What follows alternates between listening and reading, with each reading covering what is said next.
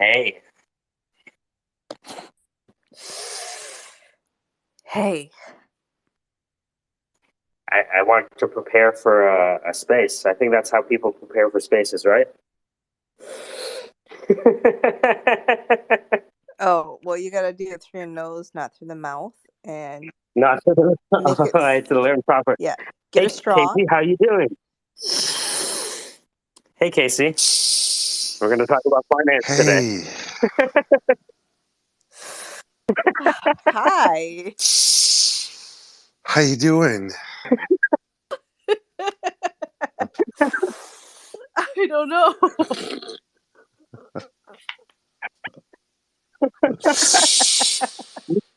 Heard about tokenomics? Sure. Hey, buddy. Hey, buddy. Good morning. How are you?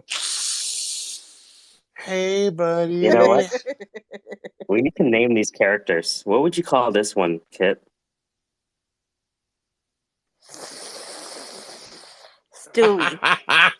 Hey, guys. My name is Stewie. How are you?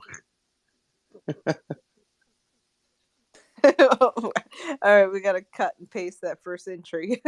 Yeah, I'm writing a script for Super Nice Guy. Super nice guy, Stewie. With a. So it's, hey, buddy, how's it going? I gotta And be this gumball ever. You guys you're see good. the Star Trek? That scene is awesome. This snazberry. Snazberry.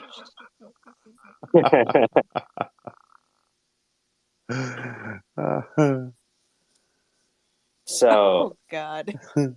it's, hey, buddy, how's it going? You're good? I'm so glad to hear that. Did you want to sing a song for us? That's that's what I've got so far as a script. But I think what it needs to do is start like friendly and go progressively darker. Right? That was an amazing song. I don't know how you found so many lyrics to fit 15 minutes. Right? You know, and then like you slowly get upset, like the man on the shed, Will Ferrell. That's a good song. You're just changing the beat and singing the same lyrics. It's been an hour and a half. There are other people waiting. Uh, and then you have to do that like hesitation where like you're talking right over someone, and they're, uh, it, uh, I hear yes, yes, yes, Yes, but I know you right. love the song and it matters to you because your great great uncle passed away and this was a song for him. I understand, but it was an hour and a half of the same song. Like that? Is that It's like the how a karaoke host goes mad. That's pretty funny. So, I talked to Dan's team this morning. Oh, Dan is in Dan Yeah, Rockwell. yeah. Nice. I clicked on his link, went through, made a little appointment, talked to his team this morning. Nice people. Well, if his team is half as smart as he is, you're at the right team. Hmm. That guy's probably built more software than most people on Twitter I Spaces. didn't think that they were going to like the idea. I mean, it doesn't matter if they like it or not, right? What do they know? I, They're just means to an I end, mean, right? if they're going to But it's build it, nice. and you know what I mean? Well, but keep in mind though, like most people hate what they're building, right? Especially software developers, Ooh, right? ooh. Yeah, and Dan will tell you that, Yeah, that's fair. That's right? that's sad. That's You know, sad, but that's fair. it's right? Like for them, most IT work is like they call it plumbing. Hey, do you want to become a plumber and make $150,000 plumbing for Google? Right. What do you have to do? Oh, you have to go fix leaks. Really? That's Right. it? Yeah, there's a lot of leaks. There's a I'll vouch for that because you don't really have to be a thinker. You think, oh yeah, software developers or just devs in general are like super brainiacs. No, we just basically are told to do a function and we type, and there's usually multiple people that don't know what we're doing. But it's almost like contract workers, you know? It's like, I want you to cut the wood to be this measurement. Okay, no thought to it. Huh. I never thought about it that way. That's interesting. Yeah, I usually was a data collector and I didn't know what the heck I was doing. I just knew how to steal information. It was legal. It was for U.S. government. I interviewed Dr. Wetzel yesterday. It's crazy. I got him to do his West Appalachian accent. It was great.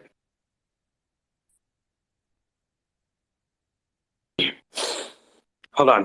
Welcome to the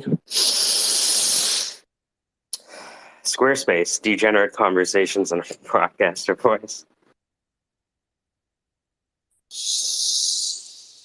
I'm chasing dragons, 'cause dragons got my hands. Sugar boom boom. Hey, have you tried hooking up the siren with your phone? No, not yet. Yo, what are you waiting on? I want to hear how it sounds. No, it's just YouTube videos and streaming that You I never was thought about having using it fun. with your phone? Using it for my what? You use it for your phone when you're on Twitter Spaces.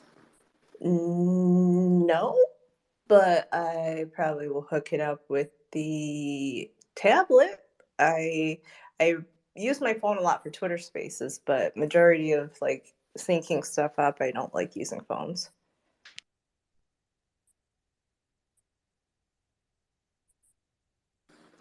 I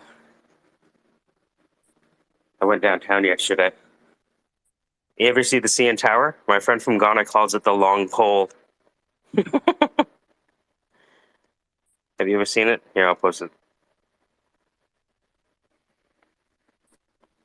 And also, sorry, Casey, I just ran over that one because I was already singing in the shower, kind of, and decided to unmic myself. No stars. You know I always appreciate that. So Casey, you're how's everything going with the remediations? Slowly. Hey, slow. It's not going to go fast. No. The best thing I think with Dan is Dan himself, right? Because I think Dan will iterate faster than most people.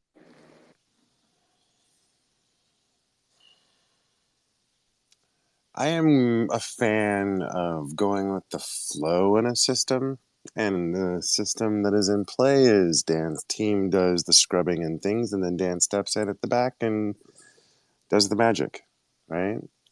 Well, the most important thing is that you and Dan met in a non-business setting, Right. right? You know what I mean? So it's not like, hi, how are you? Yes, what would you like? Yes, welcome to Software McDonald's. What would you like, a database? Let me guess, you want some Linux? Would you like some, Coke with that? Right. What does Coke do? Oh, Coke helps the developers work faster. What? It helps them hyper focus, but don't throw them off track or they get really aggressive. Well, the good fit is that they've been working in a similar vein of thought with the fitness apps, collecting multiple sources of information, displaying them on a dashboard for fitness, and we're just converting that to financial literacy. So It seems like it's done, Like as long as you know Dan. they were surprisingly positive. Yeah. They're surprisingly interested. And their Well, take again, on it was that like Apple and Google have been pursuing things like this for a while, and that like a year and a half ago it kind of fell off the table and seems to be kind of back on the table now. And I can appreciate that they're gauging the big fish in the pond for, well, what's next? What's really going to be funded? What's going to really be hot? And whatever Google and Apple are into, probably going to do okay. Like I like that. That's pretty smart. also, like big companies are notorious for failing at simple things, right? Like if the world was easy, we should all be using Skype right now, right? If the world was easy, we should all be using Google Plus. Yeah. Yeah. And how did Skype, by the way, how did Skype kind of fail? I mean, they're still alive. You can still Skype people. Yeah, I think it was just the interface, right? With Zoom, you could send a link and people could tap join a meeting, Hmm. right? Little Mm-hmm. things. But who was I talking to? Was it Dr. Wessel? He said if you look back, a lot of the innovations were done by individual people. Individual people, right? That's fair. Right. Camel is a horse designed by a committee, Right. Right. right? I know, right? Hey, And buddy. Right. What you right? done, buddy? It's now I'm looking back at all my interviews with people. I'm like, man, I say right a lot. Well, not as bad as that one dude who's like, yeah, You know, no. is a chick. Oh, I, yeah, wait, dude, your time in the space with that guy Coin yesterday. yeah. I didn't want to spend too much time out there. Do you think they heard anything? I came in late, not too long before you left. I I don't know. It's just such a I get disturbed by that guy. Like that is Yeah. it's It's super disturbing. it's one of those things where I don't talk to him. I talk to the room, Mm-hmm. Mm-hmm. right? You know, and there was a guy there that was raising legitimate concerns, but Yeah, because he sounded like a hood man, so nobody was taking him seriously. but he was right. But he was right, but he sounded like a hood man's, right? Mm-hmm. And I understand why people discount that because that's why we do this broadcaster voice, right? Hmm. But Right. right, Right. Well, that or guy, the coin dude, he just came out of the woodwork, and he Mm-hmm. is a straight shiller. And the whole thing Mm-hmm. is, if you're in his space multiple times throughout the day, it's the same space. He has, he's like, it's almost like a bipolar point of view based off of what the room sentiment is, and he'll keep flipping it. Yeah, literally, So two let sides me of the give you an coin. example. Yeah, guys, this is bad. This is tough, guys. Yeah, yeah, everybody, this is really tough. We're gonna be fine. We're gonna be okay. Literally same ninety nine sentence. percent, Guys, ninety nine guys, percent of your assets you'll listen, probably get back. guys, But listen. Don't be surprised he buys them out. You know what I'm saying? Don't be surprised. Now I'm gonna be representing you, and I'm gonna do my best. Because guys, it's I've been all doing on this for a me. while. My I've been talking decision. to my lawyers. Oh, my decisions Listen, here are guys, gonna it's not as impact bad your as it money. looks. It's not as bad. My lawyer here, she's like, Yeah. she's a lawyer, so you know. He irritates me mainly because he was first listening and then he parrots, but he doesn't parrot the actual message that he heard. It's what he wants to say. Yes. And then secondly, he stole, like, I like the community, but there's bad actors, good actors, and so forth, and he's just a straight shiller that stole the VGX heroes or the pop-up Yes. space thing, Yeah. to where it's now like we don't have a space just to have fun. Well, like the thing is Yeah. also is like he has his own exchange, right? So Yeah. he's just lining himself up for Dude. if it all disappears, that he's like, oh well, guys, I got all this over here. Come check this out. Oh, dude. I wanted to interrupt I put him down, and then I kind of like step back. I'm like, you know what? The people in the room are gonna figure it out. It's gonna take more time than I want it to take, but they'll figure it out. Well, he was Not like talking up freaking Shingo, and you know how I feel about Shingo. I finally had enough of that shit, and I finally decided, okay, I threw out like, hey, I wrote an article, and then post it up on top, just mentioning about like, okay, you got it wrong. Shingo did not get 7.2 million stocks. It was a mixture of tokens, and he dumped them all to make them. I was just going a little bit, and then he just stopped bringing me up. I want That's to why I be. kind of like started soft. Like I want to apologize. I know it's a Canadian product, right? Yep, You good know, humor use. touch, Good humor touch, use. touch the heart before you touch the hand, right? So if you kind of give them what they want, right? The guard is down, Dude, right? I just want to be a caveman. We are Like that, cavemen. because you're not wrong, dude. You're not wrong. But I just get tired of the dancing and the softness, and I just want to go in there and fucking destroy There is them.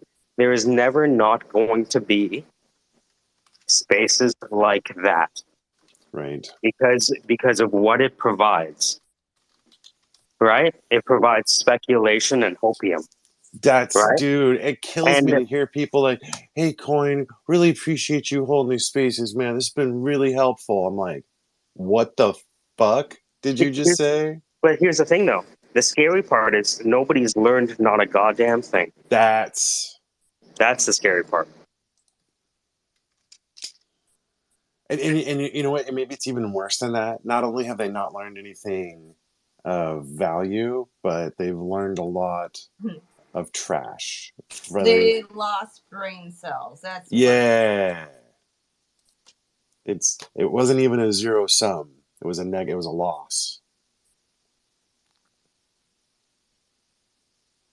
You know how you can defend yourself against a lion? Oh. You hold up a stool with 4 legs, and the lion gets mesmerized. Can't focus. So how does that translate? Confuse them? Yeah, confusion is the number one tool that someone with inferior technology can use to win. Huh. It's how we were able to conduct warfare during the Korean War. We had inferior fighters to the Russian jet. And so the guy was like, all right, so since they have better and faster and more powerful planes, the only option we have is to confuse the pilot.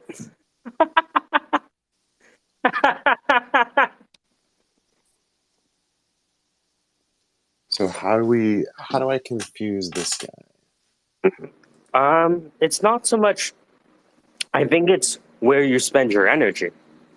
You because I think what you're building is not a platform, but like a product that can be used to everyone in the audience. I think if anything, you can use it as market research and understand the words people use, how they talk, what they're looking for, what they're missing. So ignore him and focus on myself is the answer, right? Not so much ignore, but be there and listen to what Quinn, when we were doing comedy, he was always asking, why are they laughing? And I thought it was a really simple question, but it's not. Why are they paying attention? Why? What are they getting out of it? What's the emotional payoff from being in that space? If you understand that, you have the keys to the city.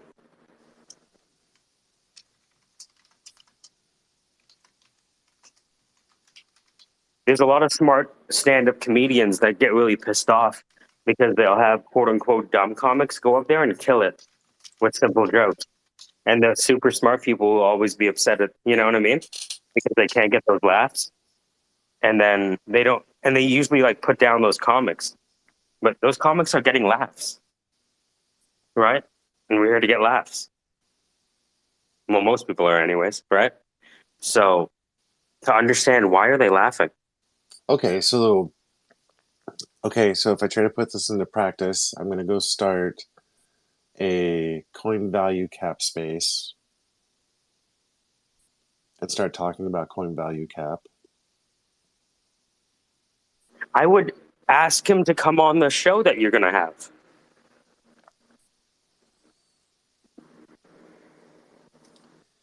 See, man, again, this is where I'm going to like, I'm not doing this, but I'm just venting about this, I guess. You're right. I don't want to. Remember, I remember with want to Quinn, just go for direct dude, confrontation. when we embrace the conflict, things change for Quinn and I. When we embraced it and invited it in. Hey, you're upset? Come on down. What are you upset about? Oh, really? Tell me more. What else are you upset about? Oh, yeah. Okay, and again, I'm going to say that I recognize the immaturity behind my motives. I recognize the caveman mentality. And I'm just saying, I'm not going to do it, but I want to. I think being in those spaces is very important to hear the feelings, because some people are pursuing purpose, mastery, autonomy, relatedness, reward, change, right? What people are doing is they want to hold on to their rewards that they made, right? I mean, like, you could just let him fall on his own sword. People, like, he says a lot of stuff, and Yeah. if those things don't come true, because he's making himself this person of authority. If those Yeah. things that he's saying don't happen, well, he's gonna piss off his newfound user base and fall on his own sword. So, Well, he's the bard of the idiots and the trolls, like that. And yeah, so other idiots are going to be like, yeah, yeah, yeah, and that turns into an echo chamber, and then it turns into like verbal masturbation. They enjoy it so much. But that verbal masturbation is providing an orgasm for people.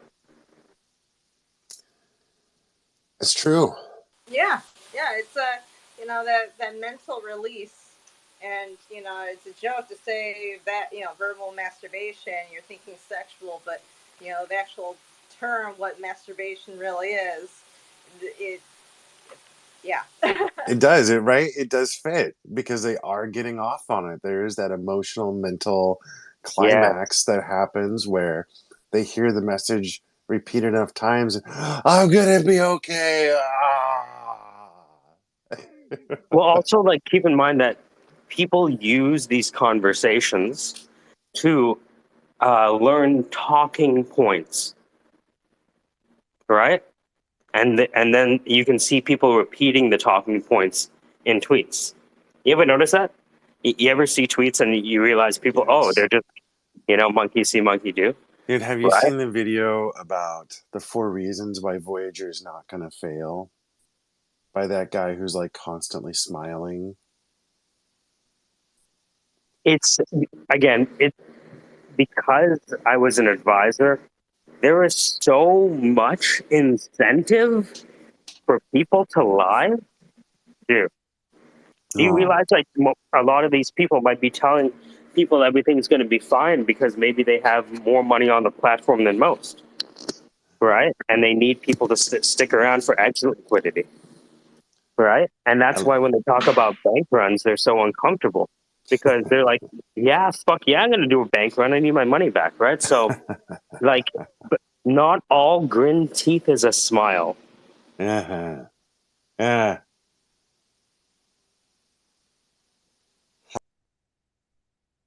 I mean, I would argue that Voyager has already failed.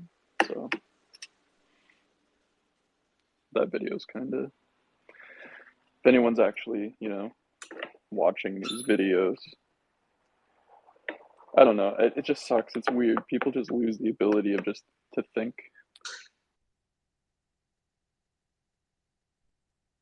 Well, there's wanting to think and then needing to hope, right? I understand. And the thing is, like, Casey, I think your market is a small subset of that room, right? The Well, people like, who and actually also want to take action. like people like thinking and hoping aren't mutually exclusive. Like you can be Hmm. hopeful, like I'm hopeful, but I think that guy's fucking crazy, and I don't think that anything he's saying is true.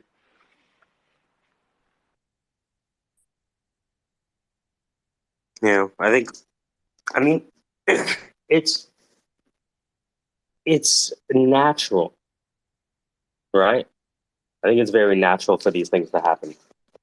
It's natural for people to want these things. People have been wanting these things since time immemorial.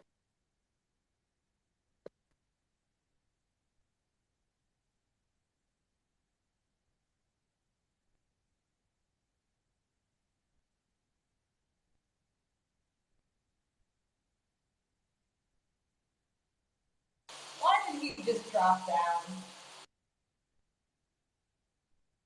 You probably got a call. Casey, nice guy.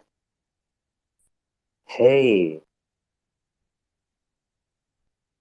buddy, how's it going?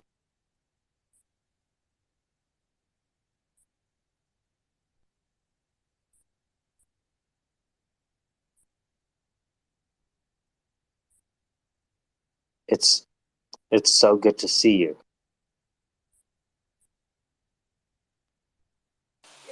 You're, you're making it out like he's the sloth off of Animatopia or Zootopia. It's so good to see you. And it has to be like 3 years, right? Right?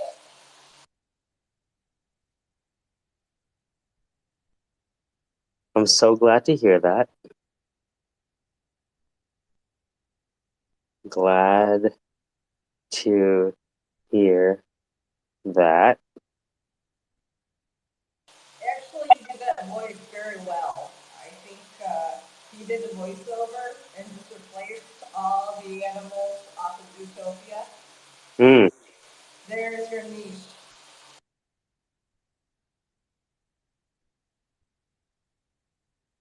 And it's perfect too, because your voice can like tell you what would be like politically correct.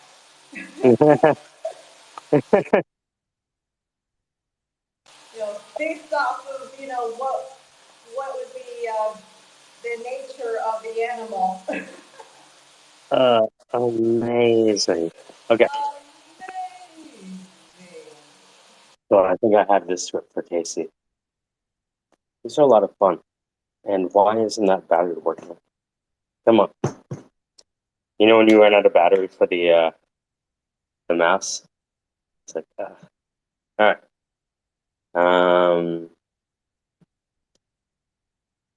Let me go. Notepad. You still use Notepad? I'm not sure if you're on a PC. I love Notepad. Notepad and MS Paint are my favorite. Casey, super nice guy. Hey, buddy. How's it going? I'm so glad to hear that. Um, What's happening? oh, I'm writing the super nice script for Casey. You know how he has that super nice voice? Hey, buddy. Yeah, yeah, How's yeah. it going?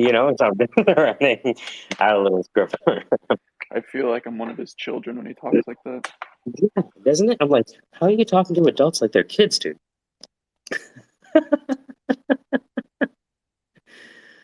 Man, but I've just been having fun doing videos with these folks. I put up the 4Cs. Meta Baby did a commercial yesterday.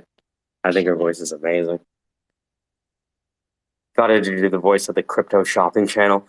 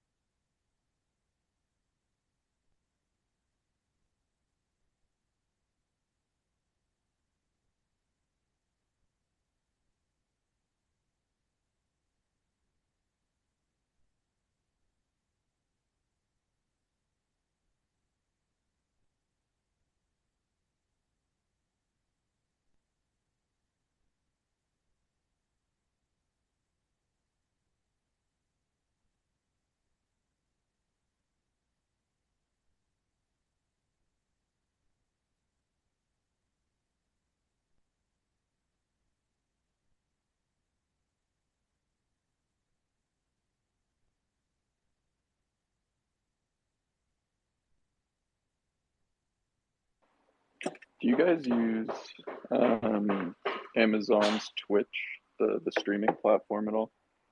Like as a consumer? I know, Kit, you stream, right? From time to time? What? You stream on Twitch from time to time, eh? Or is it just on Discord? Yeah. I've used it Well, just to follow my friends who yeah. stream. Well, they have like a section of like IRL or like craftsmen and stuff. And I make handmade boots. I was talking with the owner.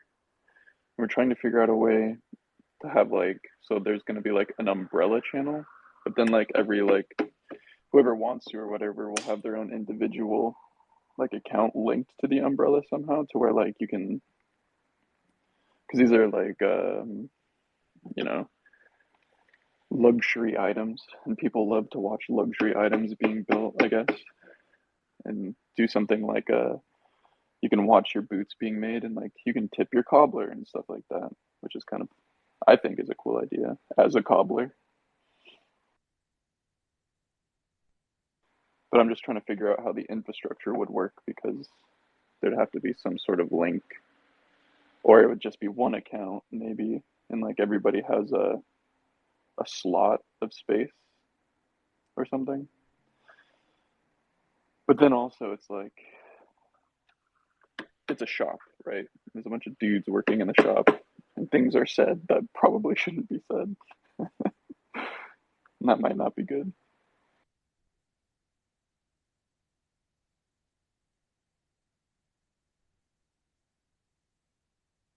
Okay. So with that,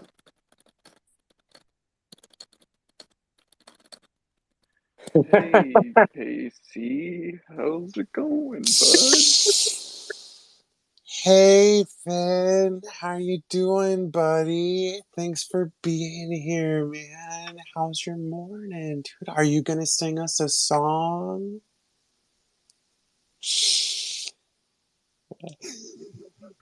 No. all right, Casey, I sent you the script. Oh, we have a script to read. Hey, buddy, how's it going? Oh, I'm so glad to hear that. Oh, no pressure. Did you did you maybe want to sing a song for us? Oh, amazing. Okay. Let me set this up. I first met Soyu in a space, and his voice blew me away. What I didn't realize though was that not only did he sing, he smelled like a Whopper from Burger King. Kind of like a mixture of mayonnaise and beef and lettuce and ketchup. So, without further ado, Soyu, take it away, buddy. Stage is yours.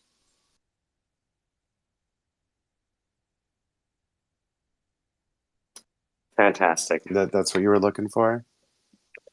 Yeah, I'm learning your voice as well. So there's like little things that I have to add, like, "Hey, buddy, how's it going? I'm so glad to hear that. Did did you maybe want to sing a song for us?" So it's two dids. Does that make sense? Yeah, yeah. All right. Did you? Okay. Let me set this up. Right. So like little like there's something lost in writing things down, right?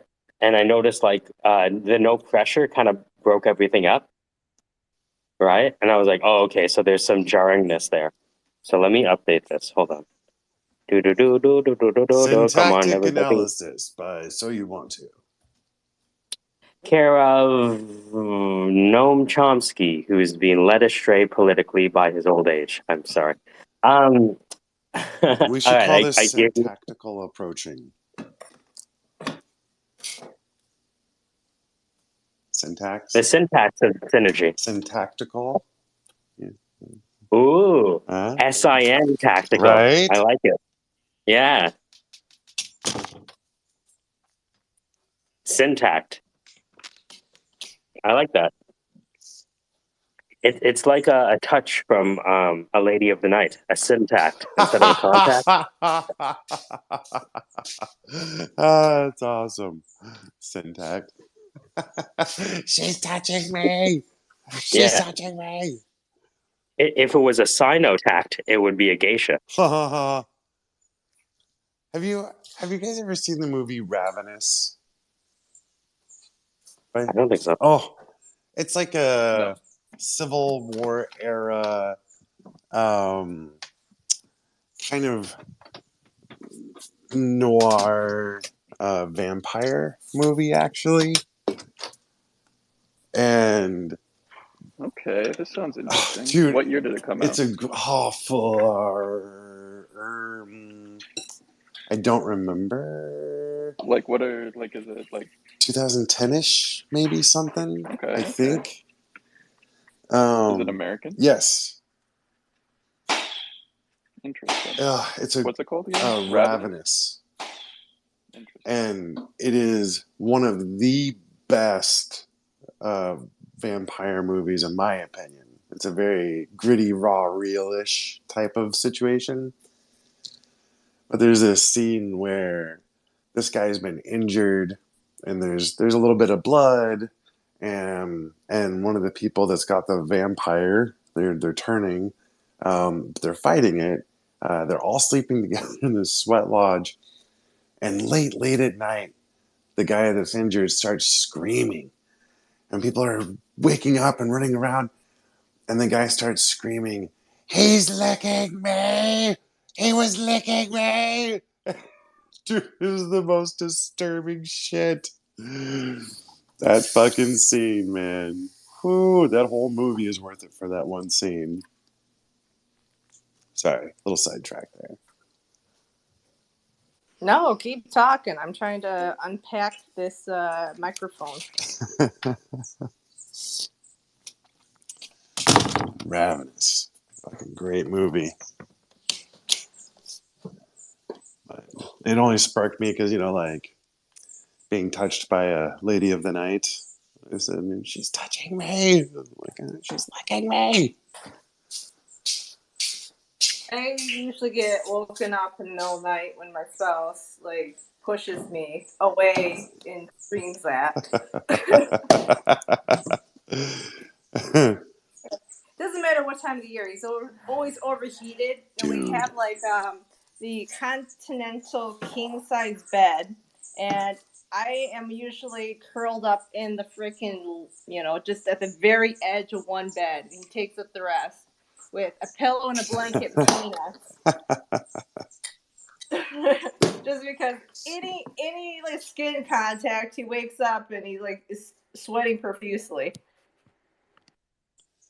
Yeah, my wife fucking hates the summertime because in the winter she's ice cold and I'm a burning furnace. She's always snuggling in and putting her goddamn cold hands and feet on me.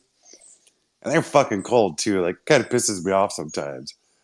But then in the summer, it gets reversed because she's always cool and I'm still a fucking furnace and it's hot outside. I love forcibly snuggling her when it's really fucking hot. She hates that shit. So she's like, "Your feet are so hot. Get your feet off me." I'm like, burn.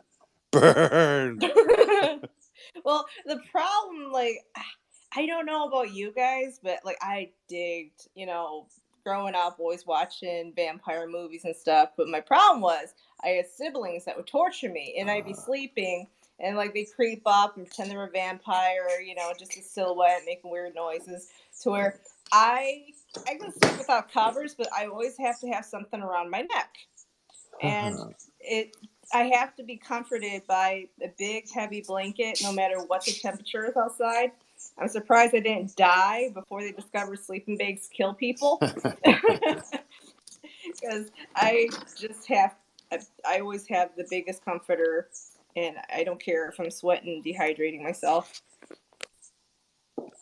But you're so tiny that a napkin is just a comforter, right?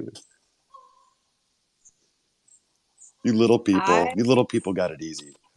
You know what? I am not aware how small I am, but I guess so. I mean, when I finally see photos of myself next to people, it's pretty disturbing.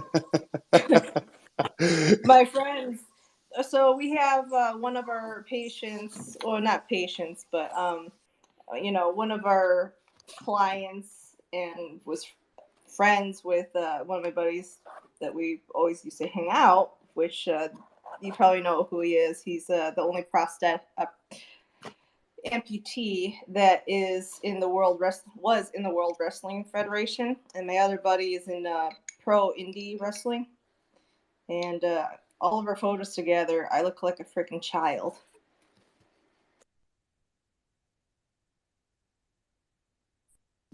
See, as a person of height and weight, I've Yeah. always looked,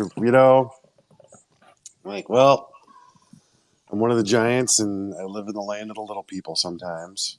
I feel like Gulliver travels sometimes. Well, Gulliver also traveled to a land where he was super tiny. And also, I'm kind of disappointed in this mic. I mean, I'm actually happier than some mics I see, but photos always make things look cooler than Of course. actual package. The base is real metal, but the actual mic itself is just plastic. And I'm like, So Kit, give us the unboxing. The unboxing. You're listening to Kit unbox the Siren microphone. That's right, the Siren microphone. It's a Sherpa for your voice to take you to Mount Everest of talent. Mouth Everest. Okay. Mount Everest. That's fantastic. So, the Razer Siren X condenser streaming microphone.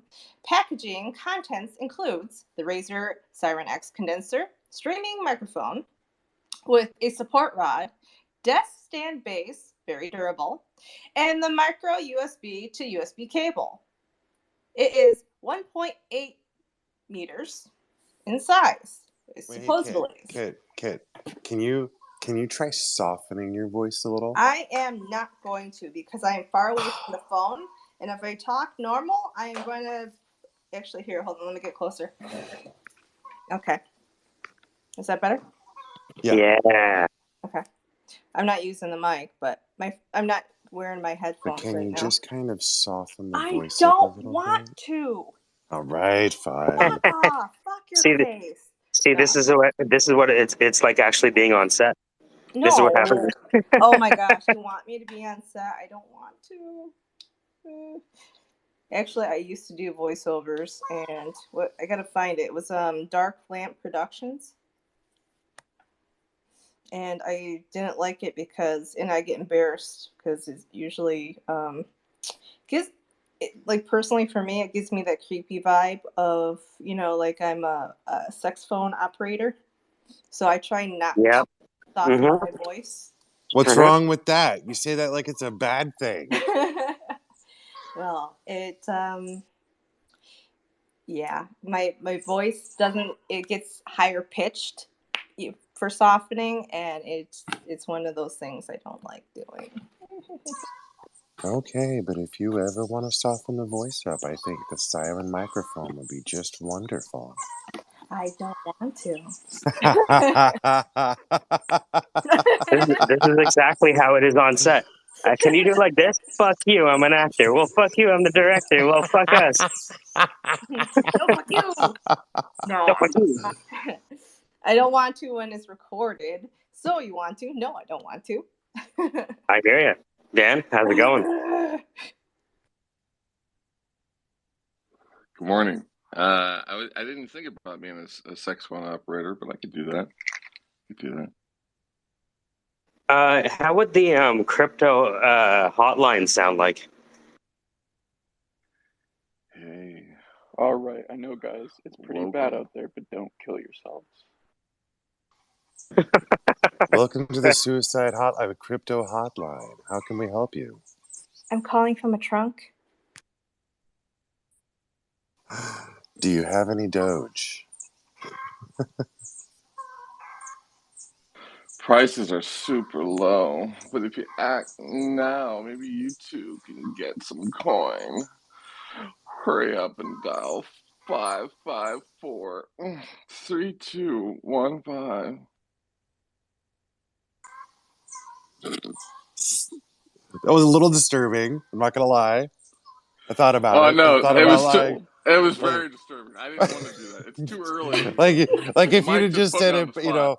it puts the lotion on its skin or it gets the hose again, it would have been right into. The same That thing. would have been so much better. Dan, you sounded like my brother-in-law. He's a little bit on the limp-wristed side, and I just Oh, waited for you to do the noise following.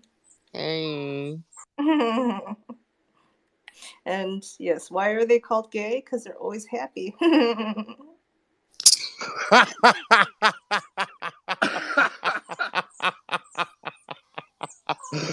Oh, okay. Everybody loves roses. All right. Welcome to the Crypto Hotline. We're here to service your yielding needs. From deep, deep gains to you 1000x gems. We've got it all. Just push one now. You've reached the VGX hotline. Press 1 if you've been screwed over recently. Press 2 if you know why you're here. Press 3 if you're wondering on how to get your money back and feel ultimately disarmed. Please record here a sampling of that so we can sample it later while we jerk off and laugh. I think the biggest issue with like male voices and females is, other than like if you put a hot girl in front of a guy, their voice gets deeper. You put a hot guy in front of a girl, their voice gets softer. And the issue though is like most females within certain spaces naturally that are assertive and want to be respected in some form, innately we automatically try to have more of a, not a screechy voice, but deeper bass, like what I am just in general when you hear me talk.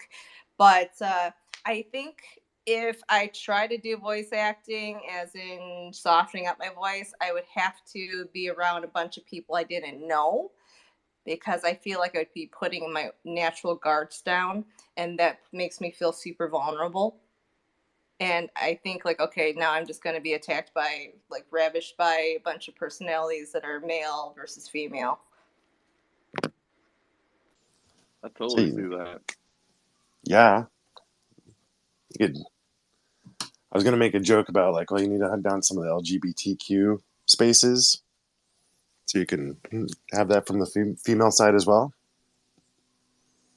But I think that we should practice like admonishing each other with ravishing language. You know what I mean? That would be an interesting exercise.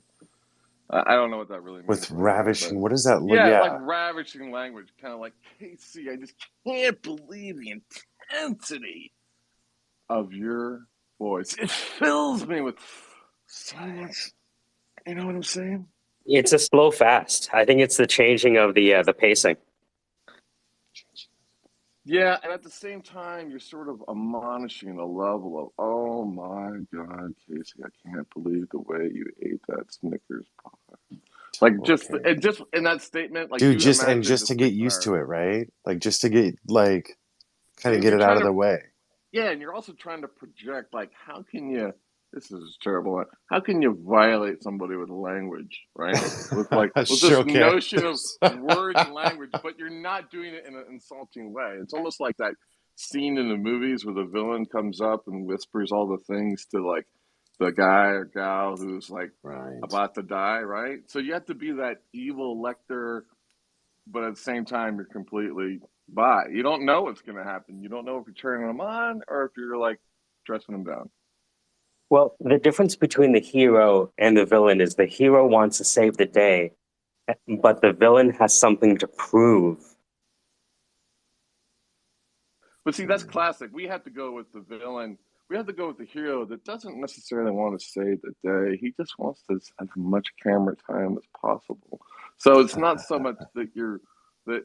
Look, I know everything has been so terrible, but let you all know that I am here to save you. So the hero needs as much camera time as possible to sort of recharge And then the villain actually doesn't want any camera time because he wants to stay mysterious, right? Or she or he wants to stay mysterious.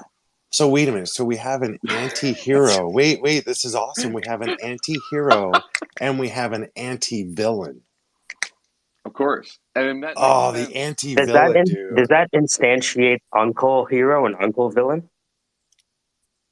Oh man. You know, I was never really big into that whole Kentucky cousin sex. I don't know how that works. Yeah. Casey, you can be my Uncle Dark Hero. turn, buddy. Dark turn.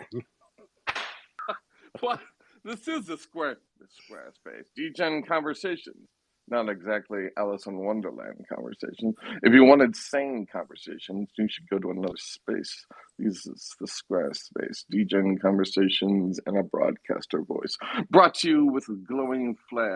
As if You he know what we came could from the do? mountains down to the hills, he ran before him.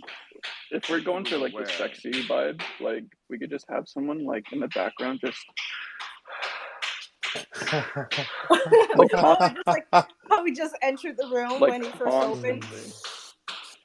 Hey. Man, somebody like is Kit like doing some BSDM at the same time? Like, what is going on back there in the background? That's Finn. He He's runs a a cobbler. BSDM chain. I love that. Dan and Just you getting set up for the morning. Yeah, I work with a lot of leather. Wink. So we have the whole show right here, is what you're saying. You need a harness? I can cobble you up a harness. Walk all over me. You need that thing that hangs from the ceiling. You need that sexy swing. Give me an hour. Give me an hour. I'll get you a sexy swing. It's not a sexy swing. I think it's called a fuck swing. You can call it that. It's not like someone said, "Honey, I put the sexy swing up." I mean, come on, did they really? Well, like say if that? I'm making it like straight up, I gotta call it something new. Oh, you're an actual swing. I was thinking like how he swings his hammer. I mean, I'm sure that's part of it. I can. That is part It of could be. While I make a sexy swing. Yeah, we would if you film it, like then we can like do that fast and then slow motion of the hammer. Yes. Watch I me also just- sexy swing while I sexy swing. Yeah, I just see the close up of the girl going like, "Do you really need to do the whole run and jump? Can't most people just?" Keep going. I imagine he misses the swing and jumps through the window. Yeah, I just don't know. I mean, the last guy I met was, we were just intimate. But if you wanna, you're like 9 feet away. What are you doing? I'm gonna run and jump. Yeah, look, I think this Tinder date has gone too far. It's almost. It sounds like Minnie Mouse talking to Mickey Mouse a little. You just ruined cartoons. I don't know if I can do this, Minnie. This is really crazy. I've never run this apparatus before like this. So Dan, tell us about all of the things that they said about KC after the meeting. Wait, left the meeting. KP? That's KC. KC, tell us what KC. happened after the meeting. After the meeting. What happened after the meeting? Well, after the meeting, I got some more coffee, answered a work call after the meeting. Yeah, that was after the meeting. But you're probably more curious about during the meeting. No, I wanted to know what Dan's team thought after the meeting. They were like, "Oh, fucking KC guy. Do you hear what he was saying? Financial fucking literacy? Who the fuck is interested in that? Look on Twitter Spaces. Do you think they're interested in financial literacy? They want a fucking roulette lottery ticket mixed in one. Financial literacy." I hate you. I love you. Is that the admonishing thing that we were looking for? Yes. Okay. Just testing that.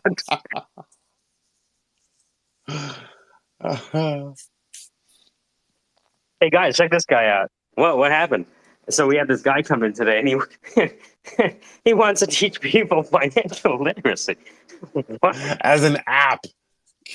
Oh yeah, that's something that people are going to be interested in. Hey, let me go look at my app and look how fucked I am. Oh great, I got like an R12. What does that mean? It's like R2D2, but for the death of your bank account and Transaction processing. You mean you had your transactions turned off like Solana? You're not even a blockchain. Yeah.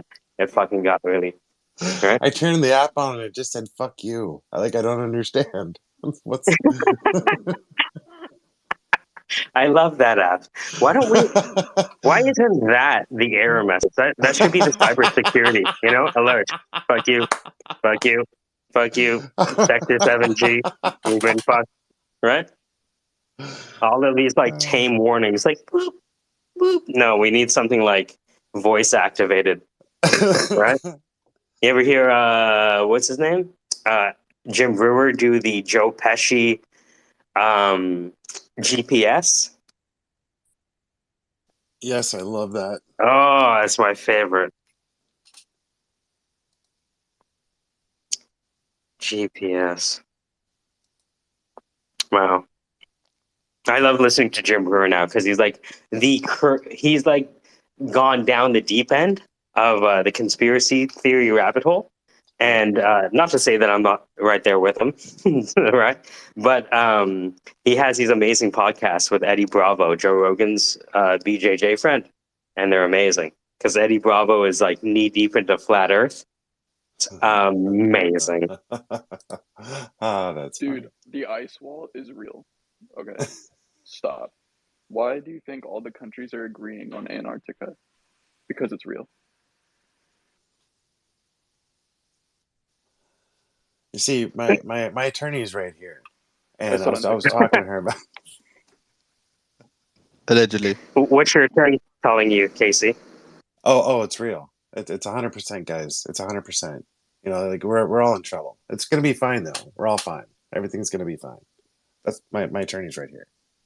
I like the idea of you mixing in everything will be fine with under your breath, it's all gone, right? The guys, things will be fine, 100%, it's all gone. But pro rata means that you're being professionally rated.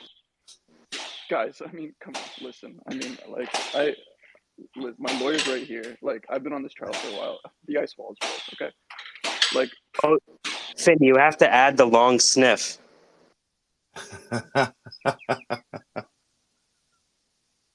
I read the book. I didn't think it was that great. The long sniff. I love. It's like life is not a sprint; it's a marathon. So don't snort. I Long sniff. think the long sniff would be a book written by just like one of those VCs that just never. They always got just a little bit late, and so they never got the best deal. So the whole book is really about one line of coke that they've had to smoke or had to do. Yeah, I was gonna say either that or like one of the Rolling Stones or something. The longest mile. It also sounds like a great open poetry night, where you have somebody, little girl goes up on the stage and goes like, "Thank you everyone for coming to the sniff. Today we're on the fourth sniff of the week. Up next we have Ruben. Ruben is a dietologist from Kansas, and he's going to talk a little bit about his favorite sniff." I'm just getting past a dietologist from Kansas real quick.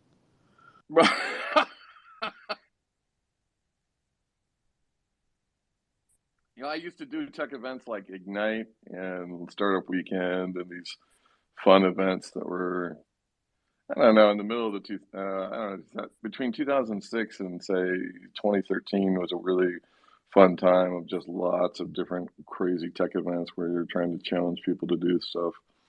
It was kind of a nice reckless time too, where you had, I don't know, you had people that were looking for VC, but also people who weren't, who were just doing shit for the fuck of it. Like, I'm going to cram these three APIs and make something kind of useful, but I really don't give a fuck about it. You know what I mean? I kind of miss those years. But wait a minute, were you at the Startup Weekend get together in Kansas City? No. Like in 2014-15? No, but I could have been. No. I was in Ohio, baby. Noted. A bunch of the Startup Weekend organizers got together one year and just talked about. Yeah. Yeah, I remember I was. the big Omaha conference was another big one that kind of happened out there, and well, that was more, I guess, Nebraska. Remember that being like a big thing because it was like the first big tech conference that wasn't like in the valley. That was kind of a weird thing for a while too. When someone had a tech event outside Silicon Valley, people were like, "Ooh, it's spreading. The silicon Mhm. is spreading." Good morning, guys. This is the SquareSpace. Degen conversations in a broadcaster's voice. We forgot to change it. It's actually in a sex voice now. Or in the workplace. Yeah, it's welcome to the Squarespace, everyone. Hope your Not when I'm mimic in here. is taking your Trying shorts to. down. Good morning, guys. Good morning. You need to have a more soft, breathy tone or gleeking in every word. Good morning, Kit. Kappa. Good morning, Good morning, Casey. Kappa. Good morning, morning, Kappa. How you Michael. doing with your I'm doing- triangle ass hat, motherfucking tortilla hat? Listen, this I isn't love the it. triangle space. You We can't just talk need like that. we just need some hot cheese, and we can dip your hat and have a great time. Listen, I'm gonna change my profile pic today just because of you. You changed the hat. I changed it to No. the sombrero. No, I got a different Croc, bro. I got a whole bunch of these samurai Crocs. Different types of samurai Crocs. Oh yeah.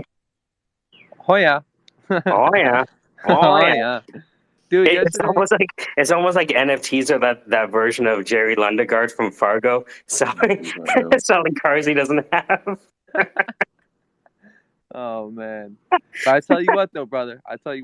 You're early, okay? Oh man. Mr. I Lundegaard, Mr. Kappa, we've been waiting for those financing details for 3 weeks now. Oh yeah, it's a gun right there. Oh yeah, we're getting it right there. It's been 3 weeks now, and I can't really keep putting forth these loans. So no, they're in the way. Hold on.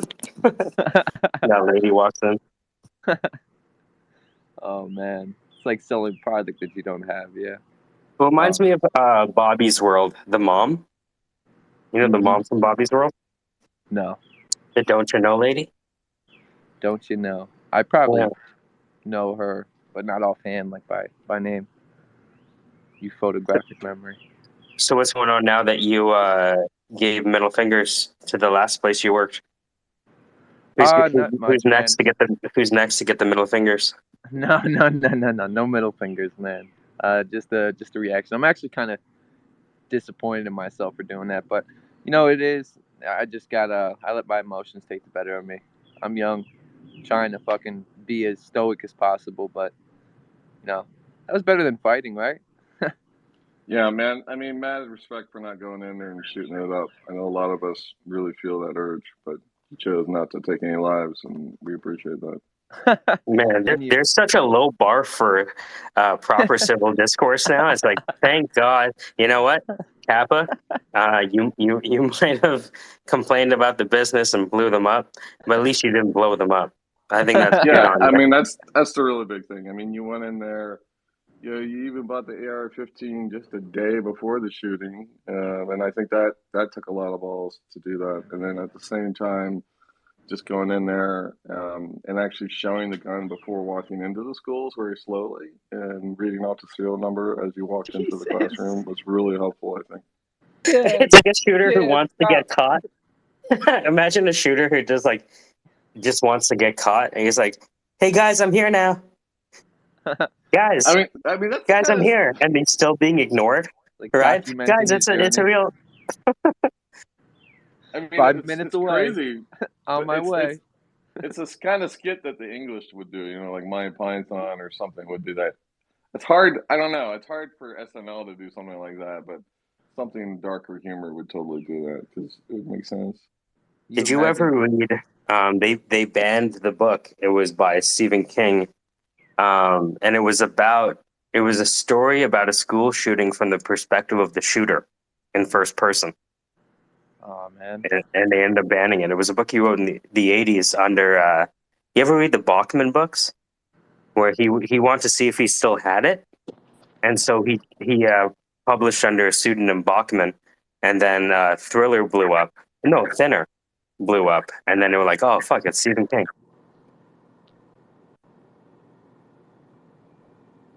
I think as a writer, you have to do that as an exercise to go into that.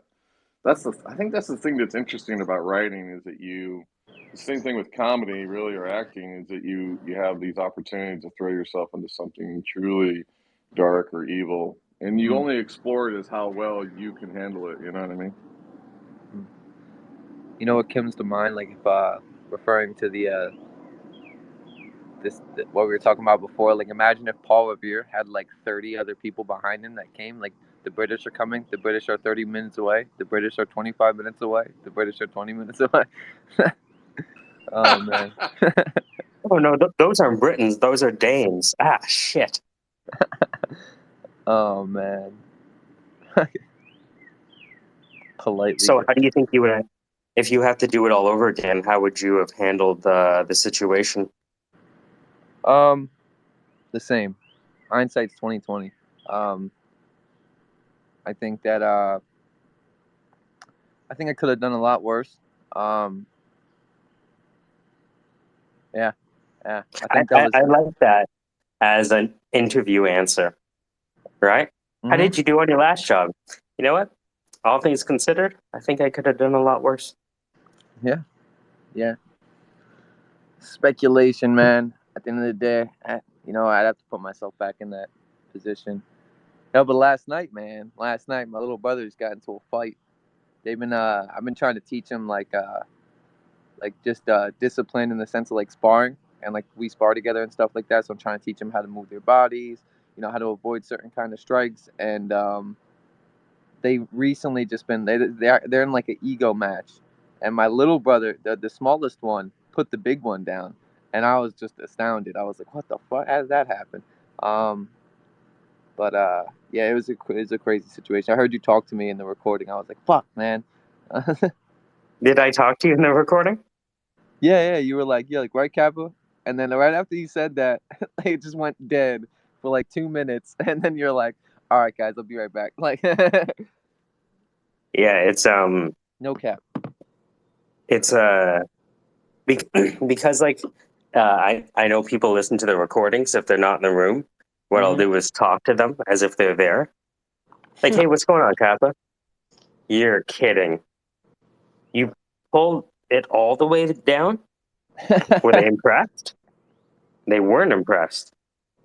They called the cops. What the cops think? Oh, they were impressed. Huh. So you ended up getting out alive? You got a severance. I think that's fantastic. You kind of talk to people in the past sense.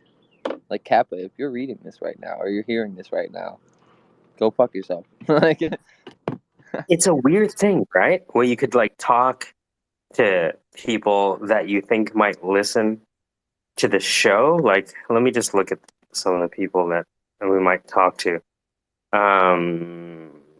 Let's see. Like Mattios. Yo, what's going on, bro? Yo, Mattios, I heard you got lost with space. You made it on time. You're kidding me. Did the eye drops work at least? Yeah. Yo, I saw your mom dance to Drop It Like It's Hot and then put it in park. Oh my gosh, you're terrible. Man, when I saw your mom put it in park, I'm like, yo, this is where this guy gets it from. How do I do this? Is it neutral? Is this move neutral and this is park?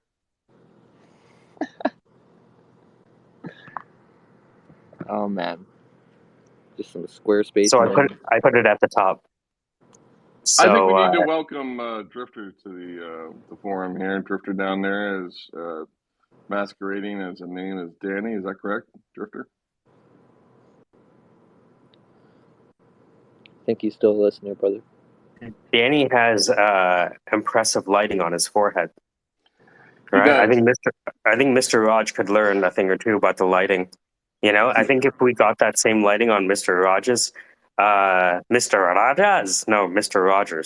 Rogers is the Indian Mr. Rogers. Um, I think if we got that same lighting on Mr. Rogers, he would like we would get that full impression of the immaculate eyebrows work. I think he should have like a little like logo of the people who. Oh no, maybe he threads it himself though. I think he's. I think you've spent a long time doing HVAC, but I think you're kind of a walking eyebrow threading billboard, and I think that's when you think about. Well, I mean, as just someone who has a forehead, who is not just a unicorn icon. I'm just saying you're not showing your face over there, so you can't be too critical here. But I think that Danny is kind of exposing maybe more forehead than what is needed. I mean, I think I'm glad the mustache is there. If we didn't have the mustache, we would have almost all skin. It's Danny looks like a person that you want on your team, not on the other side of the table. You know what I mean? Oh, Like totally imagine imagine you said something and he just looked at you. He didn't say anything. He just looked at you. It would feel like he was disagreeing. Yeah, plus I feel like I could run up right next to Danny and go and say something like, "Well, we got a scientist," and not, you know what I mean? I would project that onto him. I don't know if he is that, but I would be like, "Well, we're okay. Like our team is all right." Dude, we should do a public roast. Like hold a space where we like just all roast each other, like our profile pics. Why? Because we've been roasting you the whole time. We're like, hey, roast someone else for once. I bought this logo for $3.99. It was automatically generated. I want my fair chance, motherfucker. Hey, Michael. Actually, I have a question for you from a graphic design. If you can answer it, 'cause I know you're pretty skilled with the computer. My girlfriend's working in By the way, if I was going to write for you, I would write the preamble to the question as being like 5 minutes long. Oh, okay. Because you have a great preamble to questions. Thank you. But yeah. So her you fucking short circuited me. Yeah. So her question is if you've ever worked with After Effects, and if you have, how does one properly render and export the file as so that it's still animated? If you have After Effects, have you ever exported media from After Effects before? No. I have a media encoder, but I don't know how to use that. She is here. I'll just let her talk. Absolutely. Hey, Michael. Hey, how's it going? Going all right. You don't have to hold it that close. Oh, sorry. I have a Adobe Media Encoder, and I just don't know how to use that. I don't know if that's supposed to help me get the video up and going, but I love Adobe Media Encoder because you can still work while something is rendering. Mm-hmm. Right? Are you on a PC or a Mac? PC, I suppose. It's a Microsoft Surface Pro 4. Fantastic. Okay. So for me, I know when I'm like in Adobe Premiere, all I have to do is go Control M, and that'll give me the export menu. Control M. Okay. Tell me what happens. Are you in front of a computer right now? Yep, I just got to put my password in and everything. Okay, all right. Nice. I'm going to hand it back to Tyler and let you know how that works. Yeah, so Control M will bring you up to the export menu, right? And in After Effects? That should work. Or if you just go File, Export Media, to make sure the animation works, we just have to make sure that we're choosing the right file format for the export. Like make sure it's like an MP4, for example, or an MOV. Yeah. Right. Control M is just a shortcut. So I'm hoping that works. I know that works for mine, but if you just go File, Export Media, it should lead you to the same place. We just have to specify the file type upon export. Okay. Yeah, I'll let you know how that goes in a second. Awesome. All right. Anytime. Thank you, brother. Yeah, absolutely. Yeah. That's After Effects it's powerful stuff. I use Adobe every day of my life, I think, at this point. Yeah, it's definitely a foreign process to me. So like, I have no idea about anything like that. I'm just a writer.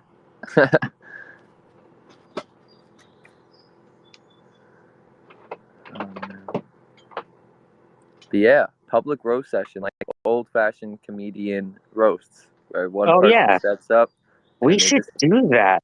We should, dude. Can you imagine if we just put together a roast and everyone has to write their own jokes, and even if they don't want to write their own jokes, like we could always write jokes for people, if we could just have them read it. They could just be mean to each other. I mean, we could like allow a certain level of meanness, like for the next 20 seconds, be as mean as possible, and then it's like a mean off. But I don't know. I think negative energy is something that we don't really want to broadcast too much. We need to broadcast comically just incorrect energy that's misplaced. Like, are you sure that a cucumber should really be perceived as a sexual object?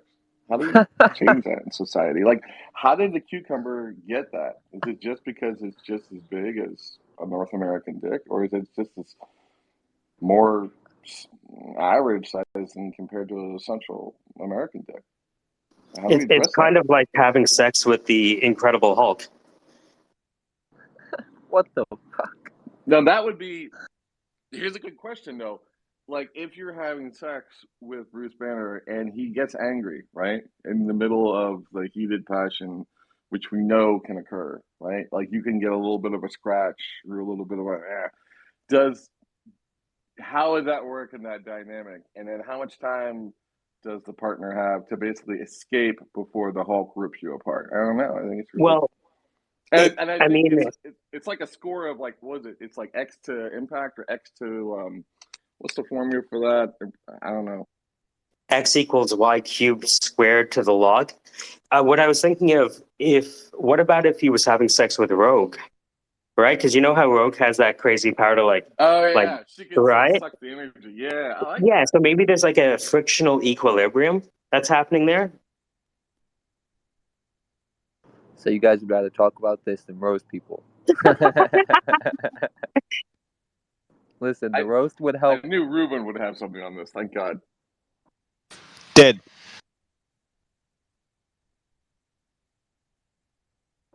Ladies and gentlemen, that's Ruben. I wonder if Bruce Banner is because in the name it's Bruce Banner. You ever notice that? They hide things like that in front of our plate. Oh, sorry, I'm doing the Bilal impression at this point. Hey guys, I've been looking at Marvel. Marvel is taking over our lives. Marvel, dude. It's It's a psyop, bro. I've been watching it. It's Bruce Banner. They're trying to subjugate Gaia. It's right before our eyes, guys. You don't see it. Makes me want to do the impression of the South Park geniuses. Okay, hold on just a second here. Looks like we're gonna have. All right, Bruce Banner here, and you say he's coming inside you? Yeah, right now. All righty then, he's coming inside. Is his eyes green? Yeah, yes, his eyes is green. All right, okay. Pretty much the only lady superhero that I can think of that would be okay would be like Rogue, and the Mrs. Incredible, the Elastic Lady. Like, I'm trying to think of like. There are so many superheroes. Right, like there needs to be like I feel like there needs to be like a special medical plan for the partners of superheroes with like pelvic reconstructive surgery or something. Like there needs to be some sort of discount, or I don't know. I feel like they should get them on retainer or something. Or they could have like kind of like a Marvel Tinder that's like a permission blockchain that you have to get on by proving your mutancy, and then you're paired up with those people with superpowers that allow you to engage without destroying each other in the process. Yeah. I just like how Elastigirl would continue to move her G spot just so that Batman had enough time Oh to, yeah. to mess with the front door so they could get out of the room. Ladies and gentlemen, this is the SquareSpace, where we hold Degen conversations in a broadcaster's voice. Maybe Rogue from the X-Men could like just hang out, and then like when things go out of control, she just like place her hand there and just like look away or something. I don't know. You'd have to figure something out. Yeah, I like that. Kind of like it gets just a little too horny, right? He's going like, ah, right? And then first comes up as Iceman, tries to put a hand on his shoulder. He's like, Iceman doesn't work because it's just cold and he can work through it. And then like Rogue is coming up, but then somebody else who can like, oh, what's his name? Professor X can put the grandmother in his head and then he'll just go away. Like, Oh, he'll just nice. lose it. Yeah. Or it could be like a tantric thing where, like, at the moment of climax, she just taps you, so you lose all your powers, and then she just keeps tapping you and tapping you for like 5 days or whatever. If you think about it, this is why Professor X is so popular, because he's the ultimate edger. You know what I mean? He can just always keep you on the edge. I like it. There is a lesser known X person called Null, and their whole deal is just no powers. In fact, I think that's all he says is like, oh, no powers. He's like a Pokemon or something. But when he's around, other X-Men don't have any powers, so he could just like run like a dungeon situation and just like hang out in the middle of the room. You know, I'm just checking it out there, spitballing, so to speak. The sexual mechanics of superheroes. Sorry, Kappa, was your question about After Effects or is it something else? It's about After Effects. It's not about Hulk penis. After Effects. All right, sorry, go on. She says that the shortcut doesn't work, and when she goes to export the media, there's no functionality that prompts her to be able to export the media at. There's no media option. Just media encoder, but that's it. Oh, can you take a picture of your screen? I just want to see what you see. When you click on File, for example, send it to me. If you just click on File and then tell me what's in that menu, and show me what's in that menu. I can tell you what to think. So click on File, expose the menu, take a screenshot, and then. What I'm also going to do is just open up a quick Zoom, in case that helps. Quick Zoom class? So let me just... Well, I don't have a shirt on. I don't have my shirt on. All right. Who does? So... All right. So how do I invite people to something? I don't know if I could do the space and that at the same time now. She's on a computer though, right? She's on a computer. Yeah, I'm on the phone. Yeah, exactly. So if she joins, she'd be all right because she can show me her screen in real time. So I just sent you the link. Okay, so I gotta send it to her. Yeah, and she can just jump on, and I'm gonna allow multiple participants to share simultaneously. Nice. He's a music teacher. This is the SquareSpace. We generate conversations in a broadcaster voice, now also featuring Adobe Effects rendering tutorials. That's great. The power of After Effects is that allows you to animate stuff if you have the CPU processor to handle After Effects, which is no trivial task, as you may discover. After Effects is the chosen motion graphics platform for cocaine sniffers all over the big sniff. Cocaine. Oh my god, dude. That video had me dying. And if you sign up today, you'll get some free Luna. That shit. Oh my gosh, it shot me right back to those old infomercials I used to be on all night with the fucking auctions and all that shit. I gotta cut the other videos because I got one from Casey, Dan, and Ajax, but the video I have right now is set up for guys, so I just for ladies, and so I gotta get the guy infomercial version. Hmm. and cut that. It's good. It's good. Sid, take it. It's good. It didn't come through. Do you have Zoom on your computer? You'll have to download it. I have Teams. That won't work. Probably just download Zoom real quick. And yeah. He slowly downloaded the file and looked at her. Is this really what you want to process? And as she glanced over with gloom, she observed the room and realized she was misplaced. And at that moment, she fucked up. It was at that moment she knew she fucked up. So, Dan, you think you can make financial literacy sexy? Absolutely. There's nothing more sexier than 2 plus 2. Two numbers in bed together, thinking about what numbers could happen next. He was thinking 3. She had other plans. In the end, they had 4 beautiful children, all of which became murderers on the east side of Rippleton Park. These and more desperate stories about the lonely people who have fucked at least one mathematician or more.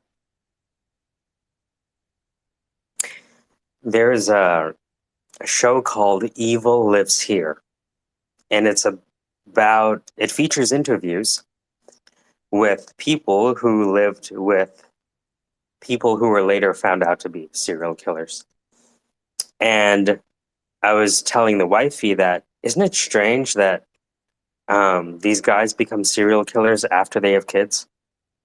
Like, it's basically just a show about families. I'm like, what is it about having kids that drives men to insanity? Actually made me think of something slightly potentially funny, like the hidden lives of haunted Muppets.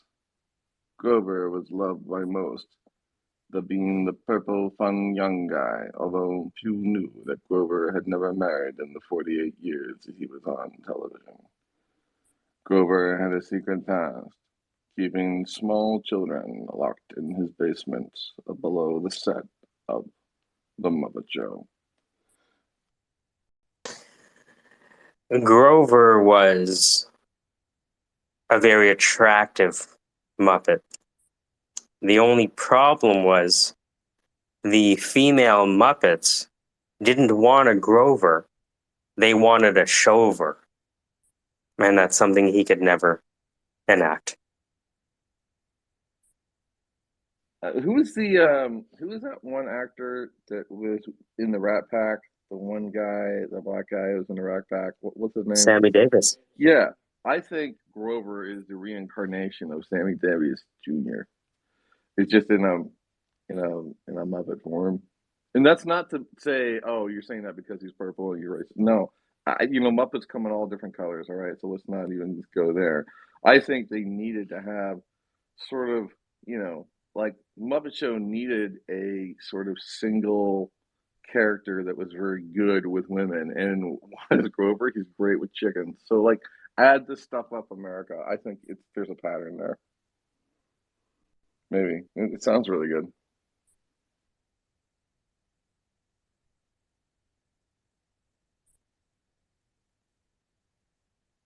Oh yeah.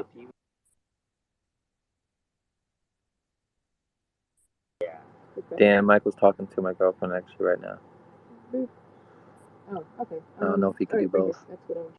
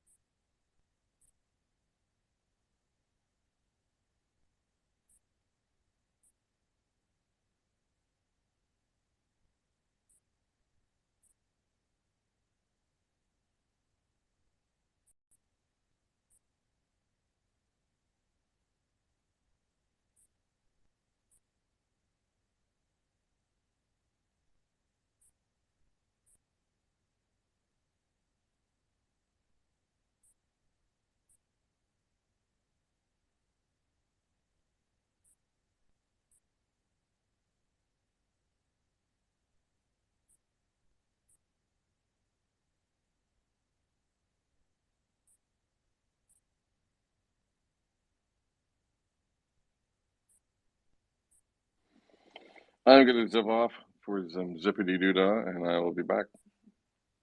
Peace. Michael's still giving a teaching lesson. Nice.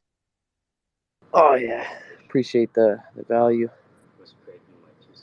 Well, I'm sorry. I was trying to figure out how to set my microphone up as a microphone and not a speaker. What's the how many computers you got, Kit? Like 6? Oh yeah, you told me how many devices you had. I have for CPUs 2, but I got for my media and for my streaming and stuff. I have 2 laptops designated for that, and then I got other devices. Wow, your internet providers got their job cut out for them. Oh yeah. I got a static tether, and then I got a few other services. Got to keep them all separate. Okay. What's up, Matt?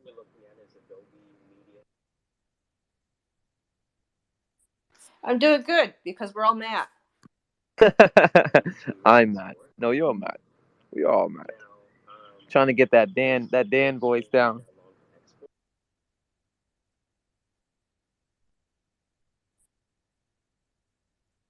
Wait, who's Matt?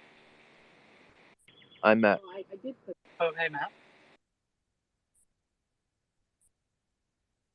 Don't talk Matt to me.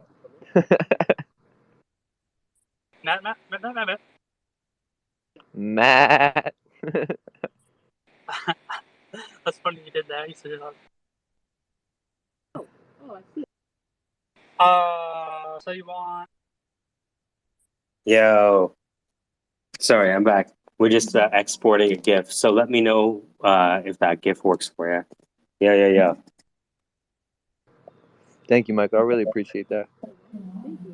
Yeah, of course. So the first GIF should have been generated. Let's see how it looks. It's funny, you're coming through her speaker at a little Oh, delay sorry. from Sorry, mine. let me mute that. No, it's funny. It's like, you want to have a conversation with yourself? All right. So NFTs are we're actually working on your shit right now, apparently.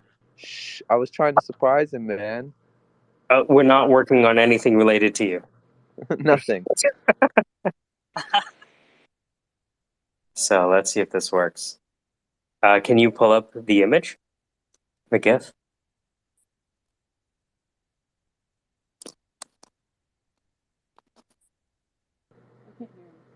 She can't hear you on her side, Mike. Oh, sorry. Let me do. Come on, everybody. All right.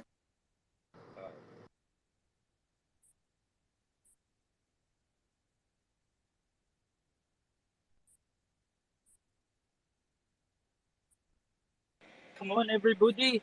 Let's do this. Let's do it now. I don't think I've ever heard you use that voice.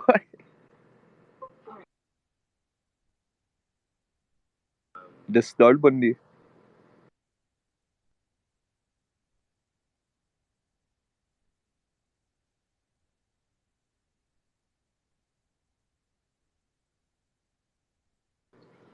Okay, so it should be exported Kappa. You just have to right click on the C:\user.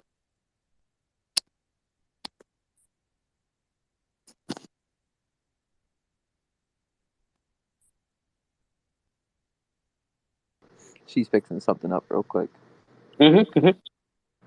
So all the files are being generated. Can you hear her through that mic? I'm not hearing her on the. Oh, sorry. One sec. Maybe because I muted it. Oh.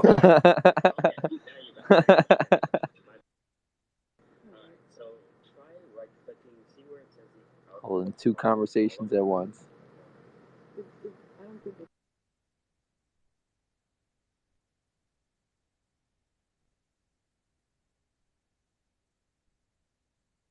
I'm a cat. I'm a kitty cat. That's so nice. Have you ever watched that video of that guy that he was like, I'm a snake. I'm a slithery snake. I'm a sliver all over the place. I'm a sliver snake or whatever. No, I can't say I have. Oh shit, it's on YouTube. It was like one of the original YouTube videos that were like really, back in the day, OG funny. And I was scrolling through something. I was on Reddit for a couple of minutes, and he was on freaking Reddit, and he's old now. He's like really fucking old. It was just funny. If you ever get a minute, look that video up. The slithery snake. I'll look it up. Mm-hmm. A snake. I'm a slippery snake.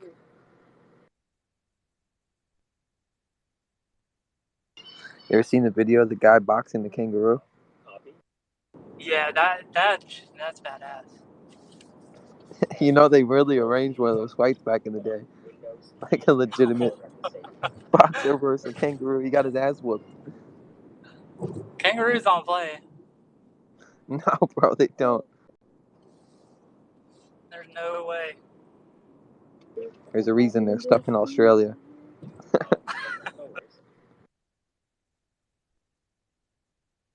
Why? Because they like to be in the ring.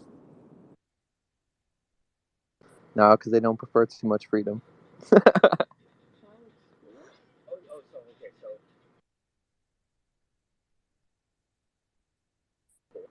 Now, Australia's got like so many different species, bro.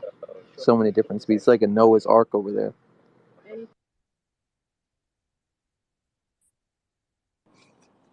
Yeah. Have you guys ever been so freaking tired before that when you're like you're awake but you're not awake? You know what I mean? Like, does that make any sense? Yeah, yeah, it definitely does. Sounds like my beginning morning routine. Yeah. There's days where I wake up and I get stuck in this. I'd like to define it as being inside of a fishbowl or something. Oh yeah, just two lost souls swimming in the fish bowl year after year. With the same old feeling. I wish you were here. You a fan of Pink Floyd? Yes. When I was a child, I was exposed to the Pink Floyd experience, whatever the hell it is. I guess it's like I don't know if it's like a movie or whatever, but the one where it's got like all the videos on it of the whole album or whatever, and it's like I vividly remember at like 4 years old or 5 years old of like all of the people on the Another Brick in the Wall song like going on the conveyor belt and falling in, and yeah.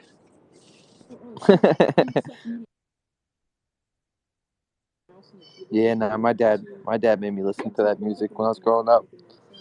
He's still mad at me for not playing guitar.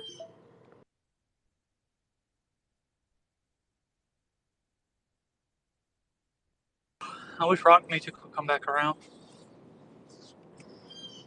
It, yeah, that was kind of the founding, just unified a lot of people and also started separating genres and stuff like that. Now everybody is just trying to do, um, everybody's trying to do some sort of like spin-off style of the main rock influencers.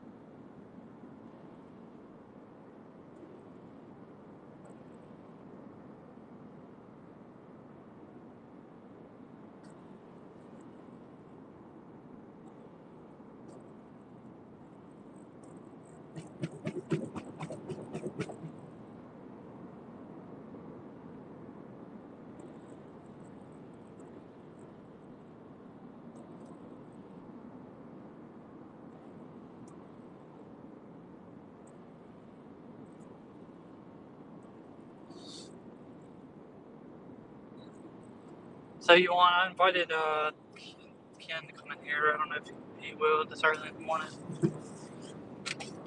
Hey, one sec, we're almost done exporting this GIF. That may or may not be related to you. Hold on. I wish Kit would meet him too. She'd probably like talking to him. Yeah.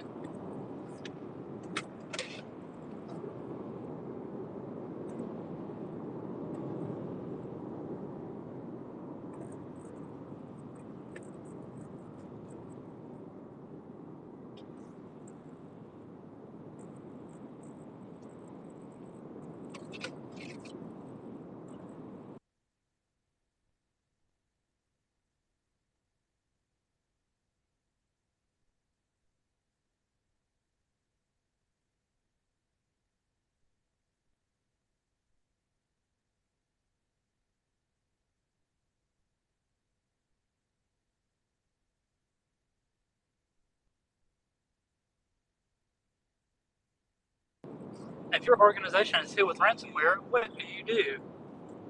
A. Unplug everything. B. Do nothing.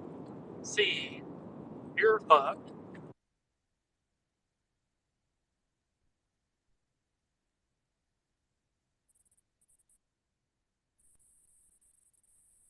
So the idea is we have an After Effects file. We've saved Adobe Premiere project. Now what we can do is let's minimize the After Effects and let's double click on the Premiere project file that we've just created.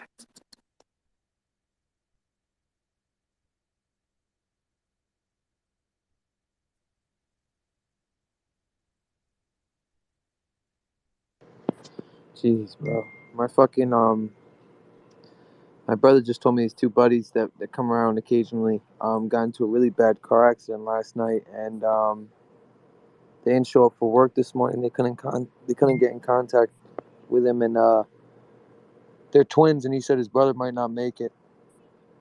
Oh, Jesus Christ.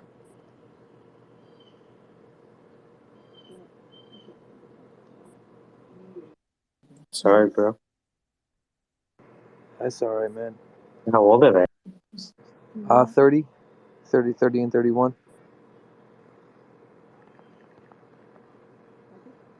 Okay, I'm here. Come back.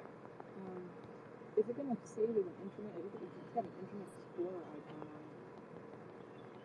it. Can I see the folder? It might be the folder.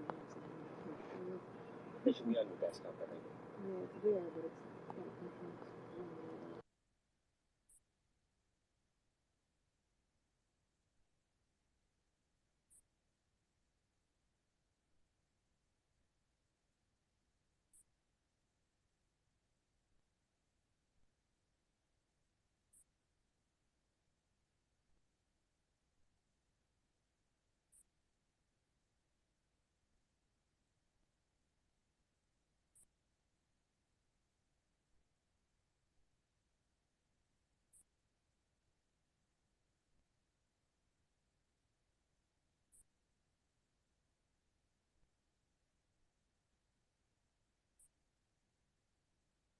Sorry to hear that, Kappa.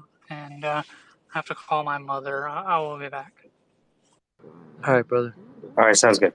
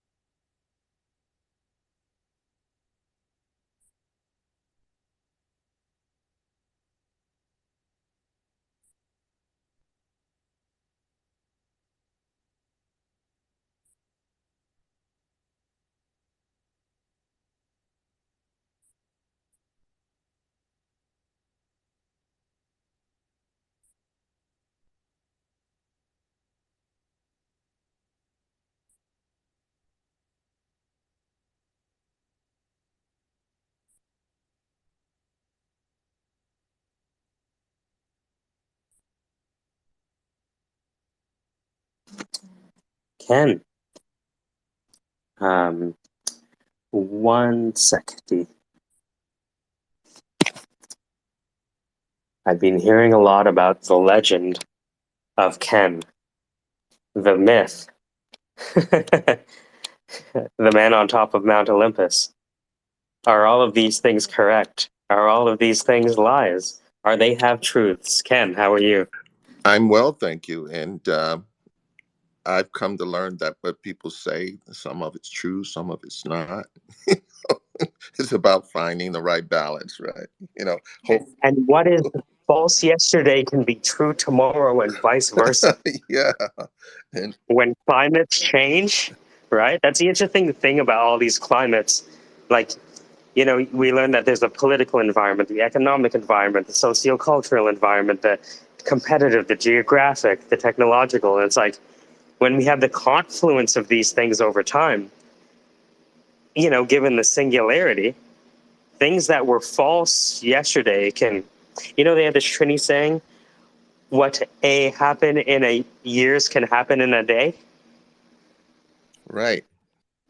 I really feel, I was talking to Dr. Robert Wetzel, and I was like, I really feel like we're at the eye of the singularity tornado.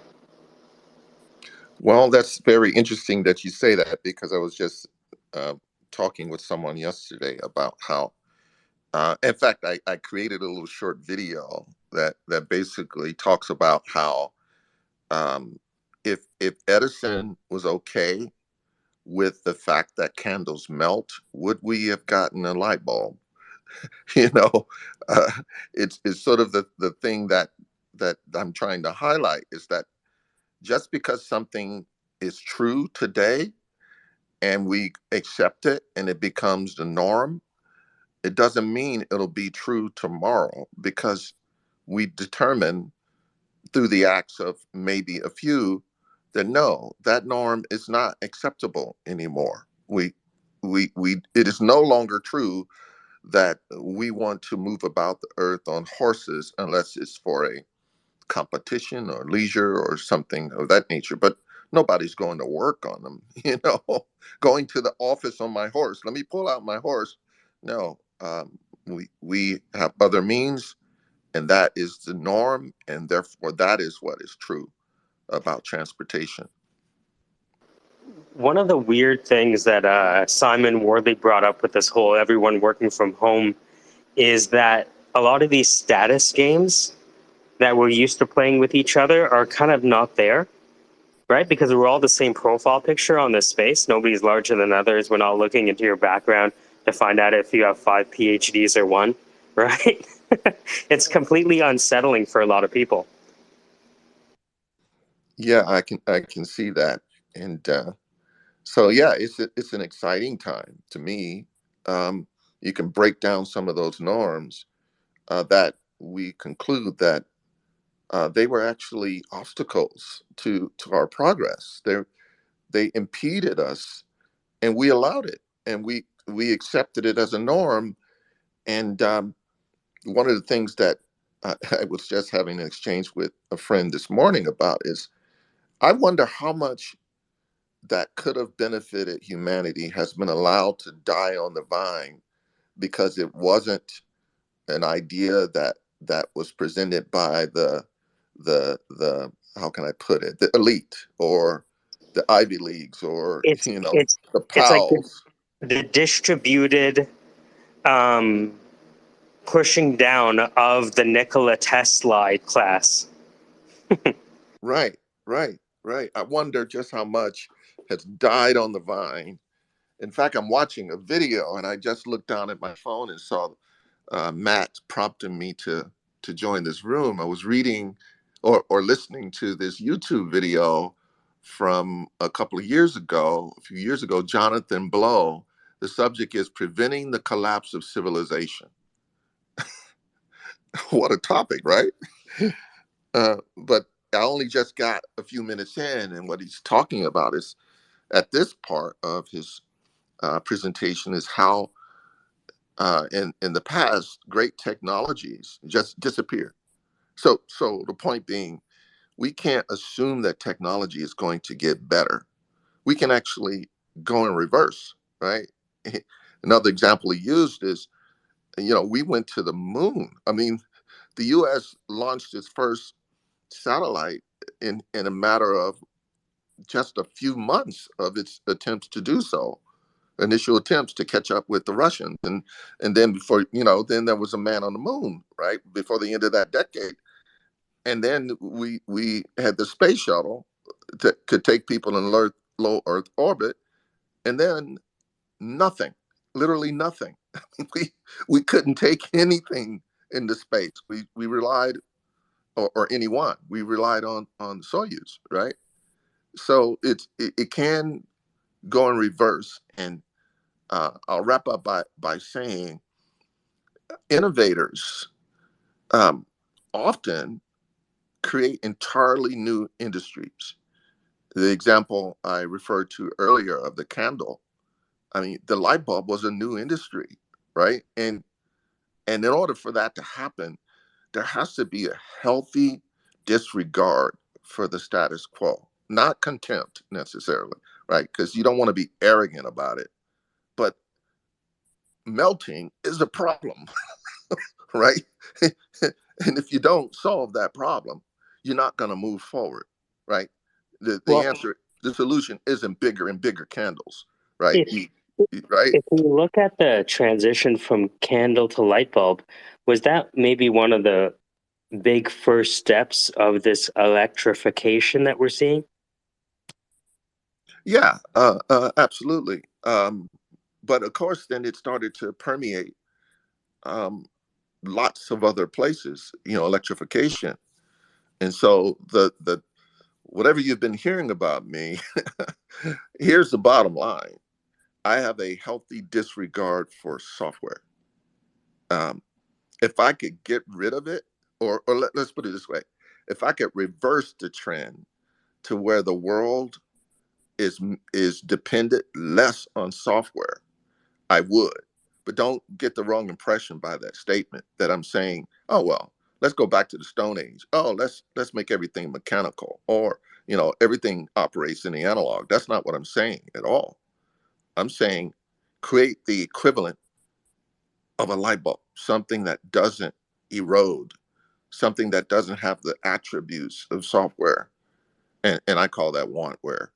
Not just me. My co-founder is the primary inventor of this stuff. Let me make that clear. I mean, he's like, dude, I have respect beyond words for his talents. And fundamentally, it is a different modality. Therefore, it's not just a buzzword. Wantware is not a buzzword. It's an entirely different process with different outcomes. It skips over predominantly. It skips over programming languages, right? The goal is, who needs programming languages? Not the machine. So if you're going to give it what it needs, why not give it machine instructions, right? And the question becomes, how do you get there? Well, again, it's a different modality. It is not the software process, and therein lies the innovation. It is. Let's go to the root of the problem, and let's not just tweak it and fix it. Let's sort of say, well, how can we overcome this challenge with a different modality? So, help me understand the as is and the to be. What is the as is today on how applications are built, and what is the catastrophe or the natural end game of that paradigm, and what is the paradigm of wantware in relation to that as is? Great question. So I'll try to summarize it, and I think generally, if anybody writes software, they know this. What I'm about to say is known just as much as everybody knows that candles melt, right? Um, so the norm, or the current situation with regard to software, is that um, it is a process that is error prone. As complexity goes up, so does the error rate. Also, it is an abstraction with its own rigors and structures that constrain An artificially constraining procedure. Yes. Yes, and in fact, what we see is a repeated cycle of looking for a better programming language to replace the older programming language to address its deficiencies, when in fact the new programming languages simply brings its own deficiencies and challenges. So it doesn't actually stop the melting. And so let's talk about, be more specific about melting, the equivalent of melting in software. Again, the first one is that errors are made, right? It's just going to happen. Humans, I don't know of a single one that produces error-free code. That it just doesn't happen. It is by its nature, the process itself has impurities in it, right? Let's call it impurities, right? And it also has ingredients that literally perform like wax, right? Where you apply heat to it, it's going to melt. In the case of software, if you throw problems at it, if you throw data at it, if you combine it with other code, you're doing the equivalent of producing wax that you're heating up, right? And so it's going to deteriorate, is the point, or decay. And that is a problem that needs solving. And this presentation by Jonathan Blow from Tekla Incorporated, a gaming company, I can see he's going down the path. This is bad. This is really bad for humanity. In fact, last year I came across a report for the that was doing an analysis, a study on poor quality in software, and they concluded that they estimate that the U.S. economy lost $2.3 trillion in 2020 alone due to coding errors, flawed legacy system, and failed IT software projects. That's huge. That's more than the GDP of most nations on the planet. But And just think that's, about the long-term software contracts, Ken. yeah, Think about the so, maintenance agreements. well, someone is benefiting. That's true. It's the I same way heard that someone, all new code is inherently a liability. yes, yes. So I think that's a nice way to put a cap on what the problem is with the current status. I'd only add that this is bad news. This is potentially apocalyptic, right? It's like we're building debt up that we cannot pay. Right. Technical debt, they call it. Technical debt that we Yep. cannot pay, right? So, Ken, before you get into the 2B, I'm curious. Forgive me, I don't know much about your background. I'd love to kind of hear about kind of what got you thinking about this whole paradigm in the first place, because this is the level of conversation that I don't often hear around actual, I mean, you hear like the guy who did Closure. What was that guy called? He had some good lectures. But this is at a very type system level discussion of software. Yeah, real briefly, my background is sort of like, how can I put it? Sort of like an indirect path to where I am, which is probably the story of my life. That I don't know how the hell I end up in places. I just end up there. I joined the Air Force back in the day. I'm an OG, by the way. I joined the Air Force in 1980. I've been around, and it was during a time, my primary goal was to get the hell out of Chicago because it was rough then like it's rough now, and it was more of a survival instinct thing. Right, I need to get out of here. And but I joined the Air Force at a time when there was a recession. There weren't that many openings, so I just took anything. I just said, get Sorry, me can I out of ask here. you, like, what was it like? Like, I'm from a place in Toronto that most people don't go, which is Malvern, right? So they consider it the heart of Toronto. But what was it like growing up in Chicago those times?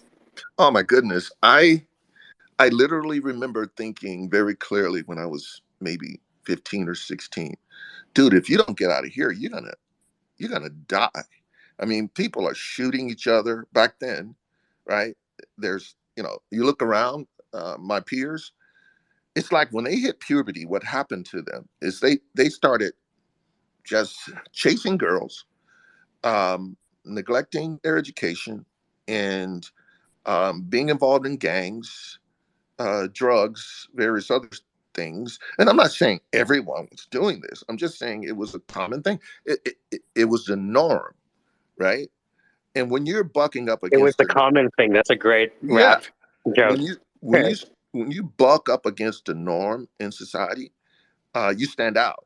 And in some areas, some environments, that's the last thing you want to do. If you do stand out, you want to stand out for being into sports, or having something going on that um, is more conducive to what people thought was good. If you're not, then you stand out for the wrong reason. So when you start, like I did, getting top grades on exams in math and other stuff, you get chased on from school, and the kids got knives. So it was pretty rough. I'll put it that way. It's rough when the school principal gets arrested because I didn't realize that you know salivating and sort of spitting when she spoke was because she was doing coke. And she got busted. Whoa. you know Whoa. Okay, I thought I grew up in the hood. I never had a principal get arrested. Yeah, the principal got arrested in one of my schools. It's like that Marion Barry, that Chris Rock joke. And don't Yeah, do that. It won't end up nowhere. I can become mayor though. yeah. So it was that kind of situation. So I joined the Air Wow. Force, and within a couple of days, I took a bunch of exams, and they say, "What do you know about Morse code?" I said, Did you get good grades in school?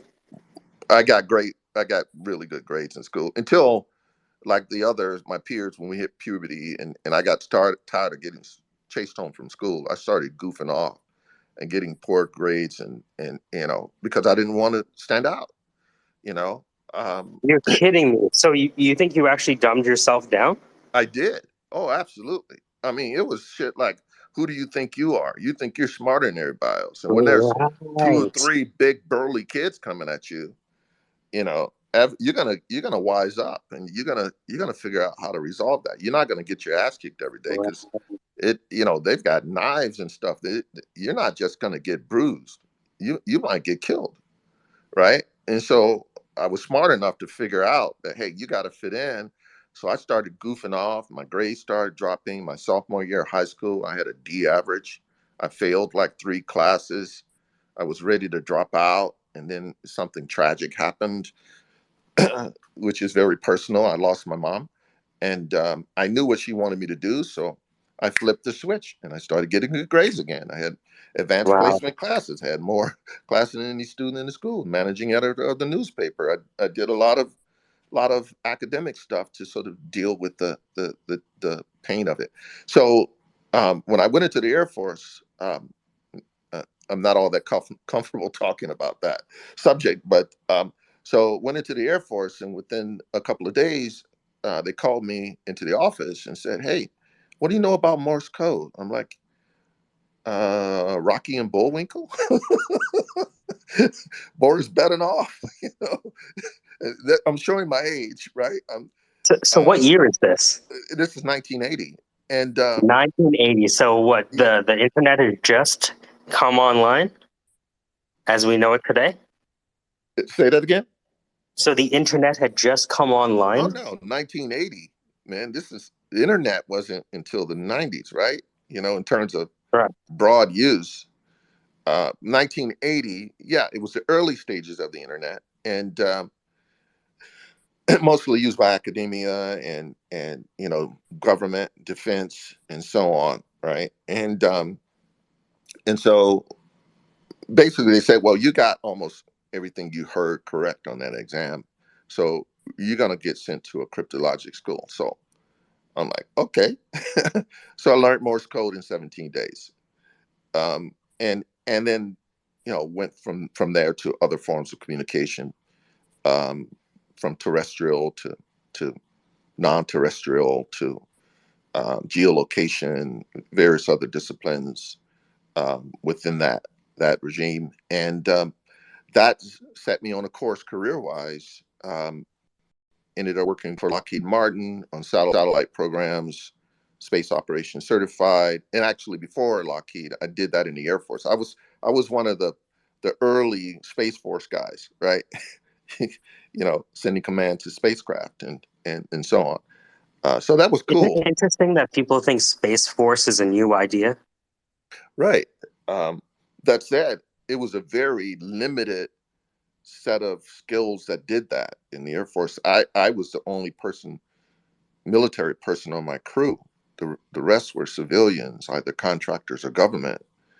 Um, and that changed over time and led to the Space Force. But when I got involved, it was totally new. I was one of the first people.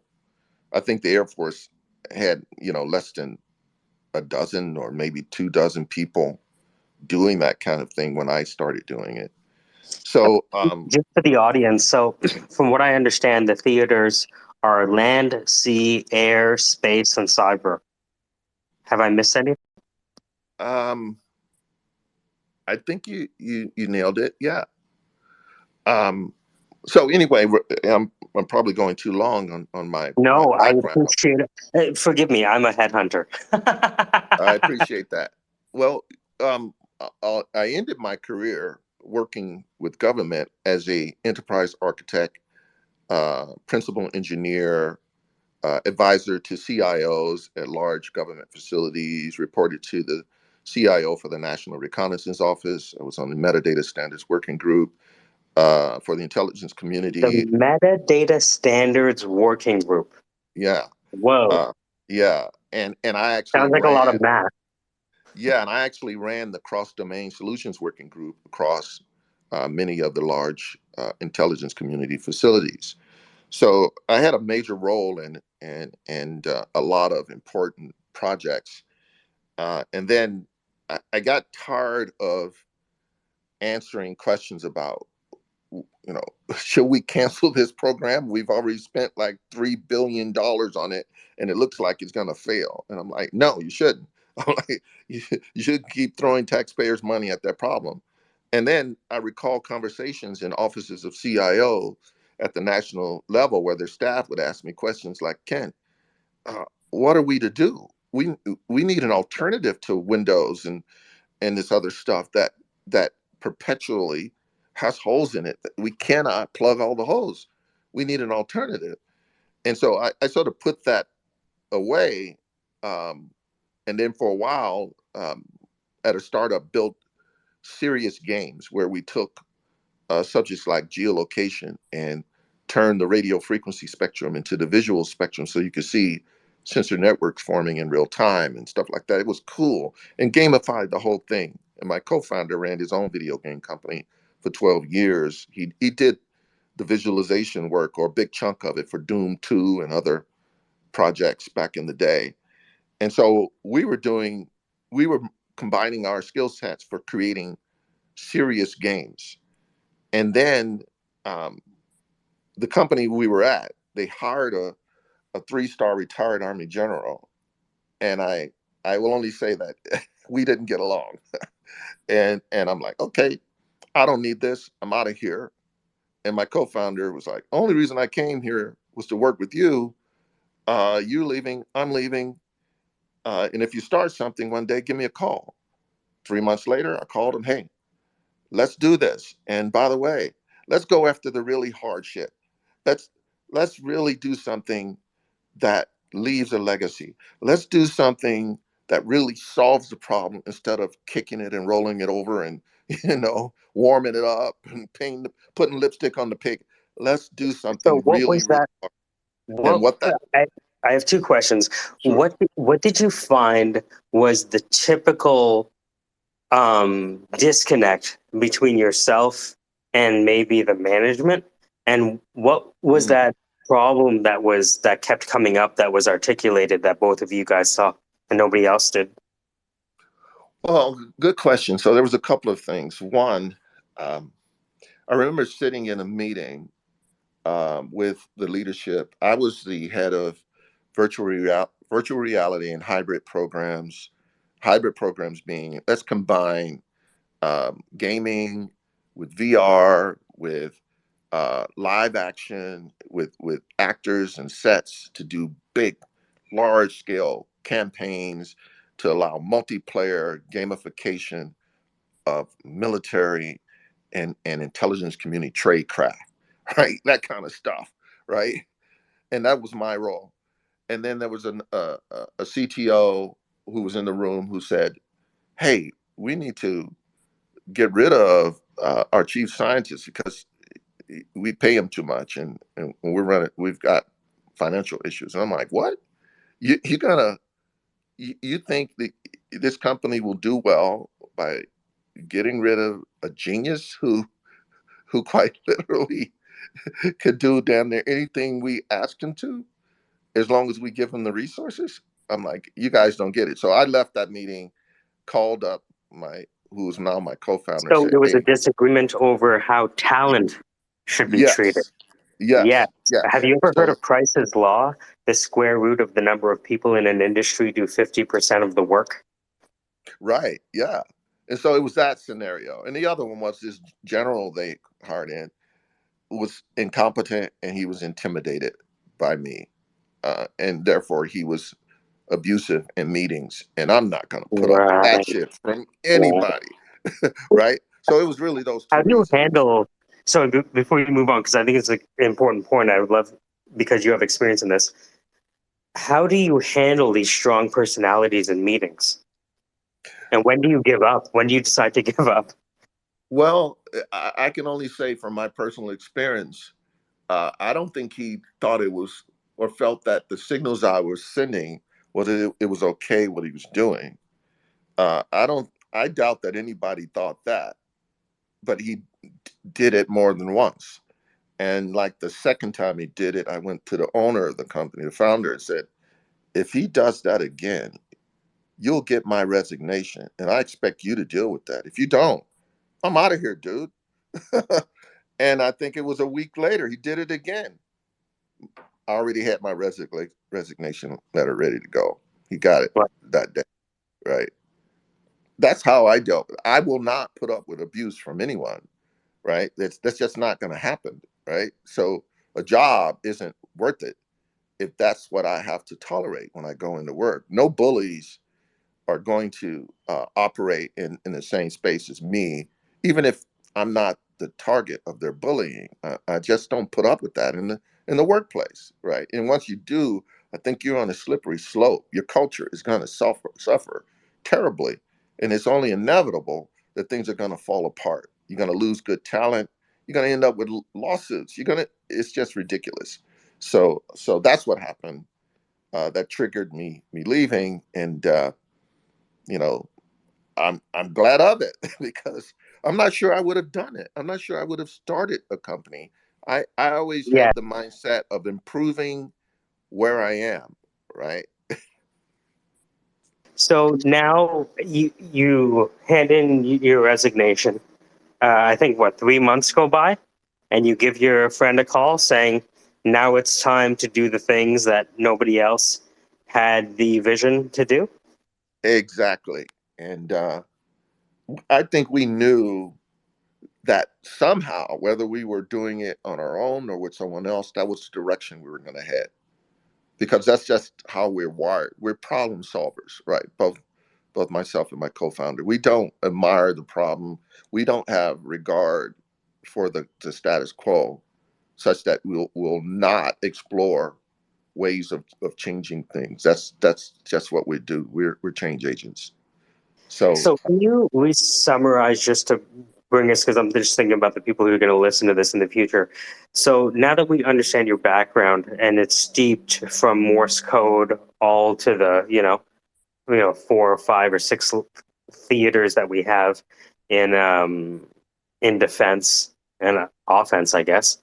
What was the paradigm of creating applications then, and how might you describe the paradigm that you think we should move to? And also, I really want to nail, like, what is the inevitable end game of the way we're playing software right now?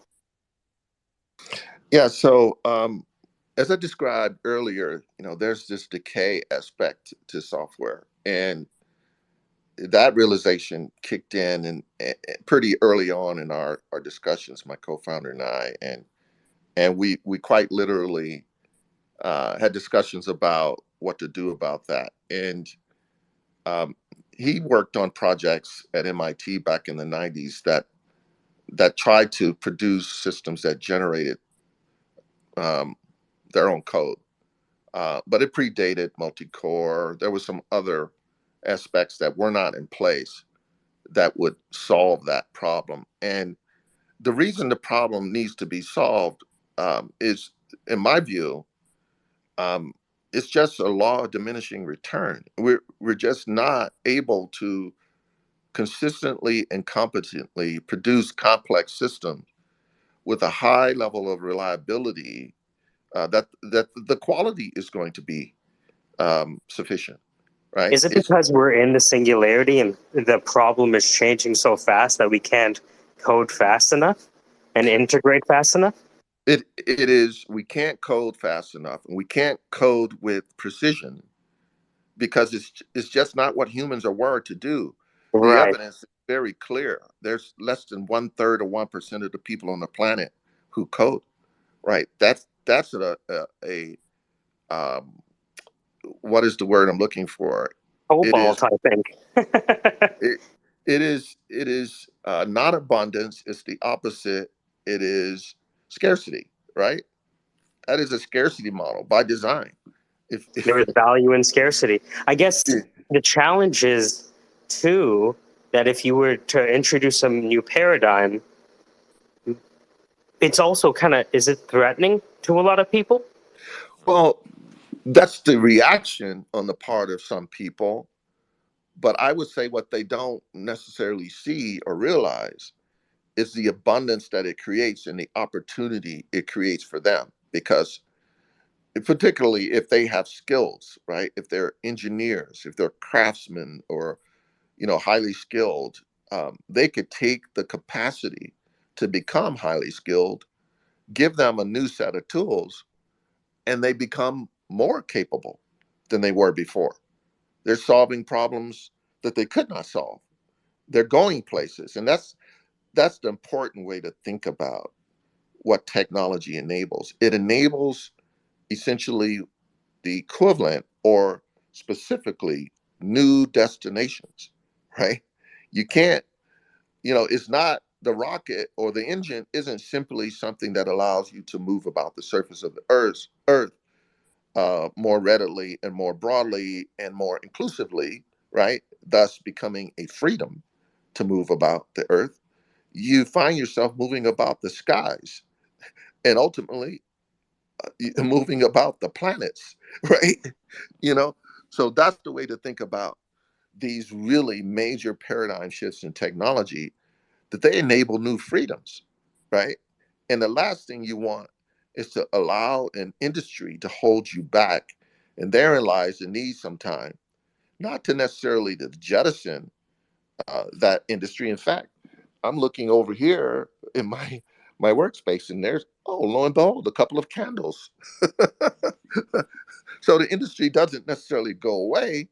Its role may be diminished, but for what benefit? It's for giving the gift of a new freedom to humanity. Is that worth it? Of course it is. Of course it is. And so that's the way I think about, when you look at the software industry and the prospect of, initially augmenting it, but ultimately largely replacing it. It is with a new freedom that So enables humanity. I'm imagining I'm a first year computer science student, and I'm staring at 4 years of design patterns, data structures, and JavaScript. How would you suggest given what is your paradigm in relation to the typical 4-year computers? Like if you were going to design the 4-year computer science program, how would it change given what you've built or are building? Wow, that's a very, very good question, and I'm not sure I figured all of that out yet. I teach, Honestly. that's why. So like I taught kids music. Like I taught steel pan last week, and then we taught steel pan and network cabling. And so I'm constantly in front of kids, students, university students. I might be teaching at a college in the fall here in Toronto. So, you Mm-hmm. know, I'm always thinking about, am I lying to them? Mm-hmm. Am I Mm-hmm. telling them about how the world was in 2006 when AWS started? Mm-hmm. Right? Am I really preparing them to generate what I call earning power? That's a great, Yeah. great, great thing to ask yourself and to ask the community actually, and so some of the conversations that need to be had need to be reflective of the last thing you want is people spending gobs of money learning skills that won't be required, That are obsolete. that are obsolete. Um, However, if you're teaching problem solving, if you're thinking how to essentially um, think about complex systems from an architecture perspective, you being more of a solutions architect than having a very specific skill that's very narrow. Uh, Personally, that's how I'm wired. I think I like to think about all aspects of the system, not just my little piece. Even if that's my job, I tend to spend time learning other aspects of a complex system, and that's I think what you want to teach. That said, employers want people to just sit there and hack away at code, right, in a given language or languages. And so there's a demand for that. And I'm not saying that'll disappear. And I'm not saying um, I know precisely um, how that demand is either going to diminish or grow. Let me be specific. Um, this is an opportunity to look at the problem and say, okay, there's the written code that already exists, and there's a huge amount of work that needs to be done to make it better. In fact, just this last night and this morning, I'm working on a pitch, and I'll be okay. I'll be transparent in saying the target is entities like GitHub to say, come on, don't you feel an obligation? And I know they do. This is a rhetorical question to make that repository of higher quality, of higher reliability, higher interoperability, higher usability than it currently is. In other words, these are assets that someone needs to figure out how to increase the level of trust so that you can pick up a package of code and it behaviorally, structurally, is more like a Lego brick that you can just plug in, literally, and it's going to work, right? And you can trust that the behaviors that it exhibits are the intended behaviors only, never compromised, right? It it really does feel like we should have um it's almost like a ranking system. Let's say I use CodePen for this a lot. Okay, Mhm. give me a landing page, right?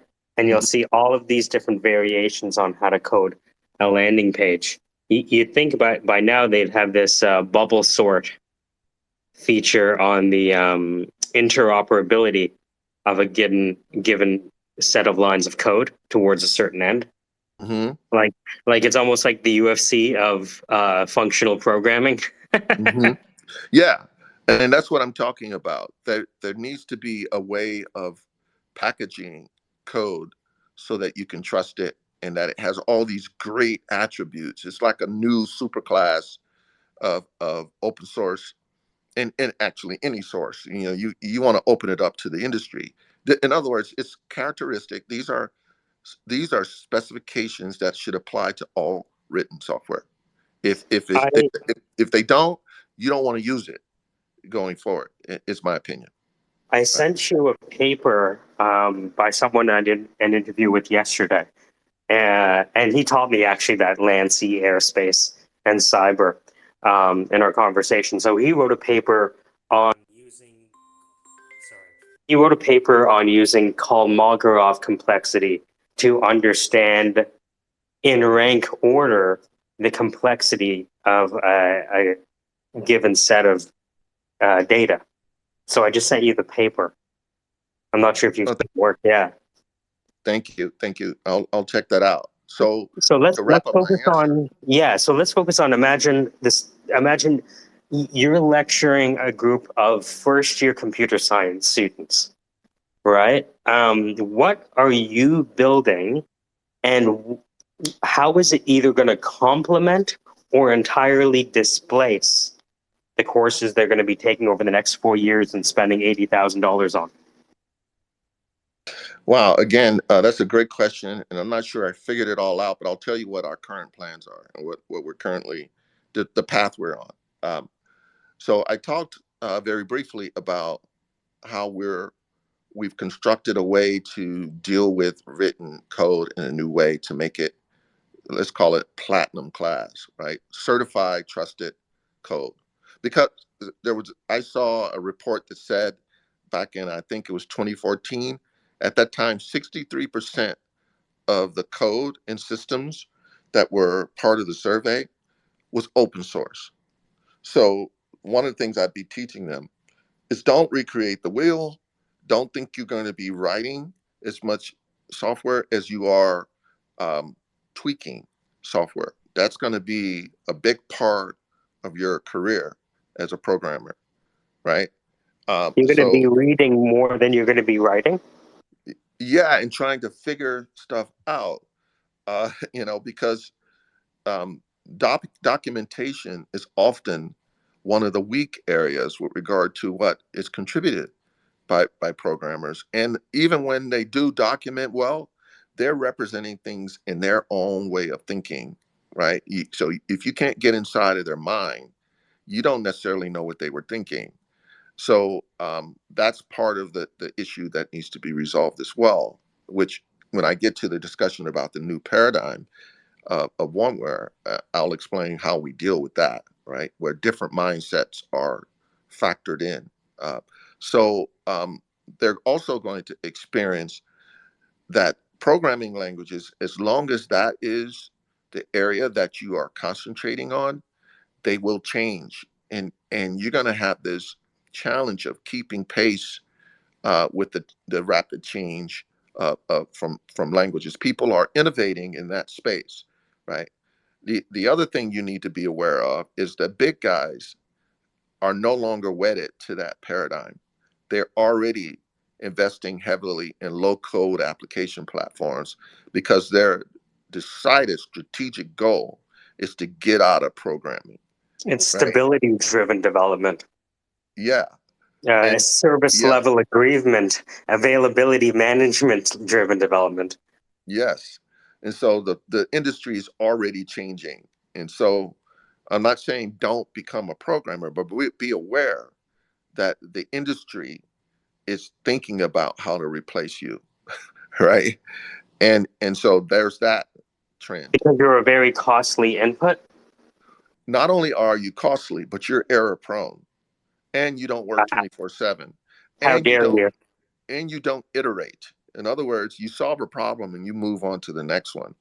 You might spend some time tuning it, tweaking it, but even the management, that's not the direction they're going to give you. They're not going to say you have an endless amount of time to tweak this set of instructions for this function that lives underneath this one button, right? In the application. You just don't. You got to move on, right? Who Submit. would, who would you say is your initial target market for Mind Adaptive, and how would it change their life if they started using your paradigm and your platform?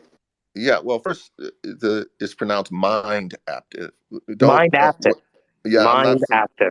yeah, it's it's it's sort of one of those where you look at the name and you insert a D, just because That's what she your said. brain is Yeah. trained to create that connection, pattern match.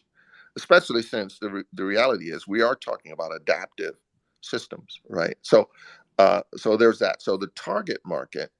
Um, so you're pointing out one of our challenges historically, which is to say that when you go to our website, you'll get the impression that we're trying to boil the ocean, right? Because it applies everywhere, right? It literally applies everywhere. So it boils down to our go-to-market strategy, and in that regard, what we're planning to do is um, create a proof of concept that's initially hosted in the cloud and can be hosted on outside of the cloud, on basically a new modified Linux instance, right? That is powered by wantware, which is to say that it literally is just using Linux where it has to in order to do some very, very low level stuff. But predominantly, it's managing the compute environment itself by producing regenerative machine instructions. It's the world's first wantware platform, right? And what we're going to launch as the use cases, we're planning to in the POC, the proof of concept, show how without virtualization technology, we can drop these um, Essence for Linux installs on 4,000 instances and watch it unify them all, not using virtualization technology, into a unified compute instance for a massive XR, VR, 3D world that you can literally build with wantware, not software. You can describe what you want things to do, what their behaviors are, how the data is processed. It will construct the data models in memory in real time, and all the regenerative instructions will be deleted like a Snapchat message. So like a semantic web? It is the semantic web on steroids. It's what we call semantically intelligent web, which is to say that its job isn't to sort of rely on standards to determine what things are and how they behave. In fact, if you go to our website, there's already a video of what I'm talking about. It's called Jewel, Jewel. It is the world's first semantically intelligent browser that literally points at the network packets and transforms them in real time into semantic streams so that you could literally modify and composite the contents of the page, the code behaviors, everything in real time without writing code. So, So you're going from, so is this the no code was enabled because companies were bubble sorting these functions, right? If you look at AppSheet, yeah. you have a Google Sheet connected to AppSheet. Now you have a mini app because they've constrained for a few use cases. Mm-hmm. What you're saying as a process flow is I install a Mind Active. Is Mind Active like an ultimate library of bubble sorted functions that can No, interoperate? no. That's a great question. And so here's the construct of what we call an active, right? Not an app, but an active. An active has a little agent in it that is under a megabyte. It it's closer to like 100 kilobytes, right? And its job is to literally profile the computing environment. It launches within a millisecond, and once it profiles the environment, it manages the jobs. It manages the energy. It manages its ability to produce regenerative instructions. And what it needs is input. And this is where our patents are focused. Any way of signaling intent. Natural language, programming language, video, audio, anything in the electromagnetic spectrum, the agent's job is to literally use a range of what we call skills to determine meaning. And the skill being, for example, natural language processing combined with natural language dialogue. In other words, you say what you mean. We leverage a already existing NLP solution, but for the purpose of giving you back, this is what we understand you said. This is how we interpret its meaning, and we do so by leveraging what we believe is one of our fundamental innovations, which is a semantic periodic chart for computing. 256 atomic representations of meaning in the form of phonemes, glyphs, with a mnemonic, and what they represent is all possible machine behaviors. Are you talking about the Adinkra symbol set for modular code? No, let me see if I could post to the. If you go to our website, it's Essence Atoms, ATOMS, and if you go down to the bottom of our homepage, you'll see the link to that particular page, and they are, 2-3 letter, phonemes that represent, almost like a language. It has the characteristics of a language. However, what they actually are is not a language. They are meaning. It's a meaning representation system, right? An So expression engine? I'm sorry? An expression engine? In a sense, because the agent can use them to then iterate on producing machine level instructions and parallelize them so that it can do them at an absolutely massive scale. So have you, since what the callback library divergence, right? What the learner learns is a function of what they already know. Have you ever thought about having a social login through Twitter whereby the NLP machine takes in their tweets to understand their intent before they ever open up the distribution? Well, I'm chuckling here because we've done it. We've actually had a prototype where we were pointing at Twitter, and in that application, what we were doing was basically bringing the tweets into a, you remember the celebrity square thing, sort of a stackable or tetra kind of construct where gravity, all the boxes could basically be knocked over based on criteria and so on with physics and everything else. We've done that already. And so, yes, we have thought about how to take information from various sources, and to apply meaning to them, and then give you the ability to determine how you want to interact with them, right? Because I'm thinking if I was able to take in what the words that somebody said, just the words they said, right? I could infer a lot, not only about their dictionary, so to speak, but also where they're trying to go through intention by just looking at their emotional affect in their tweets. Yeah. The applications are quite endless when it comes to what you can do when you have a meaning representation system, that is powerful, that is scalable and adaptable, that has a ledger baked into it, so that you could do what we call time warping. You can traverse the experience and, forward, backward, insert, fork, modify, tweak, re-represent, simultaneously. Different world representations could coexist in a non-destructive way, in a non-duplicative way. There's a lot of things you could do with that. If I wanted to build, because what I'm predominantly doing is creating education, whether it's music education, network cabling, electronic security, cameras. I know people creating education around financial literacy, around all types of stuff.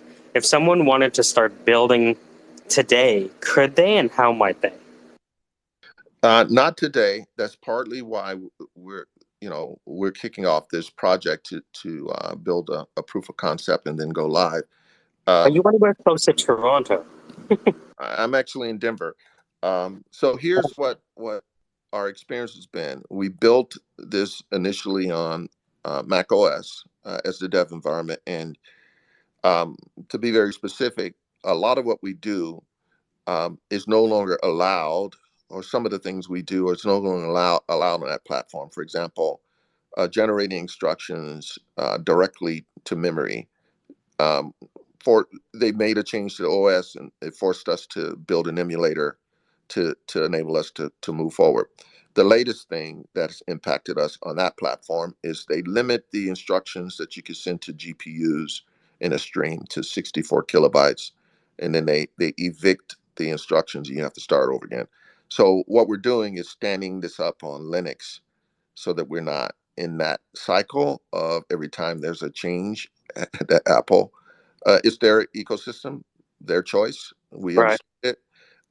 So we're in the process of making that transition, standing up, and ultimately we'll be on not just all the mainstream operating system, but we're going to go straight to the metal with this, where we don't need an operating system.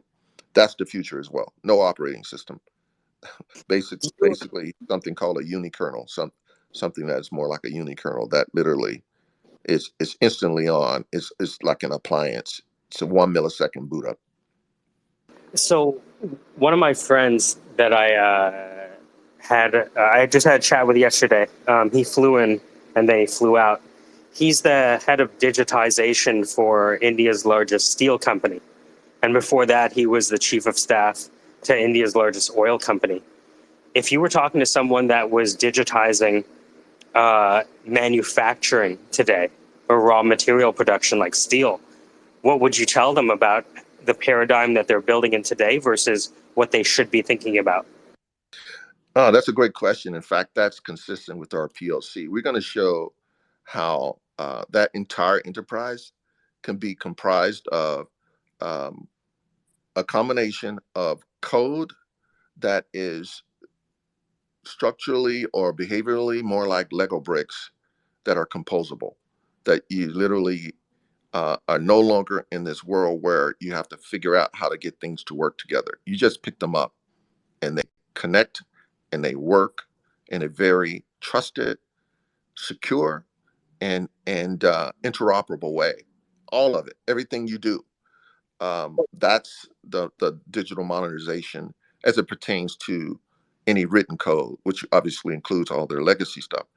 But then it's going to integrate with, be augmented by what we call regenerative machine instructions that are more like Snapchat messages that you can keep them if you want. But from our standpoint, there's clear use cases for not doing so, because now there's no attack profile for it. It's gone. And you don't know what it's going to be. It's like the Heisenberg uncertainty principle in quantum physics. You don't know what the instructions are going to be. So how are you going to hack those? And then you don't have any maintenance costs for that, right? So your costs are going to go down, and you're going to be creating solutions in real time. I mean, we literally picked an application in the App Store, recreated it in 45 minutes. One person, 100 lines of words, not code. So I remember Whitehead said that society advances by the number of operations it can perform without thinking. I agree. So that's where we're heading. That's the vision that OneWare enables, as our tagline for our company says, create at the speed of thought. Right? That's our goal. That's what we want to enable humanity to do. Your ideas are no longer trapped, right? That's a different paradigm than the software industry, where your bottleneck is your resource being programmers, right? So how does advertising work in this world? Well, it works very well because I mentioned earlier that this approach has a ledger system baked in, which allows us to make everything we're doing, everything that's coming into the system, everything that comes out can become transactional. And so you could literally, uh, trade it, monetize it, create a marketplace, a new marketplace for all of your ideas and everything that you're creating, and you've got agency over it, and you could determine rules and permissions and whether others even know that that particular asset exists. And it's highly scalable. It wasn't designed for the purpose of promulgating artificially scarcity like blockchain was, right? That wasn't one of our goals. In fact, it was the opposite. It was designed with abundance in mind, right? So you could create multiple massive worlds, but do so very efficiently, right? There's a great opportunity. And to be specific, imagine a virtual world where you could basically create assets that you can insert in that world in a myriad of ways, from cameras using 3D photogrammetry, and any other mechanism for creating the assets, including natural language describing the assets. And they literally are transactional. They're on a ledger. You could sell them. You could allow people to modify them. You can collaborate with others. You could take the brand and insert it into that experience, and it immediately is not just an art asset. It has behavior, right? It's a composable, um, Lego brick, so to speak. So, two questions I have. What, if anything, is preventing you from releasing the proof of concept today, if I had people that were interested in test driving it? And where are you in your funding journey for the finance folks, for the sharks out there? Great question. So the only reason, as I said, is we need to get onto the Linux box because we The Apple changes to writing to memory. Gotcha, we the just emulator. can't. Mhm. Yeah, we just can't keep repeating this cycle of we're ready to go and then they make a change and they break us, right? Uh, Maybe you need Mind Active to build Mind Active. well, yes, and in fact, that's what the PLC will enable. It it Well, it involves two things actually: getting onto this is Linux. almost like going past the Turing system. A program that can, I don't know, interesting. So yeah, so I already mentioned getting to Linux. The other piece is expanding the richness or the completeness of a thesaurus that allows us to build complex um, actives or solutions, products, everything on our website, building it from words. And once we're at that phase, uh, enabling others to build their own worlds is the logical next step. And It occurs to me when we look at semanticism. You ever read Arthur Kessler's The Act of Creation? All acts of creation are generated by the sudden dissociation of previously unrelated matrices of experience. And so we, like, every word, was it Weinberger who wrote this book called Everything is Miscellaneous? Because any word can operate in a myriad of domains. yes, absolutely. And I think it was either Plato or Socrates that talked about how you know ideas, everything is ideas are immutable, right? So to me, that basically means they retain intact from language to language. So if you atomically Right. the idea, then you have got a universal translator, right? And that's effectively what we have. And it's not just translation. We've got both universal translation and universal transformation, which is to say that the the output signal can be and is often different from the input signal in some important ways, including, as our patents describe, the output signal has greater detail than the input signal. And there are some huge benefits to that. For example, there's a video on our website showing us literally, I had a team in Milan, Italy, jump on the Wi-Fi in the hotel, dial the network speed back to 38 kilobytes per second, and I could still see full motion video from Milan to Denver so clearly that I could read the small print on the motherboard. Right? So there's some really amazing transforms going on there. So from a funding profile, we have a funding round right now that is open. We're trying to raise 1.5 mil for this PLC that involves a large cloud company, because we're going to, for this PLC, we're going to launch 4,000 instances on their architecture, and we're going to launch instances on nodes that are not in the cloud to show how it all can be unified using peer-to-peer networking, and our new approach of unifying, I call it cumulative computing, right? Where they're not just passing data between each other, they're unifying all their resources into a Right. right? So don't repeat yourself Yeah, to its extreme. yeah, and we don't know how fast that's going to go. We've done some estimates, and we believe we could get to hyperscale compute systems at 80% less energy consumption, 80% less space, and as much as 80% or higher reduction in costs. So it's a new class of high performance computing. The reason I asked the second question is because I'm helping organize the Africa Canadian Investment Summit, and it's happening in the 3rd and 4th week of July. Wow. I know that's probably too soon, but yeah, we're going to be having a ton of people from Nigeria and Ghana come down, and yeah, it would be great to have you there. I know it's short notice, but I think there'd be a lot of people in that room that would be interested in this. Where is it going to happen? Toronto. Yeah. Send me info on it. Let's Done.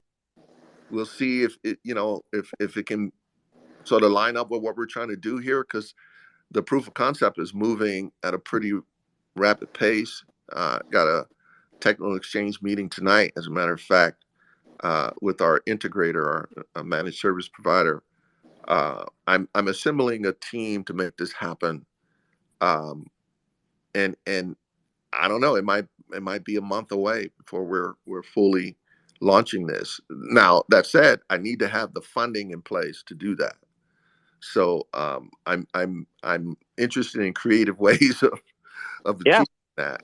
Right. Yeah, this would I think this could potentially be one of those spaces, right? Like I said, we were actually supposed to do it in the 1st week of July, but visas got pushed back, and so we moved the date. But literally, one of the speakers was going to be the head of digitization for, India's largest steel company, and they transact steel and oil back and forth between, Nigeria and other countries, right? It's one of those things where most people are going to say no, not because they disagree or agree, but they can't wrap their mind around it, right? So you kind of need like a person who understands. So one of the guys who organizes the event, he was an account executive back in the day before Adobe PDF became the standard. And his job was to go around to all these organizations and talk about, these deep things within Adobe PDF that could help them, digitize their paperwork. So I know that there are a handful of minds in the room that would be receptive toward. And again, it's Toronto, so you might, at the very least, enjoy some good food. Yeah, I haven't been to Toronto. I've been to the other side of the country. but not to Toronto. I posted a video at the top called Toronto After Dark. That Cool, was me cool, yesterday. cool, So cool. this is very interesting. It's just because, like, again, as a headhunter, you know, I have a lot of friends who are software engineers, right? And one of the reasons I don't create software is because the total cost of ownership is untenable. Agreed. Agreed. And again, it doesn't solve the problem. It's Mm-hmm. like it's like if you went to a candle maker, you don't expect them to offer up a light bulb as an invention to solve the problem of the candle melting. They you want more light? Hey, here's a bigger candle. Get out of here. Right? Same thing with the software industry. They're not thinking of putting themselves out of the business of writing code, right? That's what they do. Whereas it would be their benefit to write as little code as possible, and when they write it, have it focused on writing, not programming languages, because that's not what the machine needs anyway, right? It sounds like when we look at the XR implication of this, it sounds like the holodeck from Star Trek, The Next Generation. If you go to the Joule webpage on our website, I break down the future of the web into um, the holodeck, your own personal one, that interoperates with all the others, and that literally can adapt to the time of day or who else is around in terms of how it speaks to you and the kind of language it uses, the colloquialisms and so on. All those can be adaptive, right? So a holodeck kind of experience, a universal communicator. I'm talking about a viable plan to go from less than 200 languages supported on the web to every written language on the planet, over 3,000 languages, plus Okay. the tools So to create written versions of the rest. So I saw something on the Joule page that got me interested. So when we think about computing in Africa, the bottleneck is bandwidth. The Yes. bottleneck, right? So how Yes. would you, if you were speaking to someone, a government official or a corporation that wanted to, I believe that every bit per second increase in bandwidth has a direct tie to GDP. Mm-hmm. Mm-hmm. So we have already demonstrated the ability to dramatically reduce the amount of data transferred without compromising quality. In fact, if you look at the Illuminate page, you'll see where we literally take a 4K video, downsample it to 1K, and then run the 1K version through our technology, and it looks better than the 4K. So you're saying that you've already talked to Pornhub, right? No, I haven't. Who processes more video than they do? I agree, but no, I haven't. I haven't spoken to them. But you can imagine, That could be the cash cow that pays for everything. What are you talking about? Just wrap it as a codec, and we're on our way. Well, I've been told that before. So within this POC, we're going to have a streaming, a video processing component to it, right?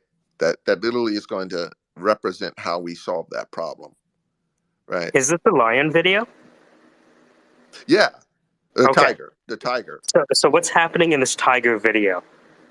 So on the left is our downsampled version of the one that's on the right. The one on the right is a 4K video. We reduce it, downsample it to 1K. And then we run it through our technology. So you'll see later in the video that we blow them both up to full screen, and our version looks better, richer Hold on, this color. goes back to 2014. Yeah, we've been doing this. How long you been doing this? We started this company in 2011. It's coming up on 12 years. Yeah, these videos go back far. Usually when you see a startup video, it's like, when did you post it? Yesterday? Right. And so we've built some amazing prototypes, including the time warp one. There's a lot of videos on our website. Um, the impediment has been trying to operate inside of Apple's ecosystem. They've impacted us multiple times, and some of those have been, how can I put it? Many other companies, perhaps any other company, would experience an existential event, right? One that literally knocks them out of business. They cannot get past the problem. We've had companies come to us and say, hey, we're a GPU virtualization company, and none of our stuff works on Mac OS anymore. Can you help us? Wow. Can you imagine the amount of sheer rework just to get back online? They've got 4 former Facebook engineers. They've got an entire team of developers in Poland. They've been working on the problem for 2 years. Right? So these are non-trivial things. And I know you don't interpret it as such, but they're the reason it's taken us so long is because we've been impacted multiple times. The platforms are shifting faster than the developers can understand the documentation, let alone to rewrite the software. That's right. And you could argue, or you could sort of give them the benefit of the doubt and say that what they're really doing is making their platform more secure. Stable, yes, I see. Yeah. But it doesn't matter. The impact is the same, right? If they were targeting you, right? If they were targeting us, the impact would be exactly the same. So our decision is, okay, let's stand up a version on Linux, then we're off to the races, right? We're out front, right? We're so far ahead in terms of everything else we're seeing. Nobody else is even talking about this. Wow. So I guess the first thing is, if you can check your schedule, I can send you some details on the event. I'd love to actually connect you beforehand with some of the organizers. Right. The other thing I'd like to do is, because, by virtue of me being able to record the space, is to be able to sequence the conversation we've had, probably just featuring your voice, where I could kind of explain this to folks. But, by virtue of, us knowing that we might present this to folks that might be interested in taking this across the pond, literally. What would you say to them if you could speak to the investor and you could make it to Toronto? Well, what I would say is this is an arguably unprecedented opportunity. It's not that often that there is a solution set that addresses foundational problems within an industry. The light bulb is one of those standouts. So is the engine. This is right up there. It equates to a freedom that humanity can experience that opens up the possibility for new destinations, solving problems, more inclusiveness, economic benefit, new markets that we're only sort of hinting at them right now, even within the construct of Web3 conversations. To the extent that Web3 What is doesn't, the choking point that we're experiencing? Why can't we have what we want today? What is that choking point we're experiencing? we're stuck behind the paradigm, which is the software industry, the way it creates its products. It is a scarcity model, and you can never. It's like a candle that melts. It decays. If you don't deal with that problem, you're always going to be stuck in a mode of trying to fix things that are broken, and you just can't do it. No matter how much money you throw at it, the problem never goes away. It's like as soon as the system seems to be operating the way you want it, just give it time, and you'll find out that it's not. And what is the process currently? Get a bigger candle, start over again, knowing that it's going to melt. Mm-hmm. $20 million. Let's throw it at this GPU and see if it gives us the answer. Yeah, your money is going to melt. This is a way of making your money grow. You go to our homepage, you look at the little video short. It's like we've created a smart light bulb that regenerates itself, right, as it's running. And that's what our systems do. One regenerates itself as it runs. It self-optimizes. You don't need engineers to tune it. It tunes itself. It treats what it produces as output with disregard. It literally can delete it and start all over again. Programmers never do that. You can't hire enough engineers who would mimic that behavior. And all the low code application platforms, for the most part, are mimicking what programmers do. In other words, they're not solving the fundamental problem of software melting.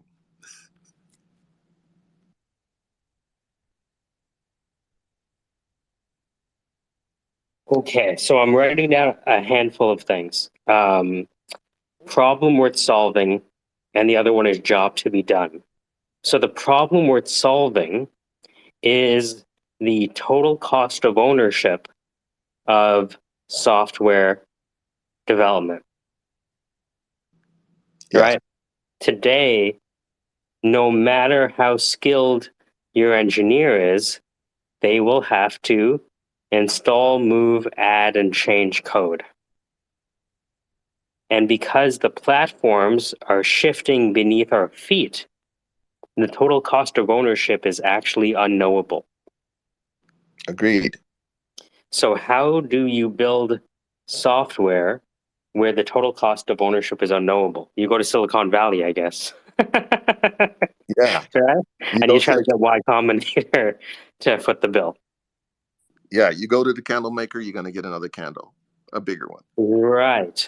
So the way that we cannot separate the building of software from the maintenance of software because of feature development, feature changes, feature deletions, what have you. And So, something called bloat, right? right. Technical debt, bloat, tech debt.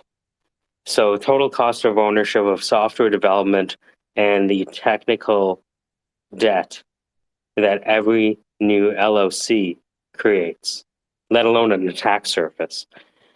Right. The job to be done is to create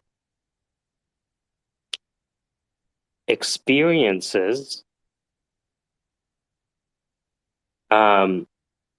with a predictable or forecastable total cost of ownership that reduces barrier to entry. The barrier to entry is your cloud bill right now, right? Yeah. More people would be building on software if they could pay for their Google Colab notebook. Like I tried to run a Google Colab notebook the other day and I ran out of RAM. Right? Yeah. Yeah. And so, okay, the problem we're solving is the ever escalating total cost of ownership of software creation. The job to be done is to provide more, to provide a predictable certainty of software creation. If I were just looking at it from a CFO's perspective. Yeah. Or an appropriate alternative. And I think it's important to sort of get people ready to have the conversation of what an appropriate alternative would be. Because one of the things that has historically been problematic is the tendency to group us with software companies. We're not a software company. We're a wantware company. And if people aren't ready to have that conversation, it's like they're looking at a car and refusing to call it anything other than a horse. Right? So, how would you describe that different? And why did you call it wantware as opposed to another language or another software?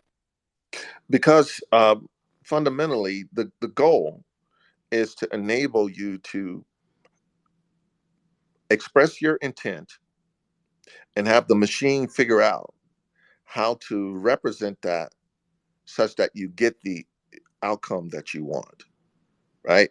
And because it bypasses programming languages, which is predominantly what software is, it's not software. It's a combination of intent that is translated and transformed using a meaning representation system into machine instructions, right? That's So, what software is. so I have the simple map that says it's input, process, output, right? So today we have intent, and that intent is processed by coders and software agencies, and they create software that needs to be continuously maintained. Is what you're suggesting, like I'm thinking about now, a software programmer who makes $250,000 a year in that model, in that paradigm. What it sounds like you're doing is you're taking in the intent, and your platform is generating the output. Yes, and again, it's bypassing the programming language phase, right? Yes. That the machine doesn't even use, right? So does this make you popular among software engineers? Um, it should. If it doesn't, it should. The reason is the bane of their existence is the programming language. That's not what they exist to do. They exist to instruct the machine. And if you can give them better tools to do that, that makes them more solutions architects. That makes them more valuable in terms of their ability to think logically and think So efficiently and, so and they don't have to be mired in incident management and right. plumbing. They're not putting out fires that other people create or they create themselves with mistakes they make. And they're not spending their time chasing after, as much as 80% of the cost of creating software and maintaining software is finding and fixing bugs, right? So if you equip them to focus on solutions instead of problems, that changes their life, right? That changes their life. You know, um, that they're no longer crisis managers. Um, they should be delighted, and their customers will be too.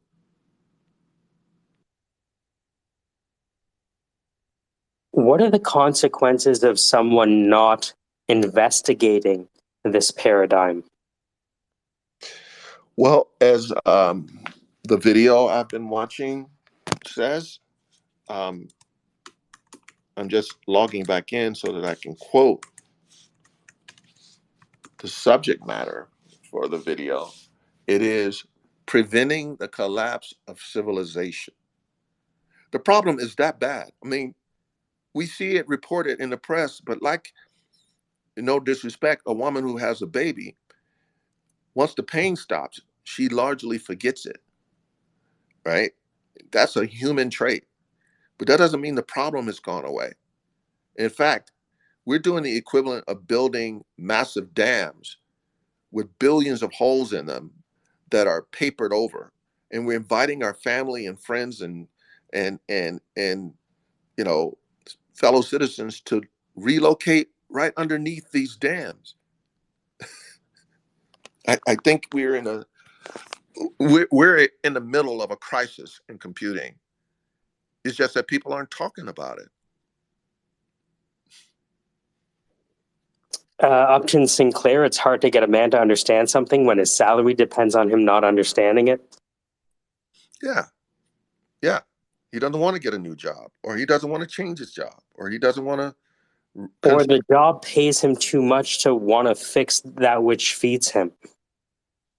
Yes, but one of the things that is, um, in answer to your question, a consequence could be competitiveness in the marketplace will be diminished with regard to people who are not moving. It's like you were saying earlier, the concern is teaching kids skills that are obsolete or will soon be obsolete. It's a bad idea. It's not to their benefit, it's to their detriment. The exception being the people who are like at the end of their career and they plan on sailing off into the sunset anyway. Those are the ones who are sometimes sort of nonchalant about, fixing a problem because they see it as someone else's problem, not theirs.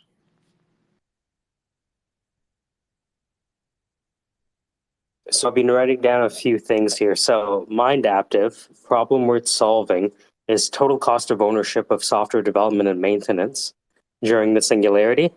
All right. I just toss that in there for the venture capitalist starter kit club.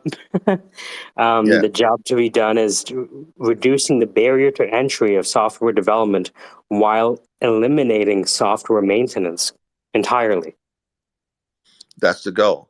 Yeah. Now, the other job to be done is increasing time to market, and the last one I was writing was decreasing data transfer loads without loss via compression. Can I use that? No, it's no.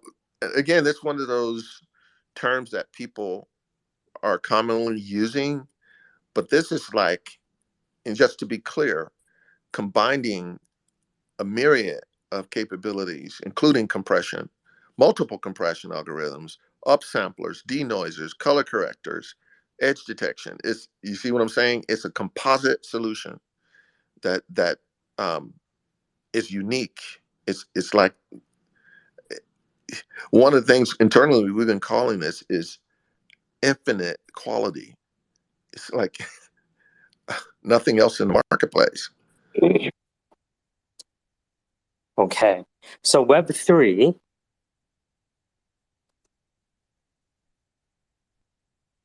are you there? Yes. So correct me if I'm wrong, but you spent a few days or years or decades with code.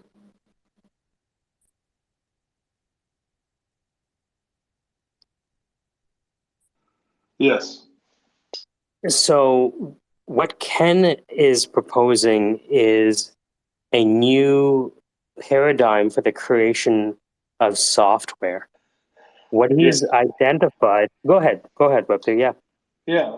I've looked at all of it. I've watched every one of their videos. I've read everything that they've published, and it's very intriguing.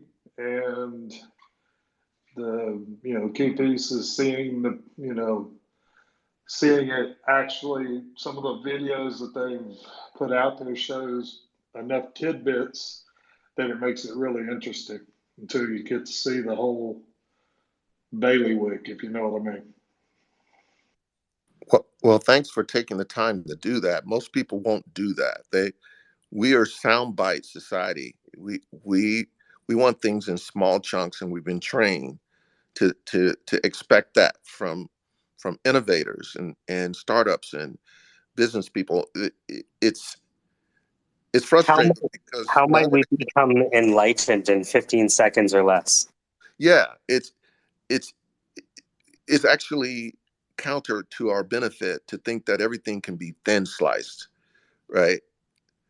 When in fact some things are so complex and so pivotal, monumental in their construction that you have to take time before you open your mouth, right? I mean, sometimes we make the mistake of taking what we know and considering that norm to be written in stone when everybody who was in the business of providing light until there was a candle. I mean, sorry, until there was a light bulb. Their headspace always ventured in the direction of a candle, right, or a bonfire, or they were not thinking about leveraging electricity. And so therein lies the challenge, is to get people to take the time to understand when there's a new paradigm. And I thank you for doing that. It was interesting because it's part of the evolutionary step where the tools evolve to the point that they aid you. It's the same thing, in a technical environment where I come from.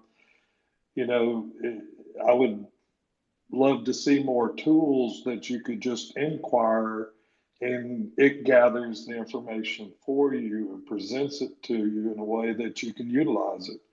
And it's getting there, but it's not quite there yet. So, Yeah, I agree. And that's sort of the motivation, right? That we want better tools, right? As problem solvers, we don't want to spend all of our time wrestling with the tools, right? That's just not. I mean, that's the thing that motivates every tool creator throughout history, right?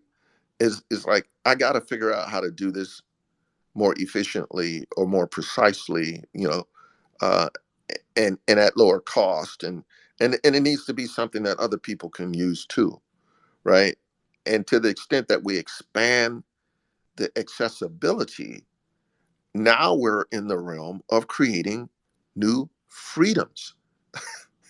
To me, that's the thing that, if people don't grasp that about what we're doing here, that it is a new candidate set of freedoms we're talking about, that democratizes technology for humanity's benefit, that they're missing the point. You know what I'm saying? And that's why I think it's important to sort of look at software and ask yourself what it is as a tool, and determine when it has run out of space. It's run into a wall, and in order to get past that wall, what do you actually have to do? What construct do you need to put in place? And to what extent is it no longer software?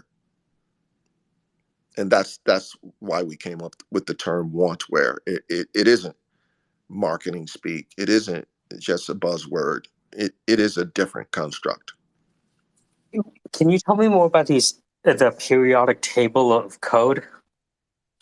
Yeah, it's not code. It's a way. It's a meaning representation system, right? So its purpose is to very efficiently and precisely, and in a way that is composable, allow you to take any input signal whatsoever and map it to this meaning representation system, so that then a little agent measured in kilobytes can produce regenerative machine instructions, bypassing programming languages. And so that is sort of like the Rosetta Stone, right? For all meaning representation, like the periodic table is for understanding the elements and the compounds that things are made of. So it's a very efficient and powerful way. And by the way, when you look at it, you'll see that there are atomic representations that, generally speaking, are absent from programming languages, absent from software. And why is that important? Because that's the reason software often fails to represent the behaviors that we want. In other words, I don't have agency over the data on Facebook because it doesn't understand the meaning of anything, right? They're sort of trying to bandage or patch the system with solutions to try to overcome that. But what would be the case if it was embedded in the core of the platform itself, that it understood emotions like anger, fear, understood properties of physics, understood, the way we describe the world semantically is the way this system intelligently determines meaning for the purpose of producing behaviors and restricting behaviors, preventing things from happening, complying with rules and policies, and so on. The concept of security isn't a perimeter consideration, it's baked into the core. the the concept of transactional, what we call translatable data structures, that includes characteristics that blockchain never considered, are baked into the core of this thing, right? It's in other words, when you look at the semantic periodic chart for computing that we call essence atoms, because of the atomic representation of meaning, you'll see attributes or considerations that by and large um, don't exist in any programming language or systems that are based on programming languages.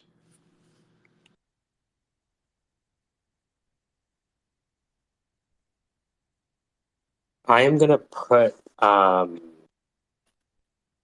something to the top. Increase the rate of experience creation.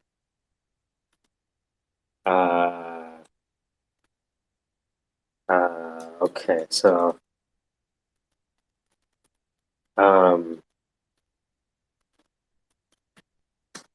in real time. Okay, so I think I have most of these things. If I go here, put this to the top. All right, so I want to see if I got this right. It's just kind of an exercise for me. Because what we're talking about, sometimes I think we trip over ourselves just because our language isn't there, right? Because of where we are, and that's not a bad thing. So let me see if this makes sense. So mind active. Come on, love. Give me the tweet. Okay, so mindactive.com hashtag SquareSpace. I'm gonna paste that image there, which is from my notepad.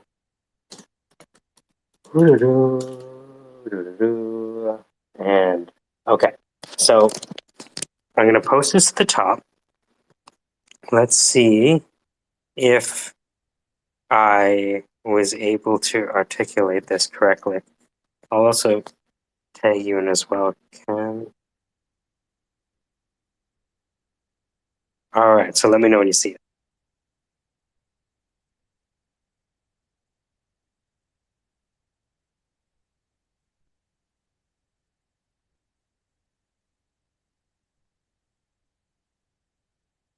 Yeah, I see it.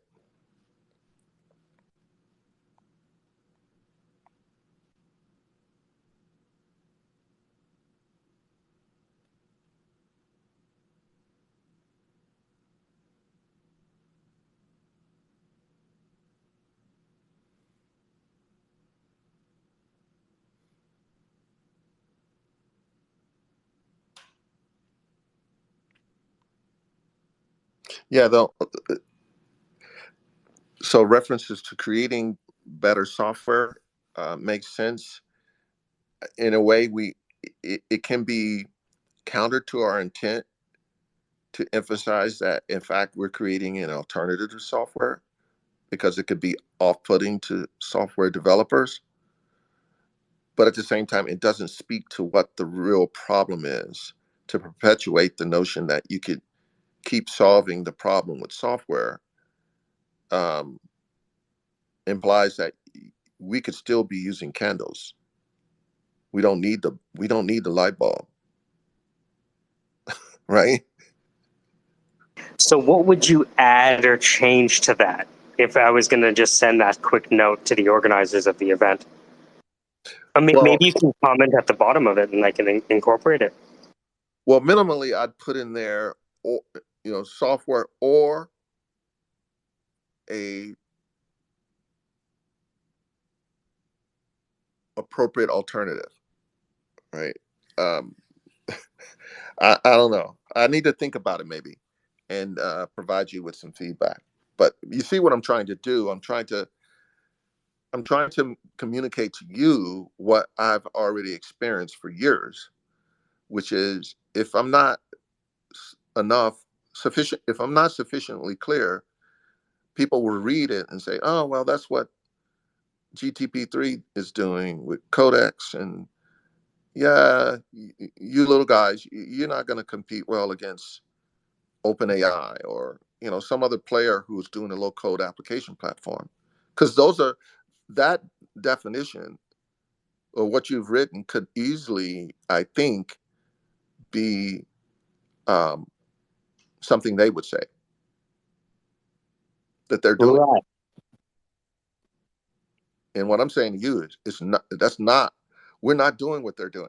They're mimicking what programmers do, which perpetuates the problem and doesn't really give them access to the kinds of things that we're talking about, that they're holding on to the candle when they have to let it go.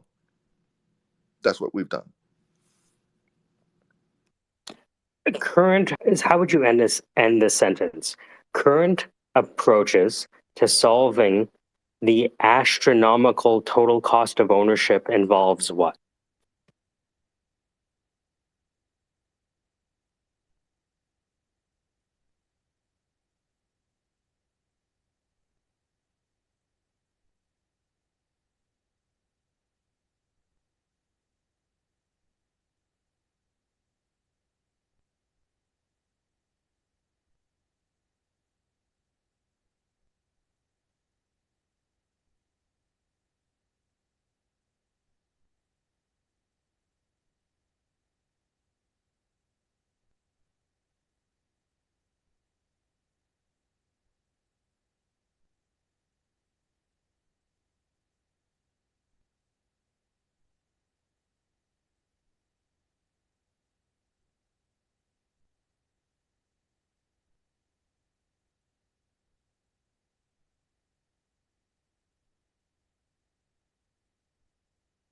Oh, I was speaking and didn't realize I was still muted. Oh, I thought I asked such an insightful question that you were thinking. So I have two things that I'm adding: current industry approach and Mind Active's new approach. hmm I would like to spend a little time iterating on that. I mean, I could point you at, um, or even take a pass at it now, but And that's fine. That's completely fine. It's good that we got to this step, right? And mhm. I'm always, because I I call the I call my account "So You Want to Attract Funding," because I'm in Toronto, so transactions attract funding. Mhm. Where I'm from, right? Mhm. At the same time, there is an appetite for novel R&D, right? Oh, It just depends on the industry, yeah. right? And the people involved. So like one of the energy companies I'm involved in, the advisor has an H index of like 60 something, right? hmm So it also, like, to me as a glorified recruiter, I always look at the people involved rather than the technology they're proposing, right? hmm Does this person have a career that gives them the ability to cross the river while feeling the stones? hmm hmm Yeah, I hear you. And this is definitely, it qualifies as a deep tech. Um, Yes. And is it something worth failing at? That's the way I look at things now. Is this something worth failing at? yeah, and I will say on a very personal level, I have committed, and so has my co-founder, are everything to making this a success. If we fail, it won't be because we haven't put it all on the line. This is worth it. The value propositions are too numerous, and we feel like we have an obligation because society is screaming out for solutions to these problems. And we just see people just raising their hand, and in the other hand, they're holding a candle. Right? They're not giving the world the light bulb, right? The equivalent, of course. Yeah, Earl Grey hot. Yeah, yeah. The industry needs to change, being the software industry. And the question is, has it hit a wall? And I say, yes, it has. And the evidence is all around us. Mark Andreessen says software is eating the world. Yes. You're recording this. So I hope that it doesn't come back to bite me to say that software has effed the world. So I'll do that. I'll do a PC version of what I actually think.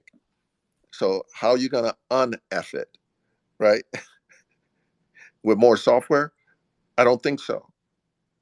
I don't think so. Any more than you're going to create a situation where humanity in the main has access to light 24/7, right? With candles. It ain't going to happen. If software creation is constrained by our ability to pay developers, there's going to be a divide that grows ever larger. Yeah, and it's also constrained by our ability to produce it on demand to meet our wants, right? There's the on demand aspect of it, and doesn't carry the baggage of how programming is done. Programming is one of the barriers. The way we create software is not going to support where we want to go. Yes.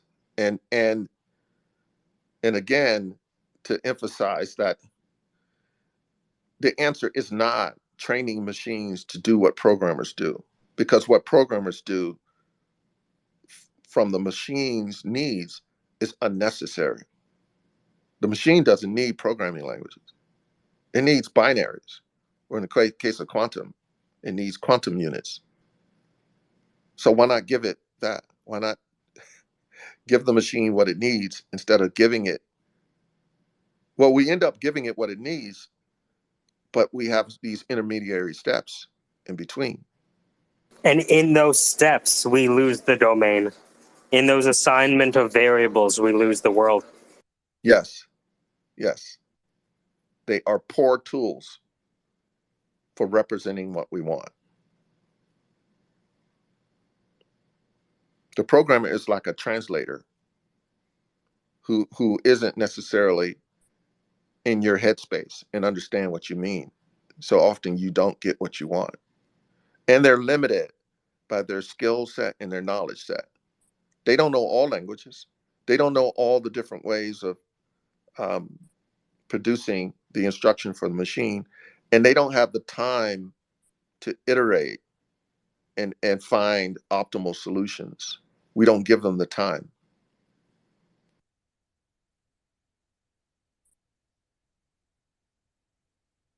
If people wanted to investigate more, where would you tell them to go? What should they look at? And how would do you have an idea of how you organize the Illuminate versus the Jewel versus the, Yeah, you can imagine it's challenging to sort of first of all, Visio diagram this? yeah. First of all, and it's not necessarily intuitive, and it's hard to convey that none of them are apps. And they all exist. Every one of those products that we reference and being in development, we're not actually developing the product. We're developing the ability to generate the product. So, Right, right, right. right. So the starting point, I've tried to sort of begin the conversation at the highest level on our website as this is our vision, enabling humanity to create at the speed of thought, and introducing the term wantware, and then describing at a high level what wantware is, then showing some examples of what can be done with wantware. And then there's at the bottom of the homepage, there's these tiles that if you step through them one at a time, now you're getting exposed to the platform and its attributes. And there's a significant amount of detail that the layman, by and large, doesn't want to know. So, the layman will more likely benefit from going through the top portion of the site, going through that slider that says these are things in development, Joule and Illuminate and Warp Speed and all those kinds of things are there for them to examine. That's what I would say.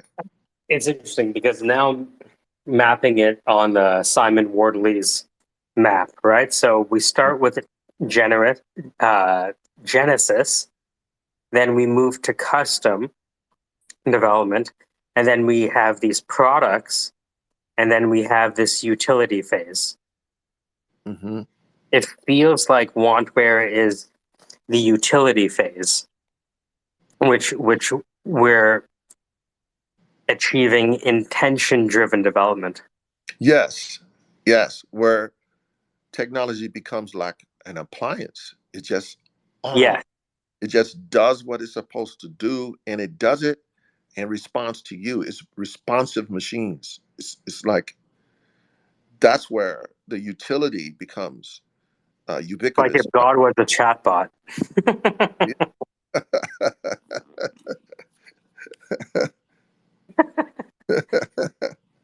Right, but that makes sense. I love the way that Simon Wardley did this because the y-axis is you're moving from Genesis to custom development to products to utility, and the y-axis is on the top is what you can see versus what you can't see.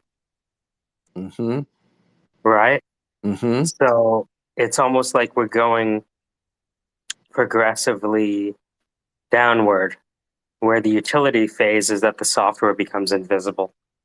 And Yeah, but it becomes, in the case of wantware, it is navigable at different levels of detail. In other words, if you want to dive in, you can, and you can go as deep or stay as high as you want, and have representations of what's going on, right?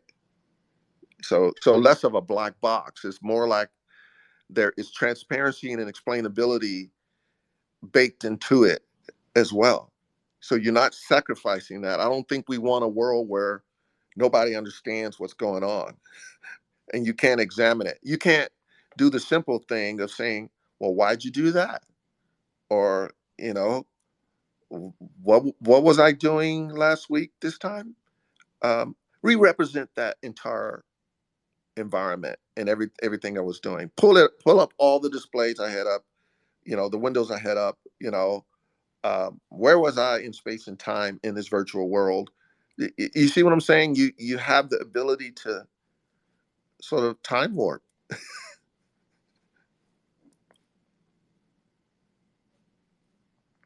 I always felt that, as we we had this incremental movement of these software languages to become more semantic, right? React JS, all of these things, right? Even the way they name the paradigms, right, become more physical, right? Mm-hmm. And these are, to your point, these are incremental. It's almost like we have this Malthusian catastrophe, right? Where our ability to produce software is linear, but the rate at which we are consuming new software is increasing.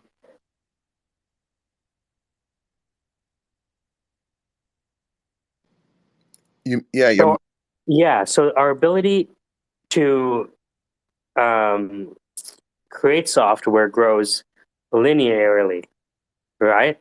But our need to consume and have that software adapt and evolve is changing geometrically.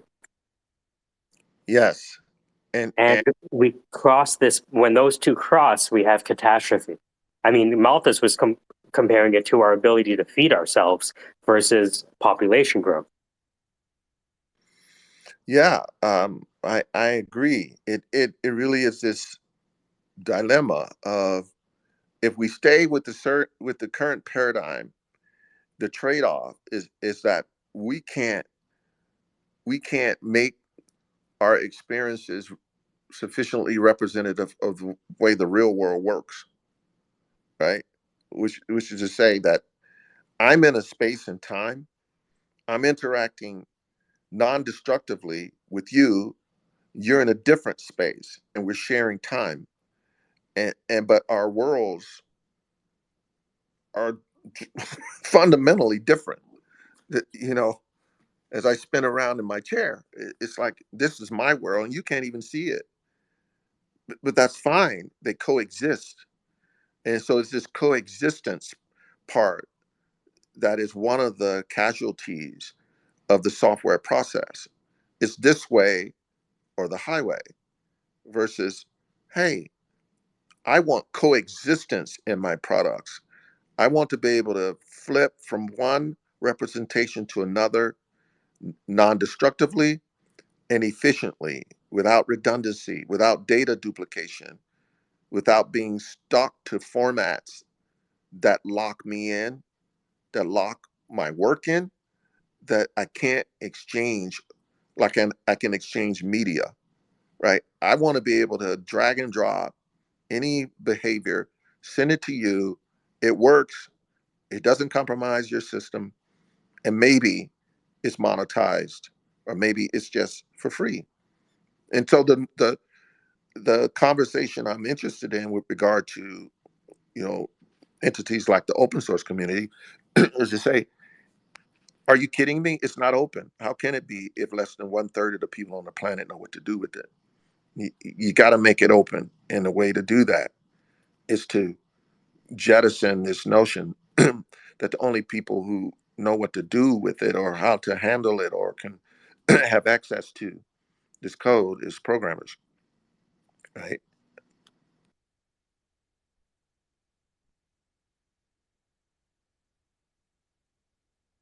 Fantastic. So when NFTs are worthless, how did you meet Ken? I think I heard him speak, and then I harassed him for a little while. Harassment-driven development. I like it. Ken, I don't know if you know that this is my Twitter, but this is Matt. I did not realize that. Yeah. So. I used to have a different Twitter handle, but I changed it. I think the question on everyone's mind is, how might someone buy the token? Well, actually, was that directed to me? Yeah. Yeah, well, we certainly contemplated a token. It's just, I don't have access to, and I don't think you were really seeking a real answer to that question. But I really don't have access to the. You don't need one. The skills and resources to sort of put all that together, because those projects, I mean, you need to have support, you need to have people aware of what you're doing, the community has to be behind you, or they fall flat, right? And I don't have the time for that, you know, to put something out there that is just going to fall flat. So I'm trying to use my limited resources to work on things that have high probability of success. It boils down to that.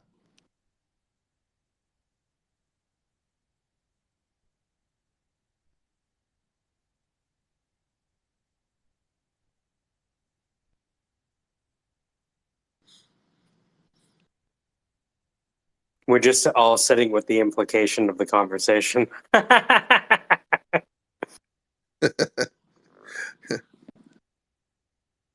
Well, I appreciate Matt pinging me to jump in the room. You know, It can sometimes get a bit crazy. In a lot of ways, I'm glad that it was a small group of us, because things can get, again, because of the nature of language, right? Some people hear you say a word and then go down like this, crazy, you know? oh yeah, I Mm-hmm. alluded to that earlier. How to say it in words that are not all that flattering. We all go off half cocked. We all sort of thin slice. We all sort of take what we already know and use that as the basis of how we process input. Our Where metaphor frameworks disrupt our OODA loops in a way. yeah, yeah, and it's just not comfortable for us. And it takes a certain discipline to train oneself to not react to new information. Well, I think at the same time, too, you would have to understand, at least at a rudimentary level, how software is created and how expensive that process can be to maintain. Yeah, but sometimes I think that's not even enough. It's like one metaphor I use is a horse, which is to say, I mean, it's not just buying the horse. It's feeding the horse, caring for the horse. It's dealing with the byproduct that the horse produces. You know, The Oregon Trail of software creation. Your axle is broken. You're yeah, suffering from dysentery. Ah, shit. yeah, yeah. So you got to deal with the poop, right? So software has poop, right? And you got to deal with that. If and all the while, you're using software until you're not, and it's reasonable to expect, that byproduct no longer is a factor. Now, it's important to say, well, you got to keep your eyes wide open for new byproducts, right? Like carbon emission from the combustion engine, right?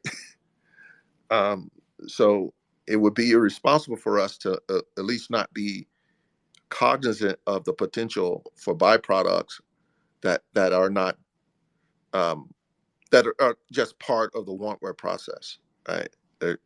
What are some of the byproducts that we need to be mindful of? Are there any target implementations that you're thinking of? Yeah, again, within the context of a proof of concept, we're planning to build, have a virtual world builder.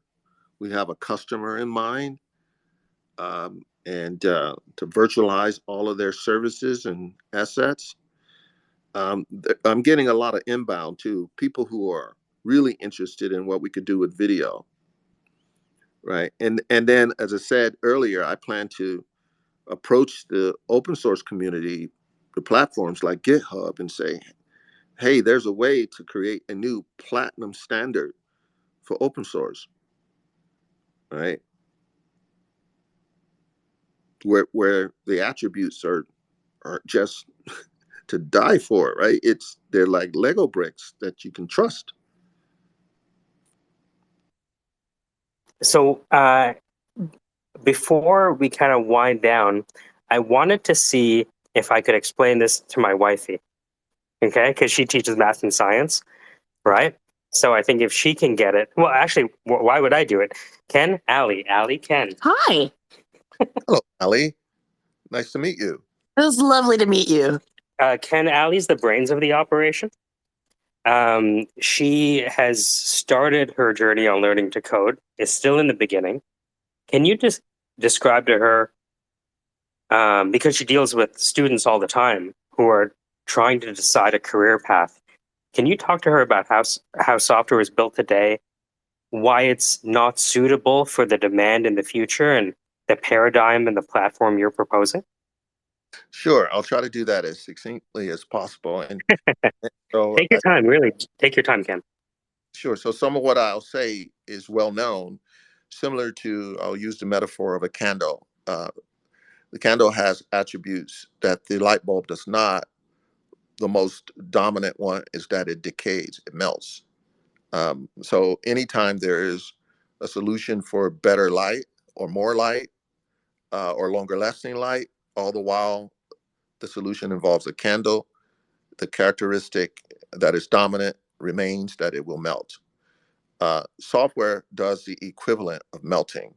It, even if as the system becomes complex, the error rates go up, and the obsolescence model or scarcity model that it represents is found in the less than 1/3 of 1% of the people on the planet who know how to create it. What we're trying to do is say, wait a minute, what is the attribute of software that if we could address would produce a different outcome? And in this case, the attribute we're focusing on is the programming language part of the process, which, as I described, less than 1/3 of 1% of the people on the planet know how to do it. It is also error prone and is a major contributor to the decay characteristic of software.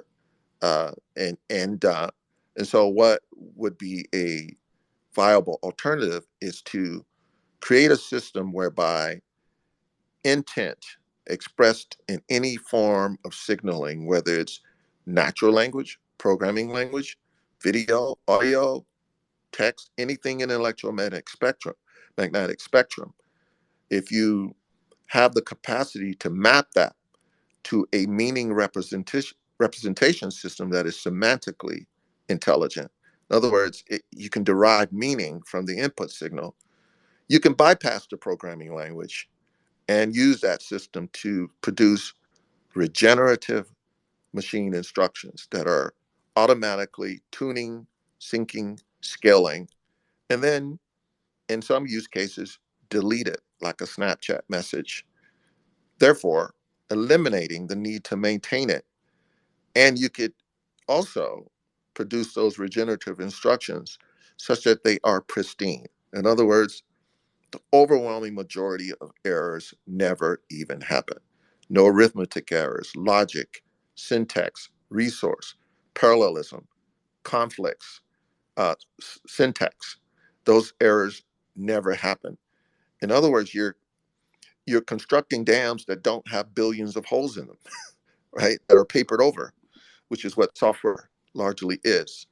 So in that regard, it is not software, given that the focus is no longer on programming languages, nor is it focused on mimicking the behavior of programmers. In fact, it represents behaviors that programmers cannot produce, which is to say, I'm going to hire you, programmer, and your job is to optimize the functions relating to that singular button in my application. And I want you to perpetually iterate 24/7 on that. No programmer would take that job.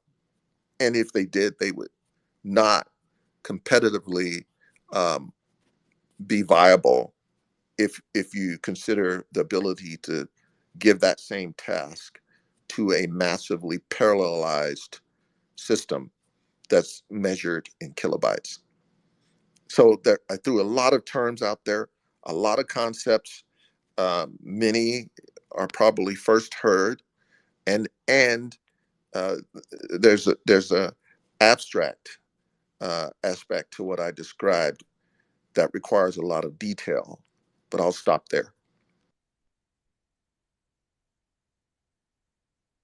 What I have a question about is how you would create a peripheral that would be able to translate any type of input into a usable coding language. Like, are you proposing, what kind of language are you proposing it that's translated into? Like, I think I'm still confused about how you're going to translate any input into a language that a computer could translate and use. Well, it's not a language at all. it is a meaning representation system. Think Okay. about the periodic. That doesn't make any sense if you're going to communicate with zero language. What do you mean by that? I don't think I understand the concept. So think about the periodic table, right? It has elements in it that can be combined into compounds that represent things, right?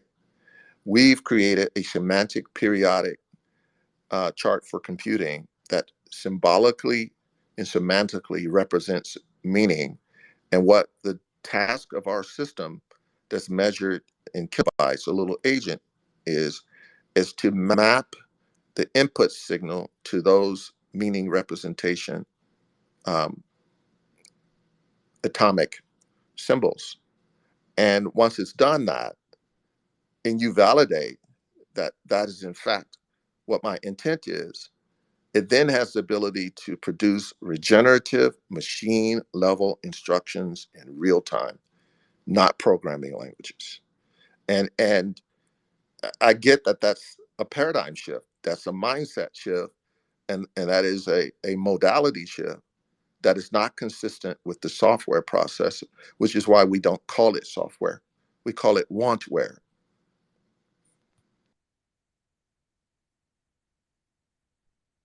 Yeah.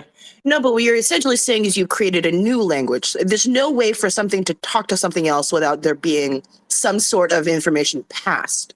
So what you're saying is that you've now created a new language in order to map meaning onto symbols. No, So no, the information. no. I'm sorry to interrupt. So what I'll point at you at is something called semiotics, semiotic, the philosophy and study of how meaning is made. Language is one way of representing meaning. It's not the only way, right? So human He's language. not understanding. So your symbolic language? Is that what you're saying? Like, I don't understand what the word you mean as language and what you mean as symbolic. Like, I don't see the difference in those two. So I think that's what you need to explain to me to understand what you're saying. Which, so again, languages are one way of representing meaning.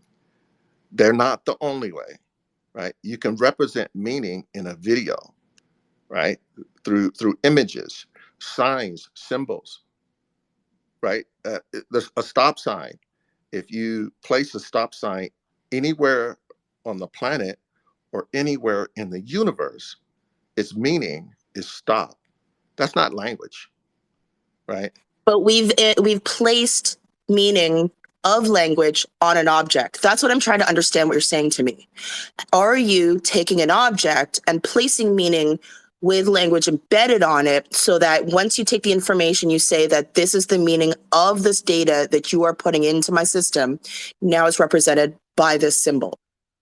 Yes, and fundamentally what that enables you to do is to apply different ways of representing meaning, whether it's a language or symbolic representation of that meaning, right?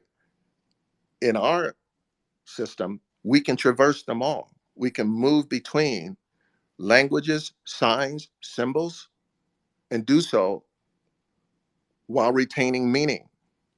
And in our use case, what we're describing is a system that makes use of the input. For example, if you gestured, that's not a language, right?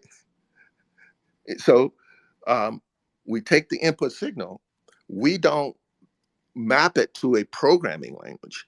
We map it to a meaning representation system that symbolically and semantically represents that input signal. And it's much more efficient than a language. It's much more precise in terms of its ability to produce the outcome because it's using the symbol, the semantic meaning representation as input to a process that is iterative. What I don't understand then, because basically, this is what I'm trying to understand. Words also have semantic meaning embedded in them, in the way that we communicate. So when we use a specific word, we're also encompassing the cultural references, the deeper meanings surrounding, even the feelings and intent of a word. What I'm trying to understand is how that is different than mapping something onto an object that also has meaning wrapped in it. Because words and objects, like I understand that you're trying to shift away from the medium in which you are using or translating the information into. What I am trying to understand is how that's any different, because you're still mapping data onto something that has meaning. And how is that different from using words than objects? That's what I'm trying to understand here. Well, it's not different from using words. It uses words. In fact, we have things like dictionaries, thesaurus, databases. We use information. I want to be clear about that. We're not saying don't use information. What we're saying is the goal is not to then subsequently use that information to produce programming languages. That's the part that we're sort of saying. First of all, the machine doesn't use the programming language. The programming language gets compiled into what the machine uses, which is binaries. We're saying bypass that step of creating the programming language. Instead, once you know the intent and its mapping to its atomic representation, you can allow the machine to iterate to produce machine instructions. That's the difference. And it's fundamentally different from what software is, because software is its primary focus is to utilize programming languages to represent intent. That's the difference.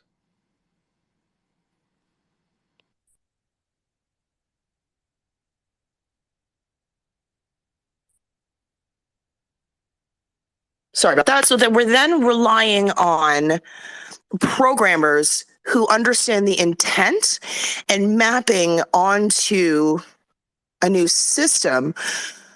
I don't understand how this makes it easier or more accessible to more people, because No. that also expects that they have some sort of intelligence. That's a terrible way to put that.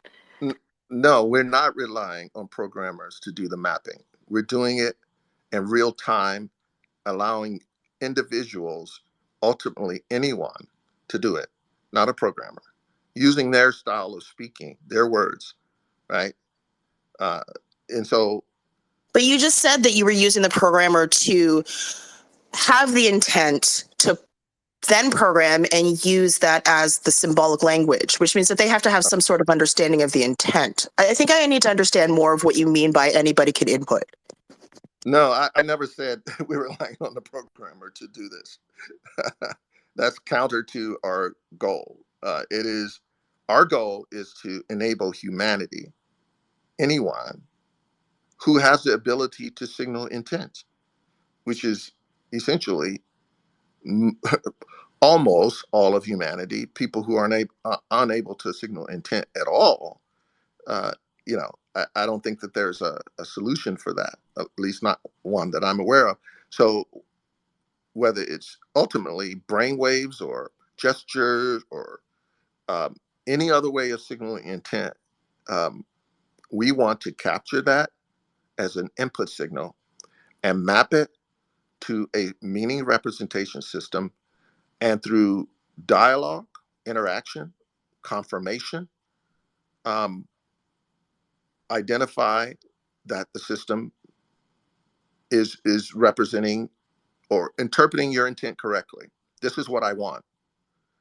Subsequently, we iterate on how to find the optimal machine level instructions, not programming language. That's not necessary.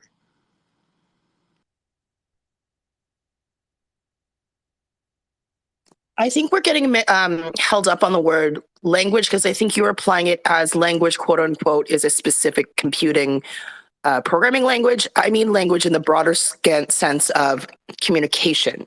And I think that's where we're misunderstanding each other. And that's why I'm trying to direct you to semiotics, because communication is not just language.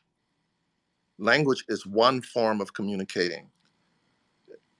Semiotics incorporates languages, signs, symbols, semantics, syntactics, and pragmatics, a way of interpreting meaning so that it can be communicated.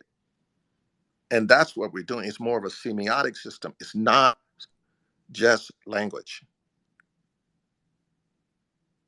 And that's where I think we're hung up, is that, and I get it. I get it. It's not the normal way of thinking about computing.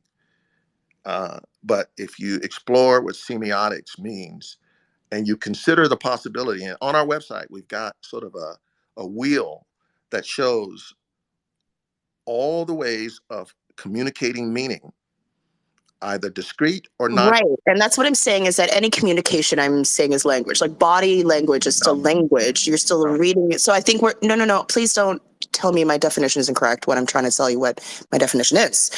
So what I'm trying to say is. But I think we're frustrated because Communication. we're not Okay, go ahead. we're not agreeing on the definition of things. And that's what I'm trying to ask you to consider, that within the context of what we've built, right? And that's what I'm trying to communicate to you, what we've built. And if we can't agree that semiotics is relevant, which includes all those things I mentioned beyond languages, then we're not able to establish. I'm not saying it's not relevant. I'm saying I'm trying to understand that, and that. That's where I'm trying to. Okay, here's the thing. You're trying to pitch your idea to somebody who's genuinely trying to understand. So, like, there's no convincing here. I agree with you and I get it. I'm trying to understand. So if you're going to have this conversation that you're trying to convince people who are not on board, like, this is not the conversation. You know what I mean? Like, I'm already on board. You don't have to convince me. I'm trying to understand. That's where I'm at. And I'm doing my very best to help by saying that I'm encouraging you, asking you to consider semiotics. That's all I'm doing. I'm not trying to convince you. I'm not trying to say that your understanding of communicating and language is what it is. And I don't think, I know you're not interested in me combatively trying to convince you otherwise. That's not what I'm trying to do. I'm trying to introduce a term and a concept to you, which is semiotics. And once you understand semiotics, you can begin to understand what I'm trying to describe as what we've developed. That's all I'm saying. Okay. I appreciate your interest. Thank you. I think this is good. I'm the optimist, and Allie's kind of the bad cop, and that's the kind of team that we have. Where I'm like, "Hey, Allie, what do you think about this?" And she's, and she'll break it down. I think this is an important exercise more than anything. Does that make sense? It's useful, and I appreciate the friction as well. I don't mind it, right? Because the real world is going to present more friction than we will ever experience with our language, right?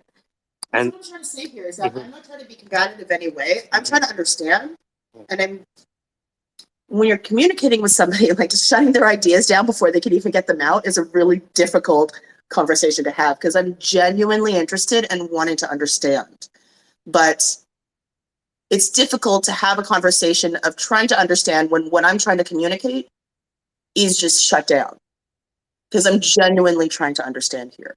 But if this is not the conversation you want to have, like, I am totally cool to step out. Like, I apologize if that's well, certainly I could see how you could perceive that was what I was attempting to do. It was not my intention, and I could have handled it differently. And for that, that's on me, my bad. And so I'll acknowledge that. And it is certainly not my practice to do so, to be combative. So if I came across that way, my apologies. And I appreciate that you're even willing to have the conversation. I'm not maybe I sounded frustrated, Hmm. but it's more the case that I just think we were talking at cross purposes. We weren't connecting, uh, and I strive to do better at that, and so I'll pass it over. Well, no, that's fine. It's easier for me to understand what the concept is when we are communicating with words and having the same meaning of what the word is. And that's what I'm trying to understand. Agreeing on That, definition. exactly. And that when we're talking about language, we are talking about two completely different things. And what I was trying to say is that language just means communication to me. So when we communicate with our bodies, that's still language to me. When we see symbols, that's still language to me. So I think that's where we're at. And what I'm trying to take in is that when you say, what was the word? Semiotics. Semiotics. Symbols like plus, minus. Right. Yeah. I still see that as language, and maybe I see that as language because I'm a math teacher. So when I look at math, I still see that as language. And what I'm trying to understand is whatever input, whatever you want to call it, semiotics, whatever, there has to be some sort of communication and conversation with the inputter and the machine itself to understand intent. So it's still the same information in, information using, but now with an added layer of you communicating with the inputter, putting in their intention on top of whatever they're trying to communicate. Is that what we're getting at? Yes, and so we call that natural language dialogue. Some people call it natural language understanding. Some people call it conversational AI. There's a variety of different terms. In our vernacular, what we're trying to get to is simply you choose what is the correct representation of your intent. That's, if we look at solutions from Amazon and others, that's not the opportunity that they give you. You put input in and you get one thing out. It's either accurate or it's not. And in some cases, you get a response that says it doesn't understand. What we do is we present, here are the possible solutions or options available to you. You choose which one is the right one. Once you've done so, and this is the important part I'm trying to get across, is that we don't then map that to a programming language that's in a library. We don't even sort of use templates to produce programming language. We produce machine instructions, right? Bypassing the programming languages as a way of then, instructing the machine. And that's a very different process than what the current software model is what I'm getting at.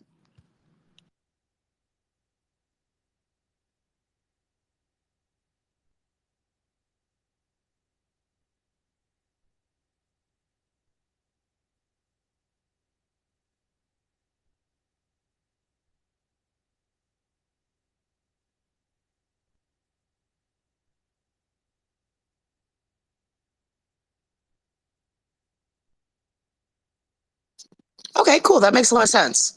So I guess what I'm trying to understand is how, so then the system that you're building is,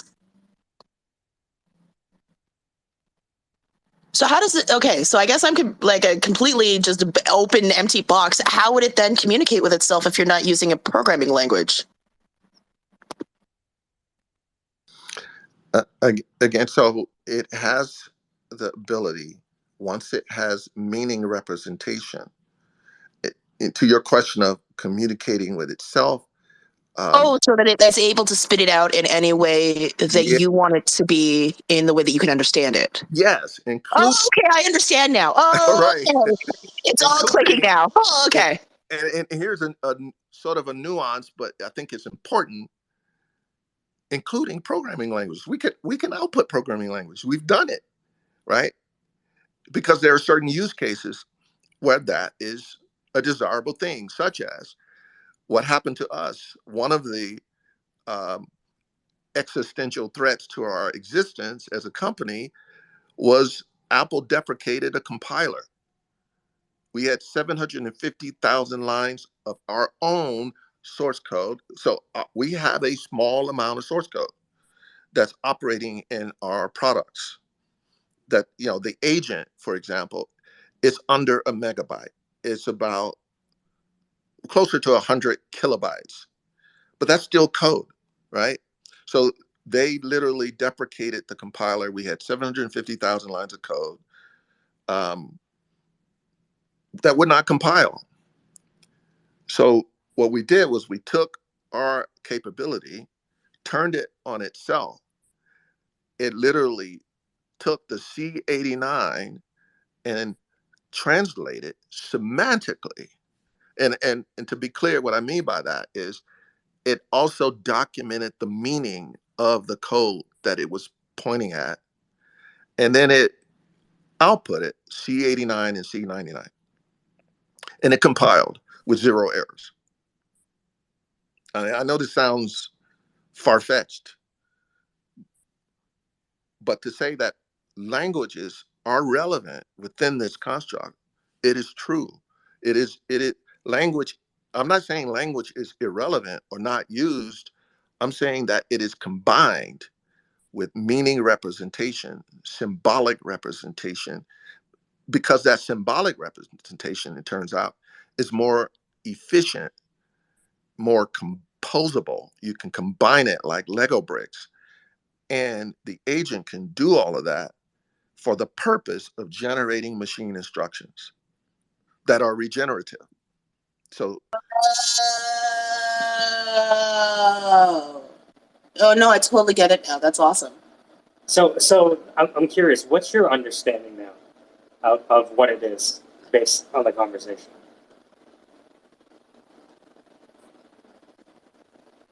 There's inherent flaws in every language, and when you're trying to express it, like what I see is that it's like person to person. When I'm trying to talk to one of my Spanish friends, because our words and our intent and the words that we use are so different, and because there's a lot of words in one language that don't exist in another, saying words to somebody else, there's always going to be a degradation in the information. Mm-hmm. And so I understand that that's what's happening when we go from programming language to programming language. There's a loss of intent, and that's going to screw up the data. So the input-output here, as we input, there's some sort of conversation that happens so we can infer meaning, and the output is in whatever we choose with an added layer of the rationale and intent of the conversation that was had to see if the output is the desired effect. It's almost like... Is that what I'm understanding? Is that what's happening here?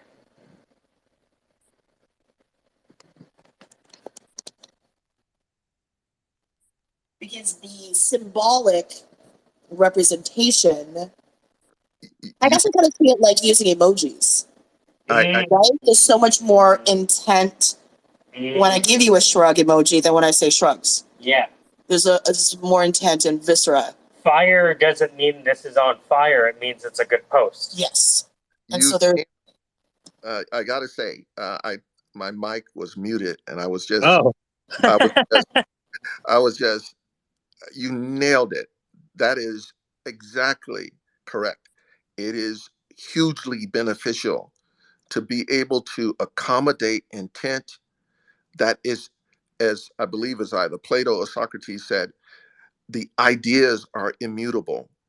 They translate from language to language, whether human or machine, or to any other representation, to an emoji, to, you know, whatever way you want to represent it, right? An electromagnetic... Kind of like the I Ching. Have you ever seen the 64 tiles of the I Ching that represent different phases of a ever-continuing cycle? I have not. Oh man, you're gonna love it. Yeah. Yeah, but you get it. You both get it, that it's about signaling intent and having an efficient way of both translating and transforming. In fact, our patents describe how the output has greater detail than the input, which explains why we can take a low resolution video. Like I sent a team to Milan, Italy. They got to the hotel, opened up the laptop, dialed the network speed back to 38 kilobytes per second. I can still see full motion video so clearly that I could read the small print on the motherboard in Denver. 38 kilobytes per second, 9 frames per second. So it's the combination of translation and transformation. Say again, Ali? Holy shit, because then he can see it because it's translating the meaning of the video, not necessarily just the pictures of the video. Oh. Yeah. Holy fuck you. At a very discrete level, at a granular level. Like it's dissecting the original content and semantically representing it so that later on it can reconstruct it, applying a multitude of transforms, color correction, denoising, upsampling, edge detection. It's doing all those things in parallel. Because it's not trying to represent pixels, but represent a tiger itself. That's right. Tiger. Oh my god, that's really powerful. It's like teleportation. Well, it totally makes sense. It's like teleportation for data and intent. That's important not to separate the two. They're combined, unified into a composite result that you can then treat as wantware, not software. A distinct difference between the two is with wantware, you're equipped with the meaning of the thing. Like in biology and chemistry, you have the periodic table, you are much more equipped than with, if I hand you the object, you don't know what it's made of. So it's almost like there's a saying, it's not what you say, it's how you say it, but it's really both. It's what you say and how you say it. So I'm thinking that the richest communication I can make on Twitter is I have a tweet with emojis and hashtags, and I attach a video, right? That's the most meaning that I can embed, right? Apart from adding the Twitter space itself. Yes. So you're both getting... Having the Twitter space is the input because there's that conversation, so that the output embeds in itself all the meaning that the input wanted to have. It could even be like because I was saying, like, if you could have a social login from Twitter and you just mined the tweets for not only understanding the nomenclature and the dictionary set that the person uses, but maybe also the intent, the affective intent of their use of those words. Are you saying you could make a person? You could make someone who would be better. You would make her, you know, the operating system with Joaquin Phoenix? There's an article. Yeah. There was a blog post written by the #1 futurist in the world, according to Google rankings. And in it, he described how he witnessed in our labs the closest thing to her that he had ever seen. And I'll quote him, and he is not one to partake in hyperbole. He's the #1 awarded IBMer. He says that Mindaptive will impact the business world more significantly than the invention of the computer itself. You talking about Ray Kurzweil or someone else? His name is Thomas Frey, Frey. Thomas Frey. All right. So the blog post title had Semantic Intelligence, Future of Computing. Thomas Frey. You said, how do you spell Frey? F-R-Y? F-R-Y. Mind Active Semantic? Hold on, let me just use semantic. I'd love to find it. Thomas Frey. Are you able to tweet it out and I can post it to the top? Yeah, hold on a second. If you're just joining us, this is the SquareSpace, Degenerate Conversations in a Broadcaster Voice. We're talking to the one and only Ken Granville Ken has a deep background starting in Morse code back in the 80s with the Air Force, moving on to cryptography and data alchemy, let's say, land, sea, airspace, and cyber. What we're talking about today is the Malthusian catastrophe that exists between the linear growth of software creation and the geometric demand for software creation as we approach the singularity. And we've been applying a bit of friction in order to tease out the core paradigm shift.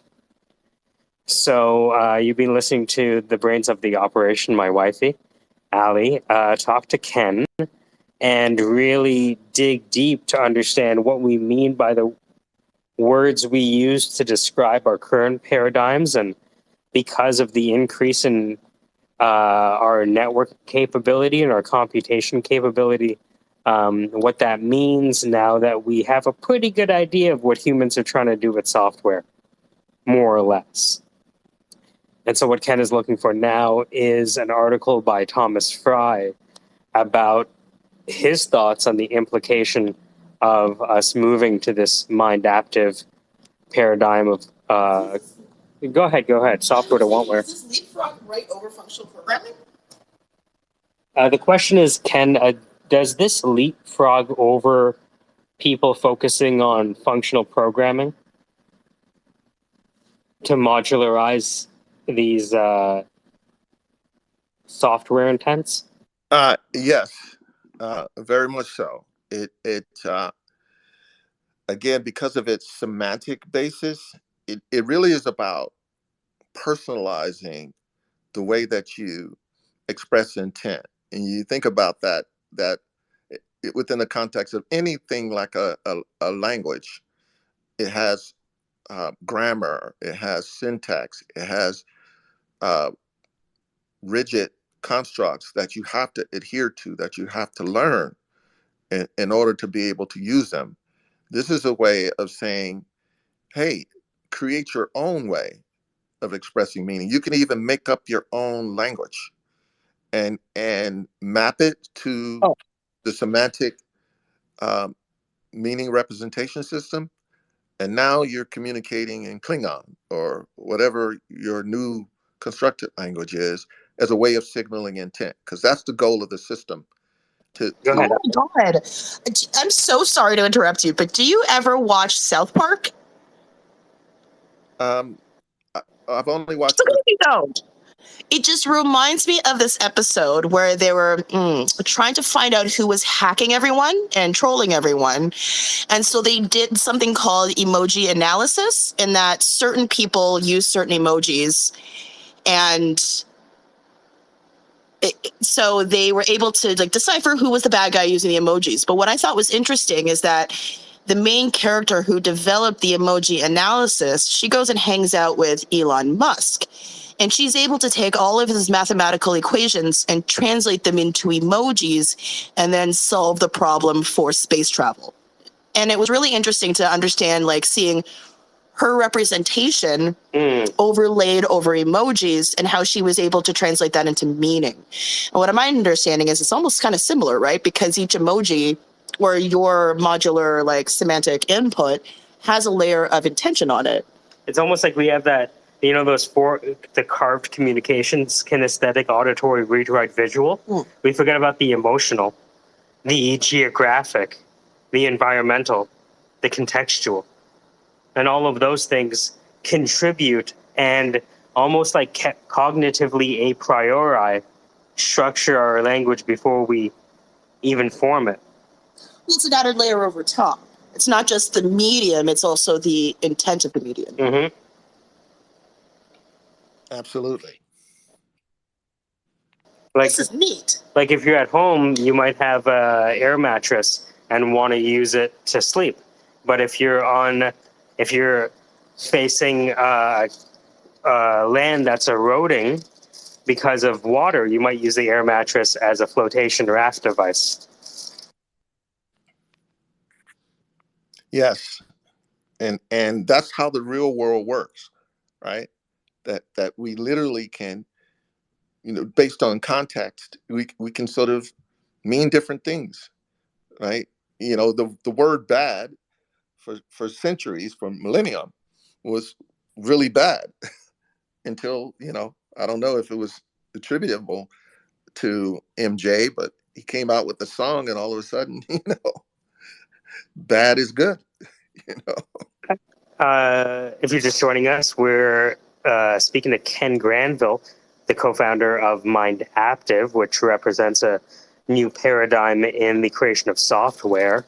Dr. Jasmine Berry is joining us from U, or maybe formerly U, Michigan.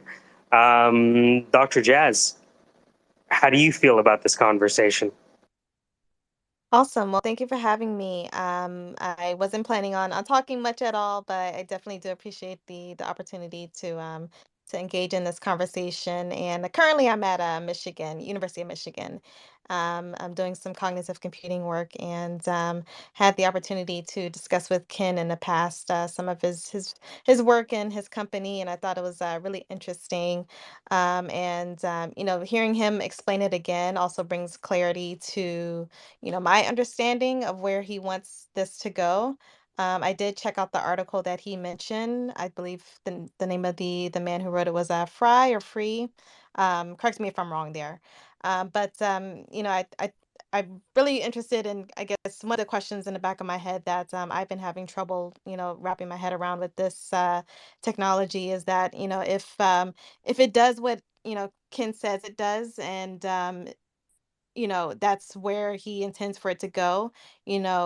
Basically, this technology should sell itself. So, what do you think is holding your work back from getting to the point that it needs to be successful? In my opinion. That's a great question. Hi, Dr. Jasmine. I haven't spoken to you in quite a while, and you know, I always enjoy communicating with you, and you ask great questions. So this is actually a topic that I was just discussing yesterday with someone, and one can only acknowledge and speak to what is known versus the unknown, and so to some extent, is there impediments that we're unaware of? There's that, but what we are aware of is what our experience has been. In other words, we've had a level of success, and I think sometimes, um, and this is a human trait, that we measure success monetarily. We measure it by things like adoption, a trajectory over a space of time. And I know, without making any excuses, some of the problems we've solved, companies have thrown billions of dollars at many, many years, many more than we have, and they have failed. So there's success on that level. And then from a market entry perspective, we've had contracts, and what I concluded, we reached a point, and you weren't in the room, I don't think, when I talked about how we've been impacted by Apple multiple times, where we've been operational, and they've required us to go non-operational. In other words, step back and fix a major problem, not necessarily R&D, but for example, we were sending instructions directly to memory. They locked that capability, prohibiting it. So we had to stop our work to build an emulator. The latest thing is they've restricted the amount of instructions that one can send to the GPU in a stream to 64 kilobytes. Prior to that, we were sending megabytes, gigabytes. But if without fixing that problem, we are not operational on Mac OS. So what we're doing is we're standing up a Linux version of our capability in many respects it to deal with the consequences of walled garden companies that would, and let's give them the benefit of the doubt, that in the interest of making their platforms more secure, impacting our ability to operate. So that's the primary reason. In terms of why other entities wouldn't say, for example, the client, I won't mention on this call because I'm not at liberty to under non-disclosure with them. They said to us, we are excited about your technology. We can see it helping us in our operations, in our factories, around the world. This is immense. Come back to us when you have a version that you can give to us to evaluate. Well, until we fix the problem and stand up a Linux version, we can't do that. So there is a considerable amount of pipeline in terms of interest in our technology solutions based on OneWare. And once we address this problem, I envision that the floodgates will open. So thank you for asking that question. Hopefully that answers. Yeah, I believe so. Thank you for providing an answer there. And yeah, I know we haven't talked in a while, so I hope everything has been going well in your discussions with potential clients. So looking forward to hearing some good news, hopefully in the future. Absolutely. Thank you. I think we got a lot done today. my only request is, would you mind if I chop up some of these sound bites and then resequence them into an order I think that might make sense? Yeah. And in terms of your target for publishing them, is that yeah, so or it would be not only Twitter, but potentially LinkedIn, potentially Facebook, potentially Instagram, right? Because essentially, I look at the content we're creating as broken down by the triptych, right? And the triptych looks at every expression as one expressed by either a joker, a logician, or an artist, right? So depending on, remember how we talked about like how people are thin slicing things? Well, I look at the thin slicing as a means of progressive disclosure, right? So I might give them the 15-second, right? And depending on how effective that is, we give them the 30-second. And then we give them the 90-second, right? Over time. I like it. And I'd like to. I'm not saying I want to have any control, but No. I would send them to you before we did anything, so you could approve them. Okay. Right. Absolutely. Yeah. So bit of background about me. When I noticed that people weren't reading anymore, I started editing video. Yeah. Yeah. Right. And so I found. So one of the things I do is I work with comedians and I edit their content. Right. And I'm working with a Caribbean comedian right now from Trinidad, Roma Spencer. And we produced all these videos for her. And this one 13-second video is more popular than all of the other work that we've done combined. That's great. I wish that was not the case, but I don't get to determine the world we live in. You know what I mean? Like that's kind of the way I look at it. Yeah, exactly. That makes total sense to me. So I'd love to, because let me just, briefly describe what I recognize as a challenge of any paradigm shift. You've got to create a movement, right? That's your challenge. You need a community that minimally. And the language.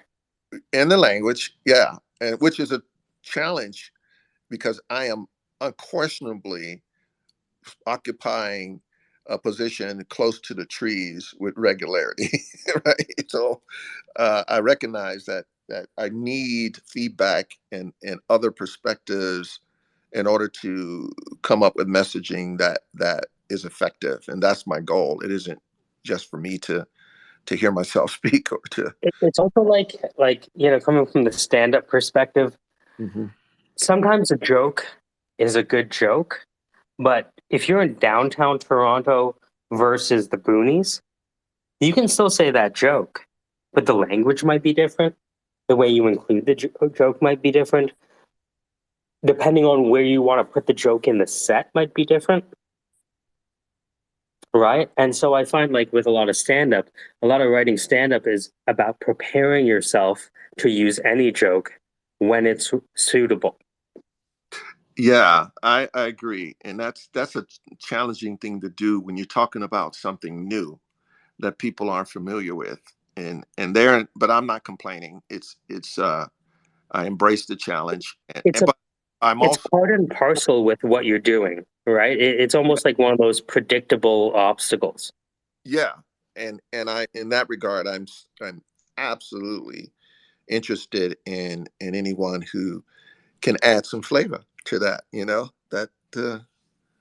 that adds value. So Yeah, yeah, yeah, I absolutely think so. So what I'll do is I'm definitely gonna chop this up and I'll just send you a Google Drive one day with all of the little videos, cool, cool. right?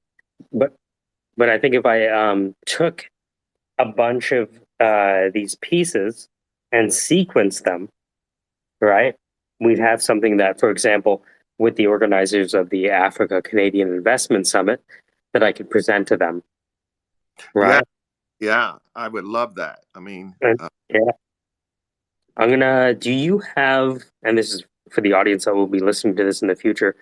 Do you, if someone wanted to learn more, what searches would they Google? huh. Well, as I described earlier, there's our website, and that's where the lion's share of information is. And quite frankly, there isn't a lot more out there in that you're going to get on a Google search because we found, and perhaps it requires me to reassess, but there isn't, there has not been other sources who are going down this path in the past. So did I answer your question?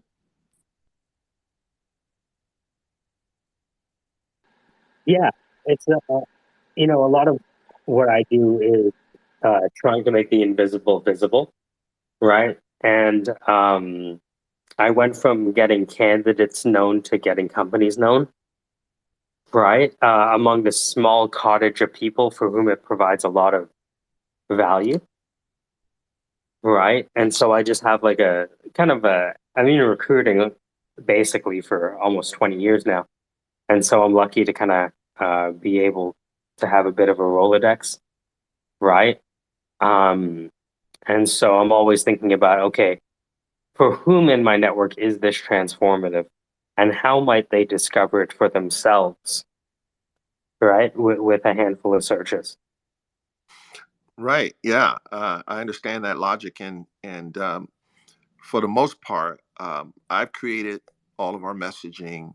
I do all of the content on our website. I do have a writer, um, New York Times best-selling author, media person who's evaluating, looking at my content as we speak. I mean, literally today, he's going through our website, and the goal is, again, I take no pride in authorship. What I mean by that is it's less about how I communicate, it's more about what resonates. And therefore I'm open to, I've probably created a dozen significant changes to our website in the last year. So in other words, I'm open to change because I'm focused more on the goal, the outcome, than I am on. The message is going to be a living document, Yeah, right? And there's not a problem with it changing every time you get on stage because invariably you're in front of a different audience. Even if you're at a downtown club, you're still in front of a different audience. that's right. I'm curious. Do you mind sharing a bit about us? We've learned about you. You mind sharing a bit about Jake? Sure. So he is a very, very talented uh, computer scientist, mathematician, deep level understanding of computing, literally did things like the performance demonstration and tuning algorithms for original game consoles, ran his own video game company for a dozen years called What If Productions. He also worked on the Doom 2 game in terms of the visualization, a lot of the visualization algorithms work.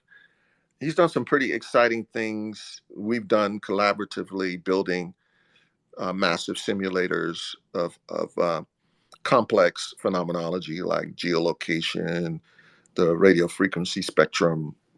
So he's got quite a scientific mind.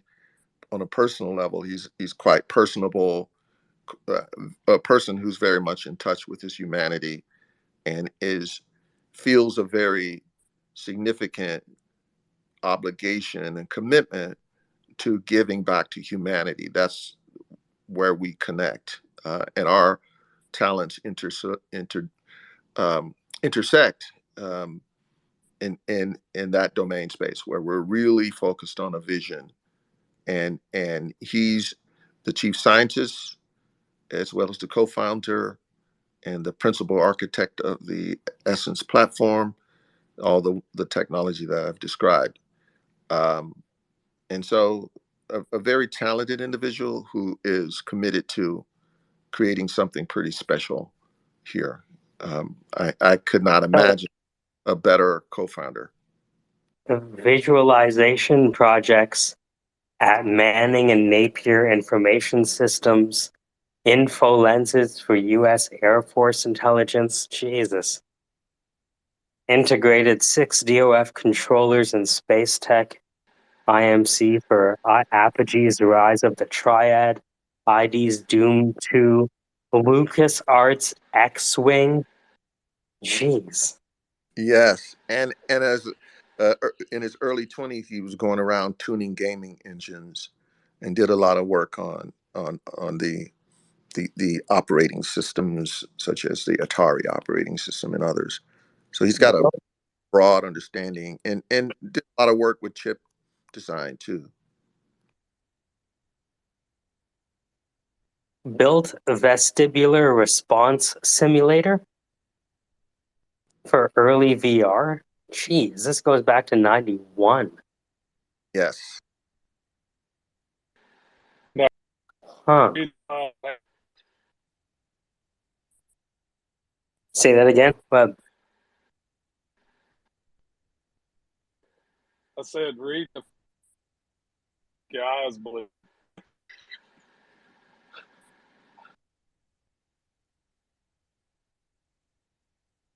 Used i8 for camera recognition of identical shaped surgical instruments.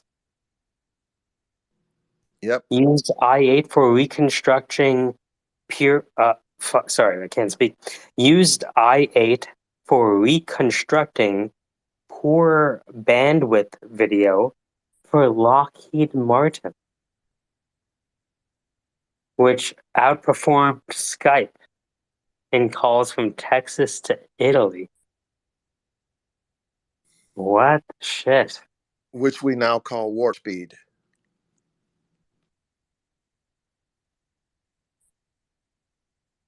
Hold on. Patent for digital quaternion logarithm signal processing system? What? And it's baked into the core of our platform, the ability to use 4-dimensional math that can be scaled logarithmically to discern meaning and to re-represent it.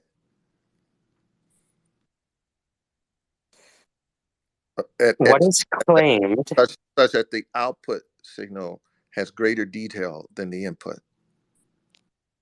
a method for improving the detail of digital input signal comprising the steps of receiving a digital 2-dimensional image input signal, where you have pixel X location and pixel Y location field, and a pixel value field, Okay, Cartesian coordinates. 1, 2, 4, 6, 18 increments. Quaternion logarithm value. Jeez. Does the quaternions give you that inference and depth? Yes.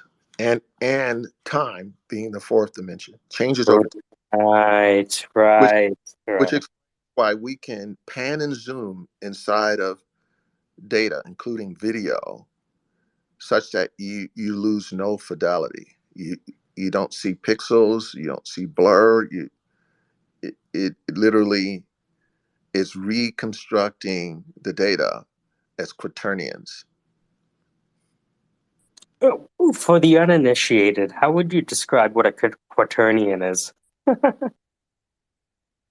Uh, well, it's used in, I'll first describe how it's more commonly used. It's used in things like spatial navigation, where if you're like outside of the Earth, you're in outer space and your references change instead of being spatial in terms of the Earth, then you can literally uh, solve those problems more precisely using quaternions. And uh, you know, in terms of the math itself, that's not my area of focus as much as it is Jake's, and therefore, you know, I don't want to steer us in the wrong direction by going too deep. But it is a way, again, to be able to have X, Y, Z plus changes over time, which is a greater set of references that allow us to construct um, algorithmic units with much higher precision. And so I'll just leave it at that, and leave the mathematicians in the room to dig into the actual math associated with quaternions. We believe that our approach is unique in that it combines quaternions with logarithms, and uses what's called opcodes to inform the directionality of the um, algorithms that we're producing. So think about that in the context of video processing. If you're able to take very short steps in a direction, you can determine the length of the line, right? You could determine the continuation of color, when the source is pixelated, such that you can then recreate um, the output absent the pixels, absent the faded color. You can fill in the detail. It's it's analogous to, in layman's terms, of um, think instead of thinking in terms of pixels, think as an artist would, who is given an 8 by 11 and told to redraw that on a large building wall, or on a what are those called, billboards, or right. What they're going to do is they're going to fill in detail. They're going to draw a longer line, right? They're going to create the curvature using the same geometric math, but at a larger scale. So that's what we're doing. We're sort of like redrawing, re-representing the output signal with an informed. It's not like interpolation. It's not like mathematical approximation. It is a much more precise methodology involving quaternions and logarithms. It's it's interesting that you can add more resolution to an image by understanding the intent of the image itself. Yes. And that's what your brain is doing when you're combining what the input signal is to your eyes, and then your brain is applying a process involving filling in detail based on what you know. Like you could be at a distance and recognize a tree without seeing the detail of the tree. You simply know that the tree is made of certain compositions, and your brain fills that in. But in this case, where you're like trying to re-represent it as a visual, you know that pixelization does not exist in the real world. So why re-represent that?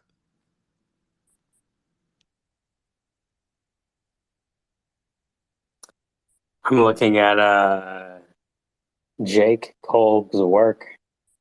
If people think the math is interesting, you should look at his investigation into giving creatures feelings. Wow, he's not just a mathematician. No.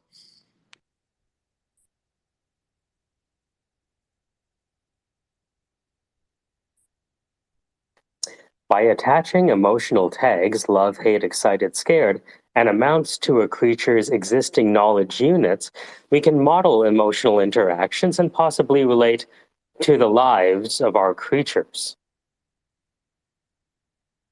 Wow. Very cool.